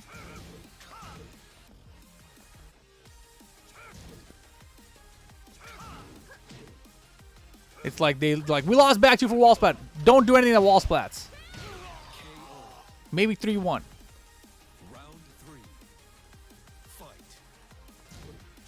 Anna using bazooka and rage art, that's okay, but not in combo. That's what I'm saying. Like, a lot of that like extra stuff was used in rage arts before, you know? But now it seems like they want everything to be in the game. But that also means, like, I remember back in the day in like Tekken Tag 1 or Tekken 3 or something, people would say like, yo, Lei's got a gun. He's a cop. Why doesn't he use his gun? You know? Now he probably will in Tekken 8. Oh my god, dude. We've seen Multi do that so much today where he just instant while standing ones. Dead. KO. Round 4. Fight. Bring back Bald Brian from Tag 1. That was pretty cool. I don't mind that. Drop it on him. I love that, Ulsan. Keep that up. I haven't been watching him lately since, like, the last ATL I watched was back in November, so it's been a couple months. But back then, he wasn't really using the 3-2 with Kazumi as much. He seems to be much better now with it than he was a couple months ago. And that's his thing. Like, when I think about 3-2 as a whiff punch with Kazumi, I think of Ulsan way back in TWT 2019. And Evo Japan 2020 even. I think 2020 that was.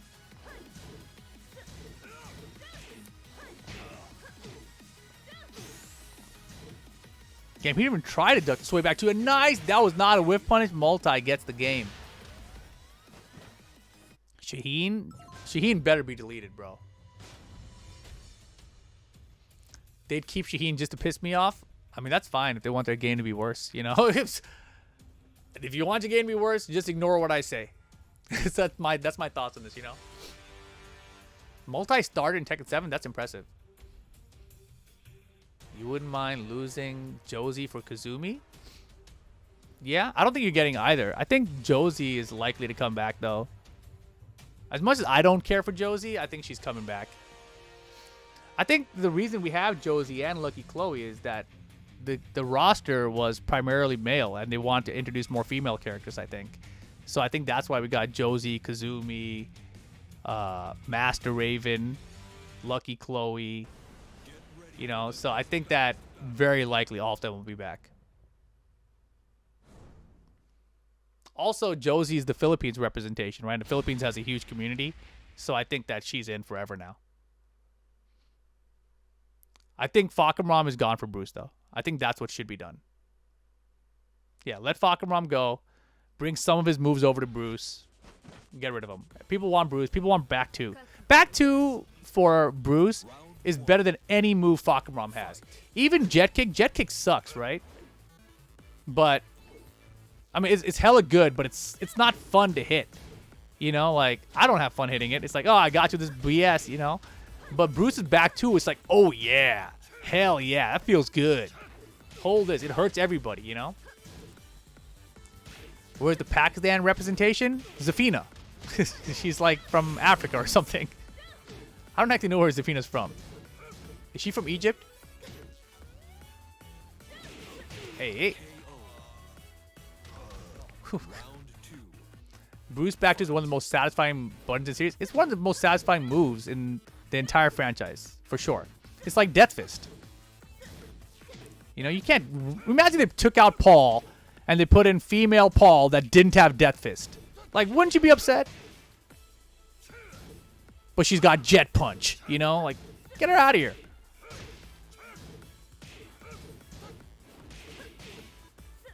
What up, Mike? Good morning. I'm assuming you went back to sleep. This tournament's been crazy.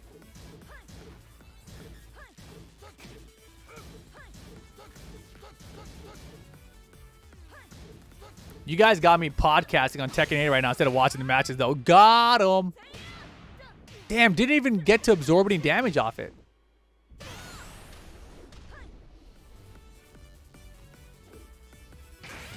Oh, who does that, bro? He hit standing 3 versus Brian's Rage Drive. Yeah, it's a long one. We're not even close to the end yet.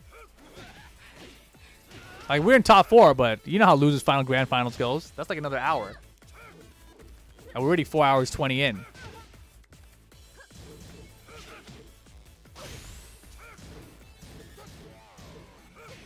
Damn, Mike showed up at 4:20. That's pretty funny. 4:20 in terms of the amount of stream time. Hot 6.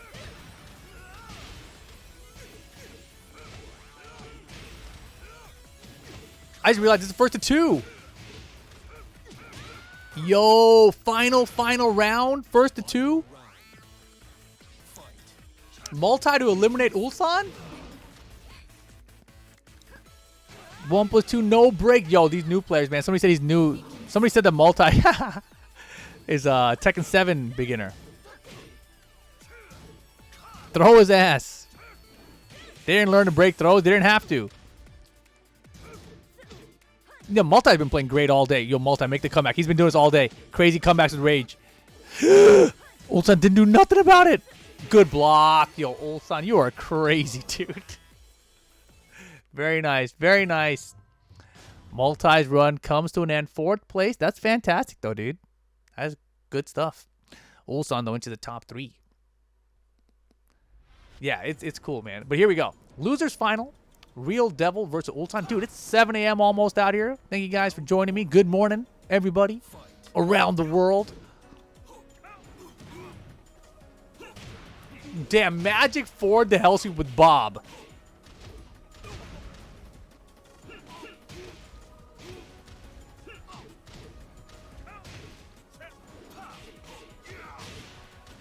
Exactly, Mike. See what you think, Mike. I talked about it a lot before. My assessment of it.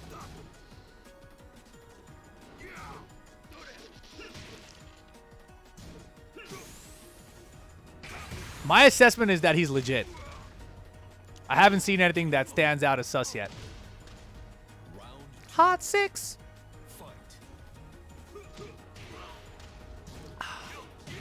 Good block.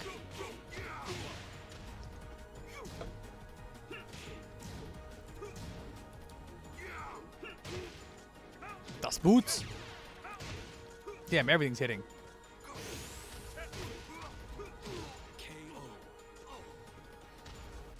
Yeah, also apparently he streams with a hand cam. So I'm like, dude, there's no way. There's no way you can stream with the hand cam and not be called out on you, you know? Like, it seems like really difficult to do with the Mishima. To fake.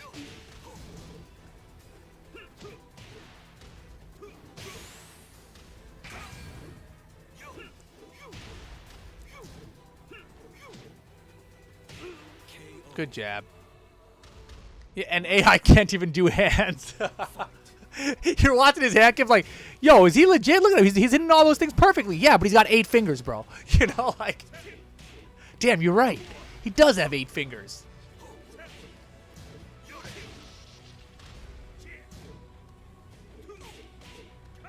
There's no way, Mike. There's no way you're faking it. And that's the thing. He has a very strong offensive mix. And that's the power of Kazuya, right? So he's playing to the character. Like, I haven't seen anything defensively sus. I haven't seen... I haven't seen anything really sus, to be honest.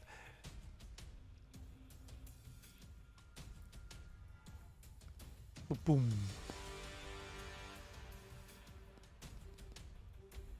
Yeah, he just goes in hard. And it either works or it doesn't. I agree. The thing too about him is that when he loses bad, you know? Yeah. I mean, it's because he wants to waivu a lot, you know? He's an offensive player more than a defensive player. So he's always trying to waivu hell sweep, waivu electric, you know, waivu nothing, but he wants to waivu. And Sato's like, you're going to do something, jackhammer here, jackhammer here, jackhammer here. Yeah, I was looking for like sus blocks, sus low parries and stuff like that, you know? Like outer range, low parries, outer range blocks, whatever. Nothing's there yet. You know, it's and coupled out with the fact that apparently he streams on a hand cam, I feel like there's no way. There's no way you're doing this much and someone hasn't found a clip of you yet being like, look at him. He didn't even do the combo there. He didn't even do a hell sweep there or, you know, nothing. It's like it's always correct. Look at his hand going to back here while Kazuya's doing it down forward. You know, like there's nothing. Like how could you possibly not link that up? Step electric is beautiful.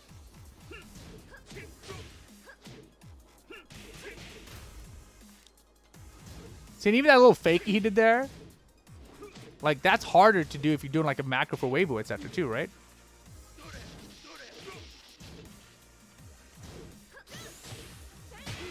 Hey, damn, get him out of the screen. Did you guys see the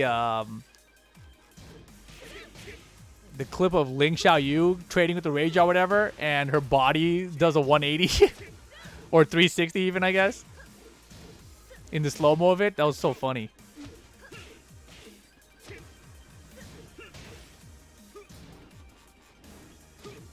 Like her entire upper body torso spins around 360.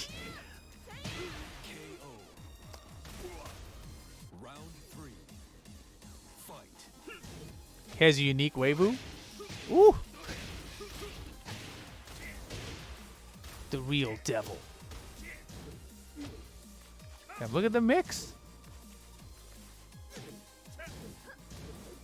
No, sir. Yo, 4 electrics, no death. Oh my god.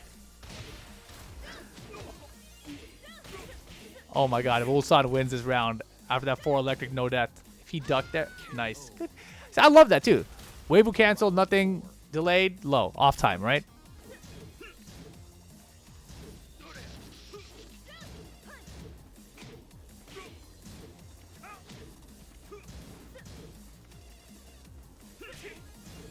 At least you know he's not scripting his combos. But that's the thing. I'm saying, like, offensively, what if you just have, like, electric and dash electric as macros?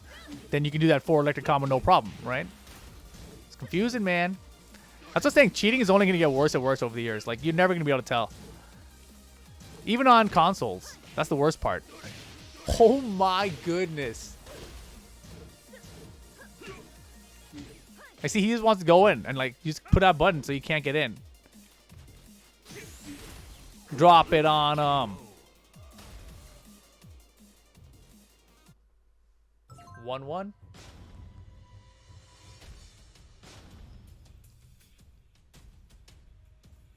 How would you cheat on console? Not yet. Console right now is the safer option. But I was talking about earlier, you're going to have AI that literally just looks at the screen and plays for you. What are you going to do about that? There's nothing. You're not going to be able to tell. It's just going to be playing the controller you have plugged in.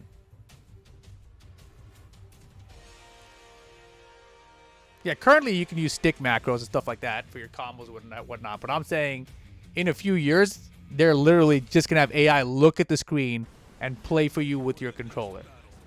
You can't police that, you know, unless they have cameras on their hands and everything, right? Like, that's what you would have to do once that happens, because it's going to happen. I have no doubt it's going to happen. There needs to be some ethics stuff put up for AI, but it's still so difficult to do so. Bro, AI is uncontrollable. If you try to stop it at one place, another part of the world is going to do it anyway. It's like the internet. Round one. Fight. You couldn't stop it when the internet came out, because what are you going to do? Put your whole country behind the rest of the world?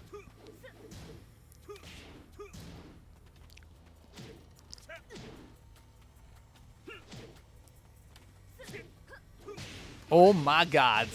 He's been sidestep right electric all everything. And like the timing on his sidestep right into electric isn't the same either, so it seems pretty unlikely, I think. I think he seems pretty legit.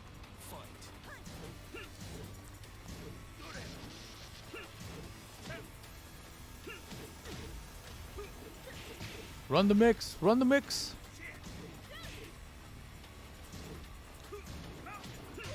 Wow. Damn, just do it. Just do it. That's how Sane beat him. Sane just kept hitting him. Let's throw buttons at him. Don't let him run his buttons at you. Because his offense is much stronger than his defense, is what it seems like, right? Like, it seems like players that just keep attacking him have way more success.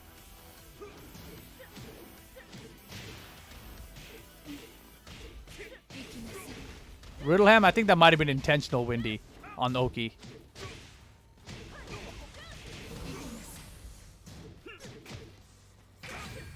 Oh my God! Is Ulsan? What is Ulsan on, bro? Y'all need to look at Ulsan, not Real Devil, bro. He hit standing 3 versus Brian's Rage Drive, now hit it versus Kazuya's Rage Drive. How is he reacting? Look at it, drop it on him. Pokan champ, Ulsan.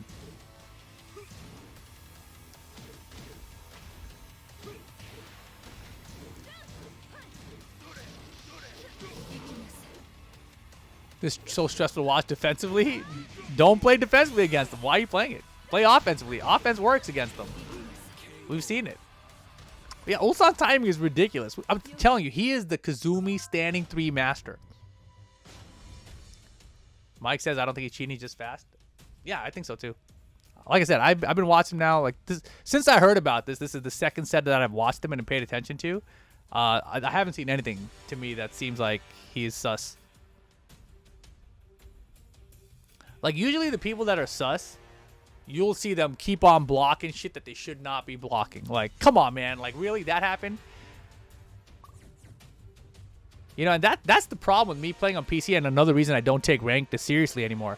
I know there's people out there who are probably cheating. And, like, even if they're not, occasionally I'll do something, right? Like, and it's so off time, and they randomly block a low, and I'm like, did you really block that low? You know, that generic low I just did right there?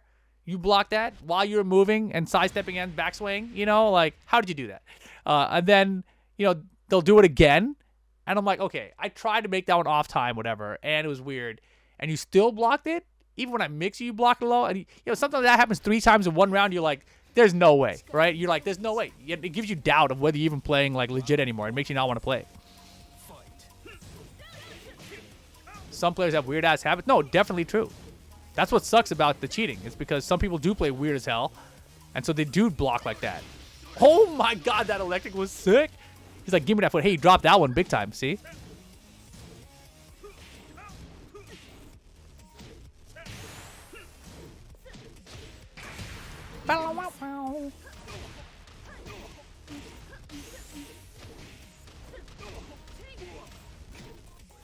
It'd be funny if he's using like simple controls or whatever. Oh God.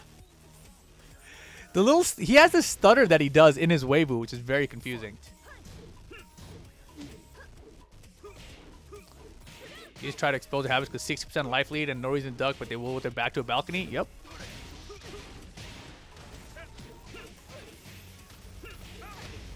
Real devil.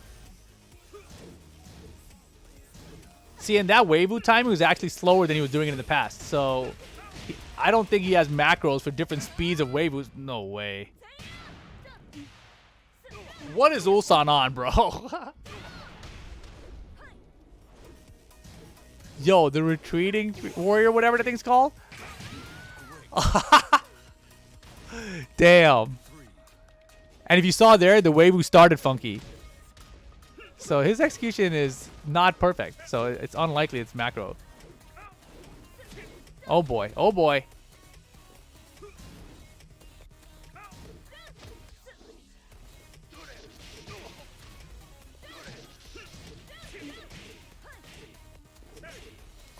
Almost. See, that would have been sidestep electric, right? So he's had multiple execution errors in this one.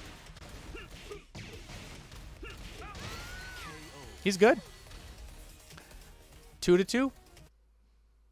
You're gonna miss rage drives? No. I'm gonna miss my perfect low. Bro, imagine in Tekken 8 if Law's Dragon Tail is actually just available from DSS. Imagine if Law in Heat can DSS Dragon Tail to have his Heat Burst or whatever it's called. Heat Smash. Yeah. I think the rage drives are just there now as part of your Heat Smash or whatever. Cause you know how Paul has the Demo Man powered up? Imagine Law just does DSS, you know, Dragon Tail Legend Kick as his Heat Smash.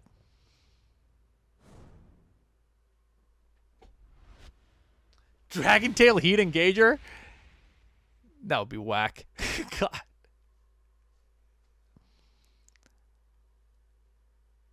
If I were to pick Law's Heat Engager, it would be like DSS Forward 1. That would be cool. DSS Forward 1 Heat Engage would be sick. Round 1.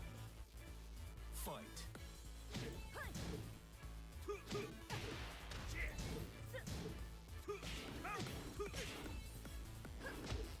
Law's down 4-3 was a Heat Engager?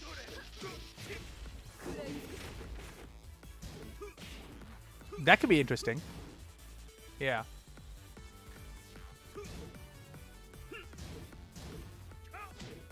But are they going to have fast, low Heat Engagers?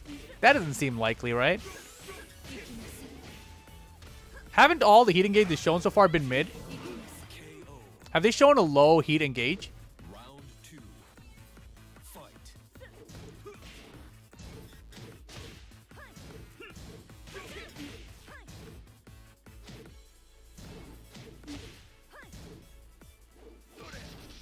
Yeah, low ones seem like they would be mad cheap. Whoa, whoa. Are we dropping? We good? Got a little stutter. We cool. Yeah, low ones would seem super cheap. I don't think they're going to do that. But knowing them, they will. Like... Yeah, I understand his Heat Smash, but not the engages. If the engages were lows, that would be so much more annoying. Ulsan set point here. Bring back Frogman. Oh my god, you want a Weibo? Here's a hop kick. Ulsan trying to get the run back with Saint. Hellsweet's good. No wall. Damn, look at the mix, dude. He's blending. Oh my god, bro. He was doing so many mid kicks that Ulsan wanted to challenge, and then the electric came out. No generic low, and there it is to close out the round. He's done that a few times. He did that against Saint too, and Saint did down for 2 ends of the round. He just did a generic low to kill him.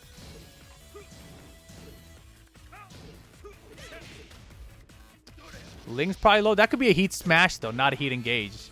If you say she has her current Rage Drive, right? That could be a Heat Smash, not a Heat Engage.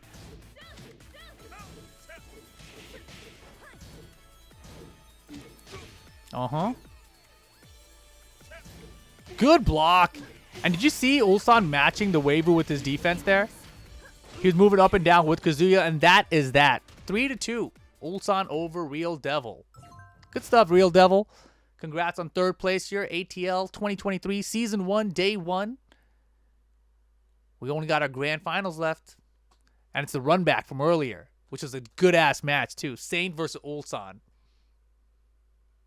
Next ATL is on Wednesday. They'll show the calendar after this, but basically the next 4 or 5 Wednesdays in a row. So it's same time for the next 4 weeks, basically.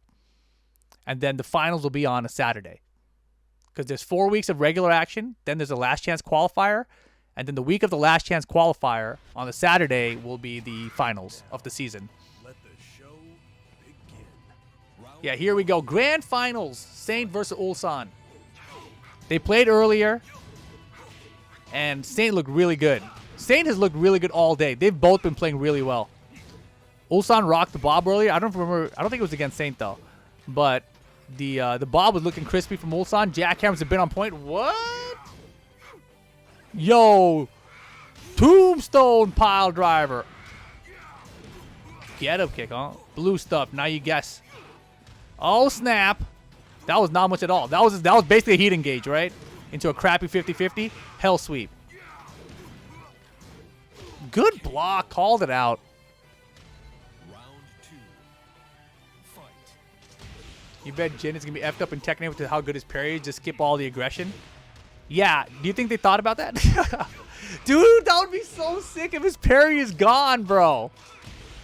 Imagine Jin loses his parry in Tekken 8. Oh, man. That would be tight. Or imagine it's actually punishable. Bro. No auto block, you know? Make it happen. Yeah, Saint is back, dude. I'm telling you. Saint today, this is old Saint right now. This is 2015 Saint or something, you know? 2016? I forget the year that he won EVO in the Global Championships.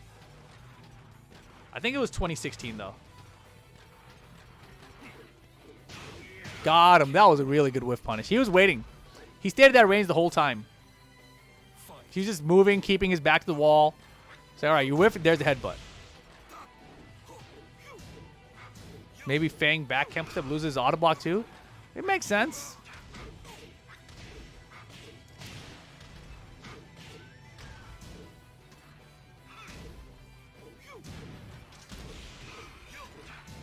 Punish that. Nothing?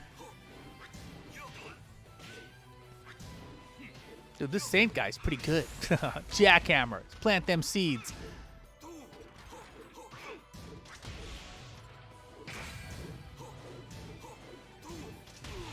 Damn. Look at that. Heat engaged. Whack mix. Done.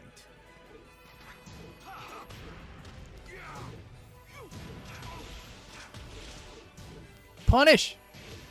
Mm-hmm. Hey, hey.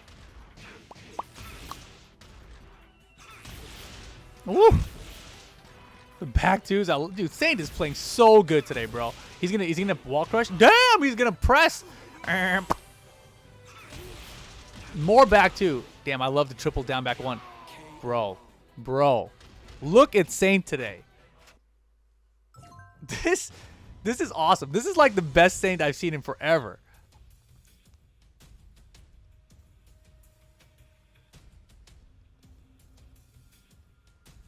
I love the switch up to all the back twos at that final round, too.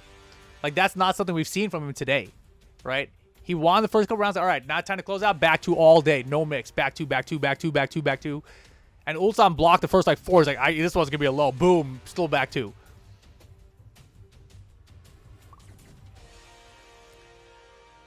Jack's pretty cool. Yeah. In the hands of a player like Sane.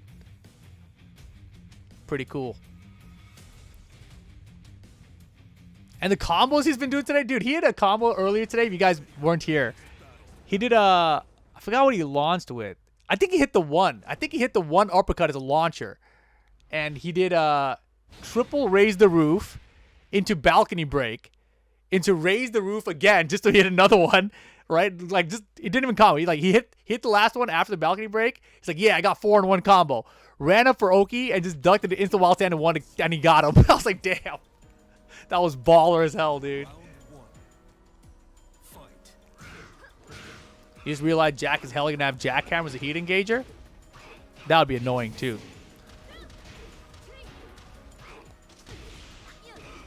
Yeah, it might be a good time to pick up Jack, dude. Jack with a heat engage with the opponent's back to the wall. Down back 1, down forward 2, or whatever you want, man. Or just down back 2, back 2.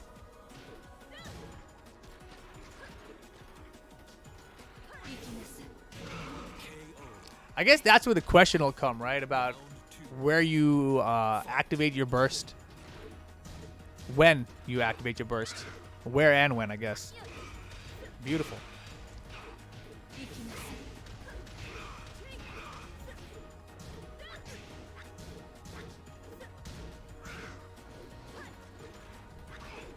Ooh, got the hop kick. Hey. Look at the wall kick with the extra jab. That was beautiful. Round 3. Fight. Back to is confirmed as an engage. Yeah.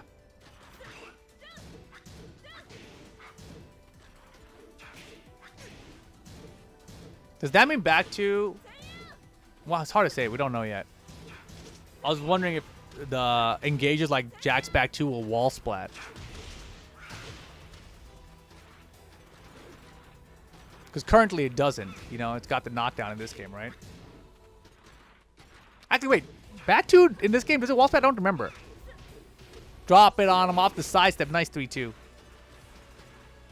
It currently does not, right? It used to, though, right? Tekken 6 or DR or something?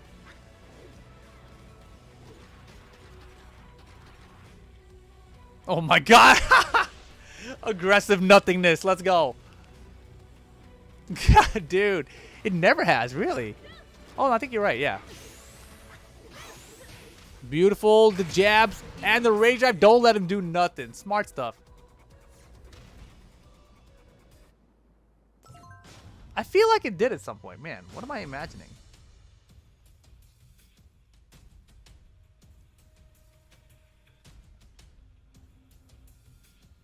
The stare down's never gonna... But the thing is, they're not just staring. Like, stare down when 2 players just stand there and don't move, that's a stare down to me. But when they're like this, where they're like ducking and standing, like, they're just jockeying to make the other person do something, I'm like, bro, that's scary as hell. That's even scarier. I love it.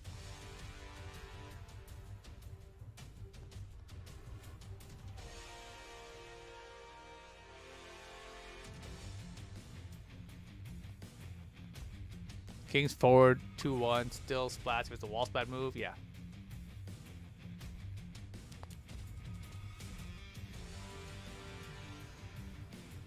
Wait, do we know if King's forward 2-1 was an engage, though? Get ready for the next battle. Like, it's not like a heat smash, right? I guess heat smash would probably look different. Like how the Demo Man looks different, yeah. So what does that mean? Does that mean if King does forward 2-1 on block,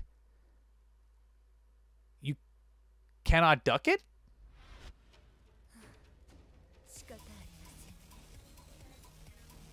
Round 1. Fight.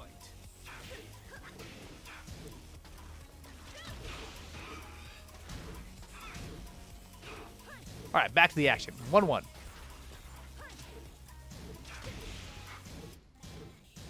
Why wouldn't you be able to duck it on block? Maybe because it's a heat engager, it just lets you engage, you know?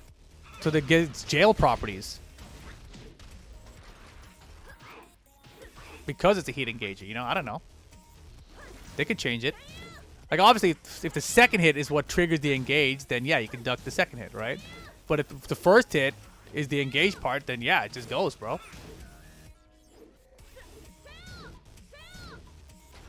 Engages on hit only? Aren't there engages on block? No? There's never an engage on block?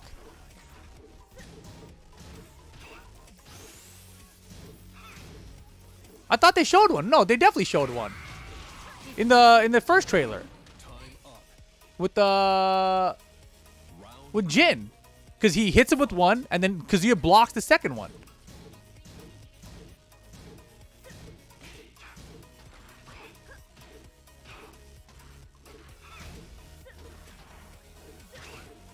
Oh, that's heat dash? Oh. Well, that's what I meant then. Heat dash. Okay. So one's an engage, one's a block, one's a dash. So the dash ones are done on block, and the ones on hit are the engage. Okay. It's confusing, bro. What do you mean? Come on. They've shown it like twice.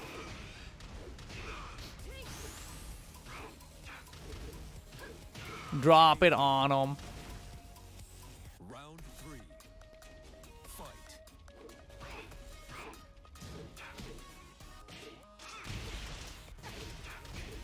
Make it more accessible to newcomers. Make it mad confused with like 10 different heat things.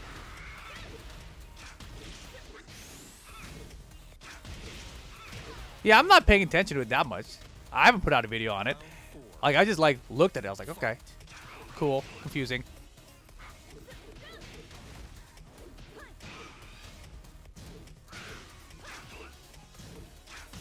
So you cannot, you cannot heat dash unless you're in heat. Yeah. Hey.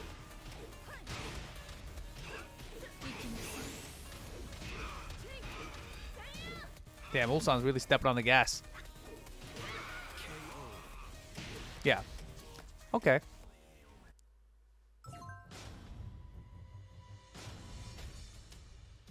That's interesting. And so King's shoulder charge thing, what was that? Was that a heat engage or was that a heat dash? Hot 6.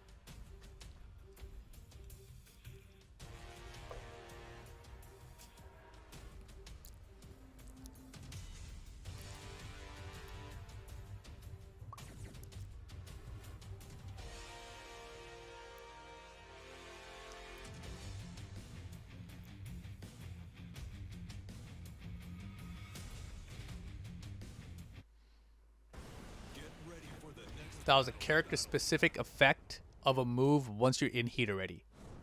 I see. Like Law's nunchuck launcher. Okay. Yeah, it's confusing. Especially because they all look the same, right? Like they all got some kind of like white glow or something. And they just have different names.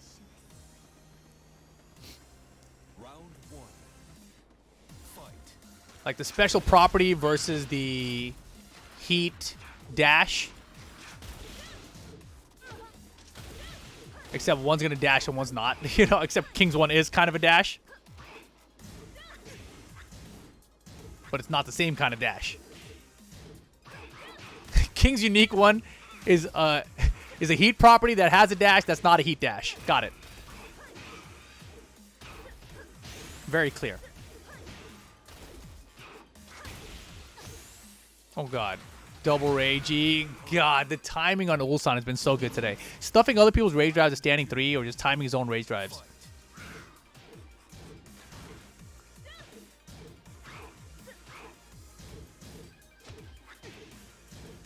Hey. Wow.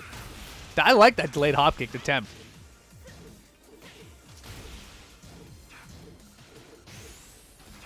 You missed the first trailer? The first trailer looked dope. Boom.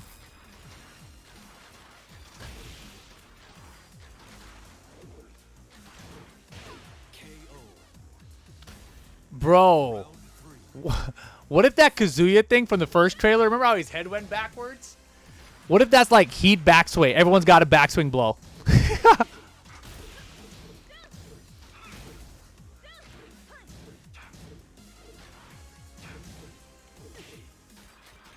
The first trailer was on a demo build, right? Dude, all of them are demo builds. None of them are release builds.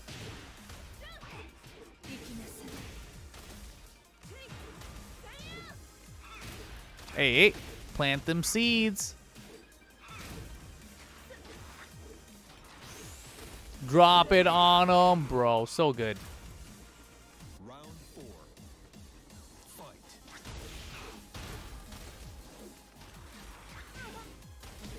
Yeah, it was definitely from the story mode. They said it was from the beginning of the story mode.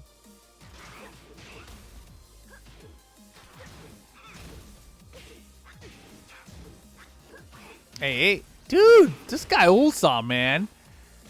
He's really shutting down Saint. And Saint looks so... Damn, that was fast. Wild Saint in 1, too.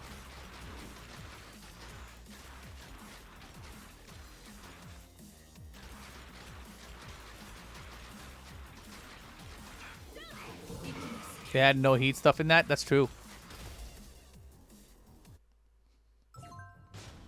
Well, there's the reset. 3-1. We got one more set.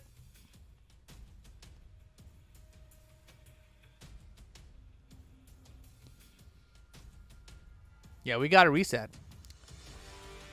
That set looked way worse than the first set they played. First set, Saint 2-0'd him. That was in winner side top 8. And it was like, damn, all right, Saint. Looking good. And he looked very comfortable in it. That did not look comfortable. Nah, I think he's got to stick to the Jack.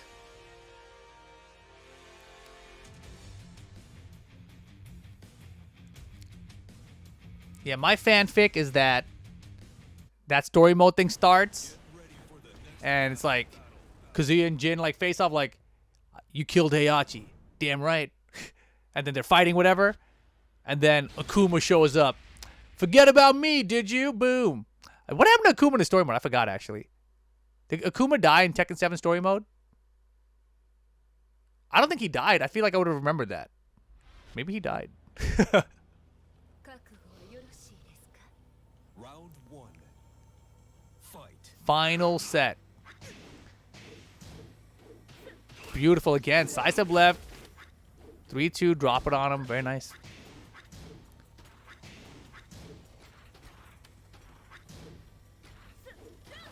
You don't have him versus Kazuya's cannon at the end, but what happens even in it? Like, I don't remember there ever being a thing like Akuma saying, like, I'm out of here. My job here is done. You know, there was nothing like that. Right? Round 2. Fight. Yeah, I don't think there was anything like that. So, he could still show up and be like, yo, I'm still here. What's up? That would be so sick. People would be so angry. Yeah. They left the door open for Akuma to return. Round 3. He was just unconscious. He took a nap. Wakes up from his nap. Damn.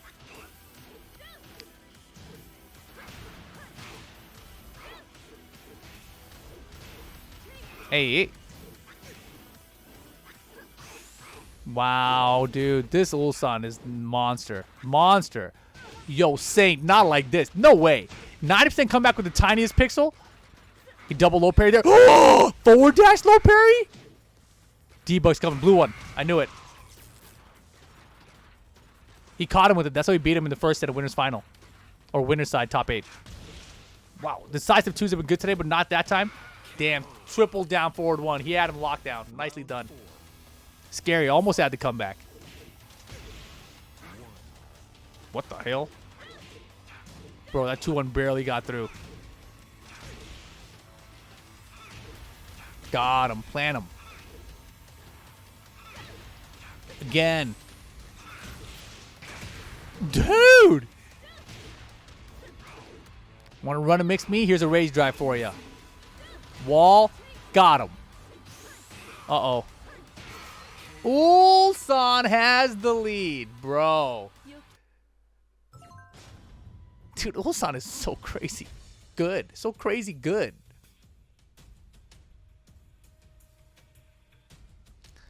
After the Shin and Kuma fight, whoa, what's this? He throws a super at Kazuya, and then Kazuya fires his Rage Art into it. And the fight ends? Huh. Oh, man.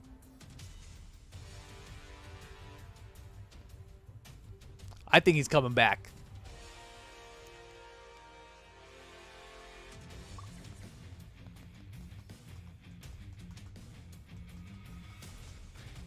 I mean, the lore in Tekken 7 is that Kazumi brought back Akuma, right? Like, he owed her for something that she did for him or something. Isn't that how it went? I really got to go and rewatch that. And so if you're saying that he don't exist, then that means Kazuya doesn't have a mom, all right? So he's got to exist. And he didn't die. We didn't see that. We didn't see him die in the universe. He's still here.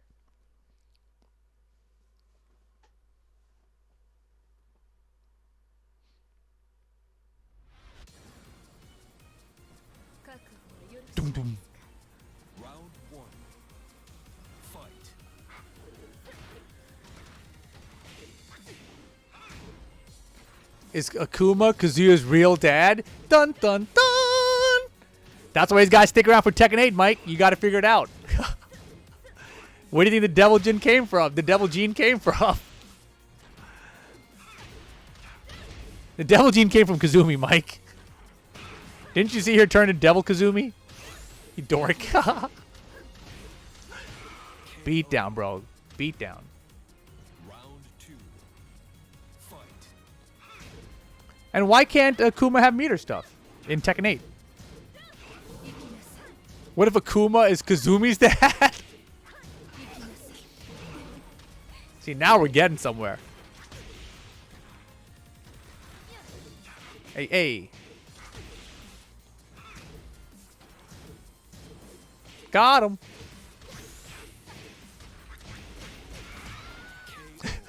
Damn, Akuma is Kazumi's dad. That's why he came back to beat up Heihachi. He's like, what did you do to my daughter? It's like...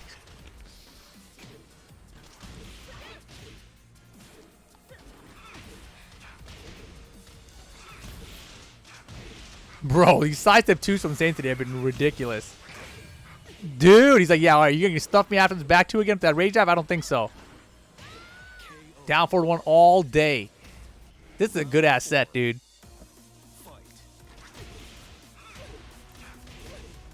This is the best Saint has played in so long. It's great to watch. And Ulsan is playing really good, too. Look at Saint's decision-making right now. And Ulsan's continually back to the wall. Wow! That was so far, and he got the down forward, too.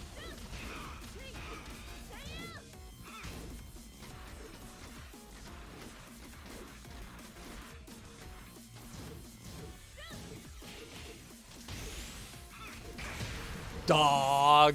And that time, instead of sidestep 3-2, sidestep rage drive. Perfect. We're the DR boys, DRX boys. Knee got eliminated early.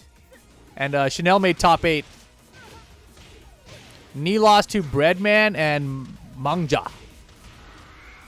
I think Knee was using Akuma today. But we didn't see him. So I don't know for sure. I didn't see him. Like, he was streaming his matchup. I didn't watch those, so I don't know. You guys let me know. 1-1 though. Saint in this. Yeah, and Malgu beats Knee even when Knee's using normal characters, so it's not a surprise to see Malgu eliminate him, but, you know. That Knee's washed. Unlikely. Unlikely. Infested was in there too, yep. I mean, dude, the ATL brackets are always insane, though. They're always insane. You know, I think we've done, like, I don't even know how many of these we've done. We've done a lot of these, and they never go how you expect them to, you know? Even when you are, like, you're looking at, like, oh, Ulsan, he won every week of ATL. Surely in the finals or whatever, he's going to do amazing. Boom, doesn't make top 8 or something. You know what I mean? Like, it happens like that all the time. Damn, I got to go. When's it to be a reset? GG's. Mogdash, it might be over soon. At the final game, final round. Have a good one, though, dude. Here we go. Game 3 reset grand finals.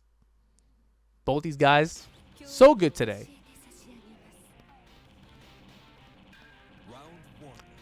If you guys didn't see, too, Arslan Ash tweeted out something about Korea versus Pakistan 5v5 is going to happen. So... I don't know who the 5 from Korea are going to be, but Saint's making a pretty good case today, you know?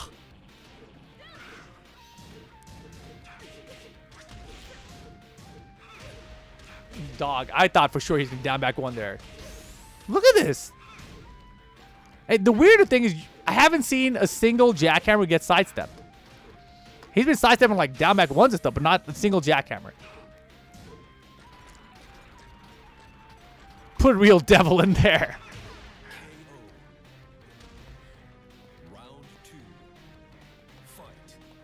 In before 5-4? Dude, in before 5-0. Wouldn't that be wild? If either side got 5-0'd. It's going to happen to Evo Japan? Is it? I have no idea. I didn't see any follow-ups. You let me know. I just heard, or I saw the one tweet that said it's going to happen. I just don't know where.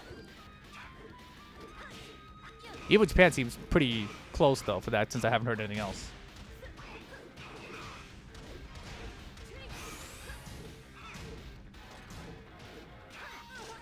Get up in this air, Power Crusher. That's the most realistic place to do it. No, you can do like Dubai or something.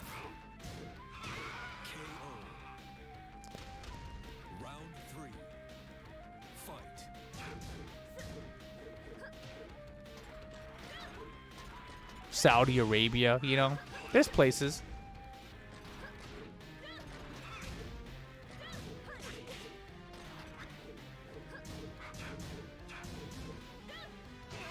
Oh boy. The throws are coming out. Got him. Oh no. That's good position. Not gonna let him use it. Round 4. Fight. I hope it's later, like middle of the year sometime. I don't want it this close to the finals.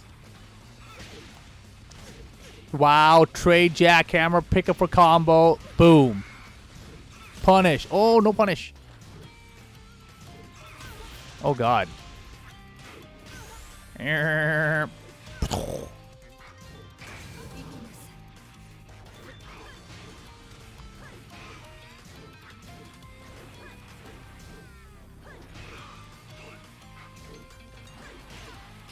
LabWolf says, I hesitate to sign on to the idea of sending a team to another location just for the 5v5. What? Like sending someone from Korea to Japan for a 5v5? Or sending someone from Pakistan to Japan for a 5v5? Doesn't have to be another event, man. They just go for the 5v5. Obviously, they're not going to play it in Pakistan or in Korea. They're going to have to go somewhere. You don't want to give home court advantage, right? Otherwise, they're going to do that shit twice.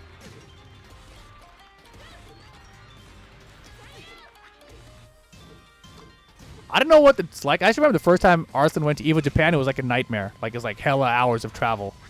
I don't know why. Important round here, though, to take the lead in the set. Damn, look at Saint poking away. 15 seconds. Float conversion. Yeah. Breakable wall. That's a time waster. Yep. Dude, the defense, Saint 1 game away from taking out Ulsan, winning the first ATL of 2023. 1 game away. But you know, this is going final, right? It's going.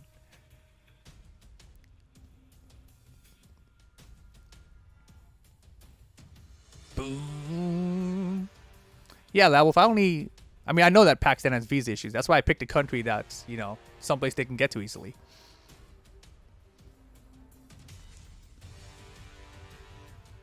Like Arslan and Atif Butt both were in Dubai before. Saudi Arabia too, you know.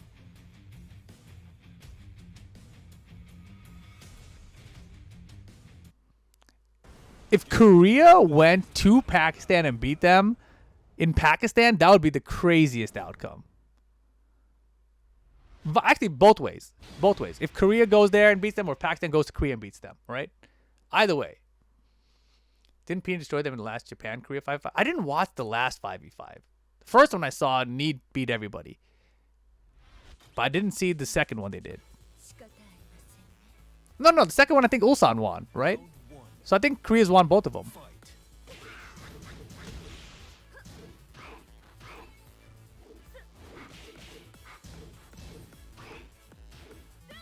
Am I wrong? Let me know. I thought I saw an Ulsan tweet about it.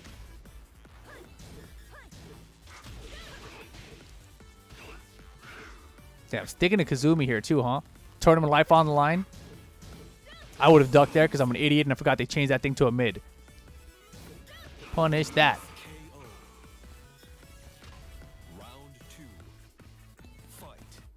I remember seeing a picture of the Korean guys hugging each other and stuff, so my assumption was that Korea won.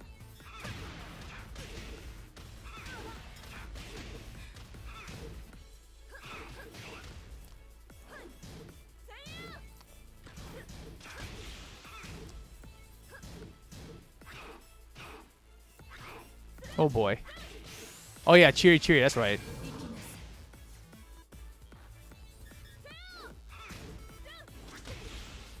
Rage mode.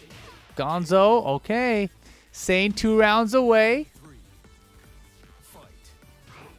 Yeah, the Cheery one is the one we're talking about. Who won that set between Korea and Japan? Jackhammer. Planum.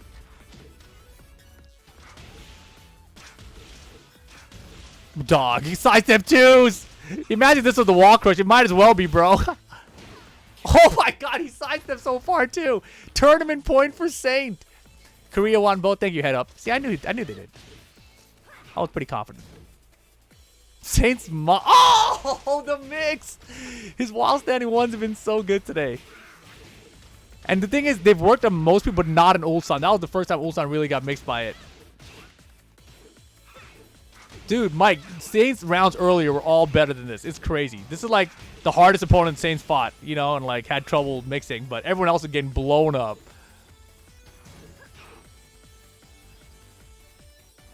Look at this. Ah! For the win. Toe kick. Ulsan's alive. Ulsan's alive. Can he keep it going? Not today. Saint wins ATL 2023 Season 1 Day 1. Damn. And he's out of here. Damn. He was fast. Wow. Wow. Oh my goodness. Saint. The champ. Damn. That's crazy, dude. And the thing is, like, he beat Ulsan. Ulsan, he's been like one of the kings of ATL, you know? Lately, at least. So, for Saint to be like, yo, don't forget about me. Y'all forgetting about me? I was talking about it earlier, dude. This is the final year, probably, of Tekken 7. Right? If you want to win in Tekken 7 before everything gets changed up, before you got to deal with all these heat mechanics and all these new things, you know, this is your last year. This is your last chance to put yourself in a trophy gathering position, you know? Trophy obtained. Saint. First ATL of the year. Boom. Congratulations. Damn, that was dope. That was dope. That was a really good grand finals. And yo, shout outs to Real Devil, Multi with the Brian. Those are a lot of fun to watch too. Here's the schedule. Come on back for days 1, 2, 3, and 4. I'll be here with those ones for sure. LCQ on the 15th, final on the 18th. So thanks for tuning in again, guys. I'll see you next time. Peace.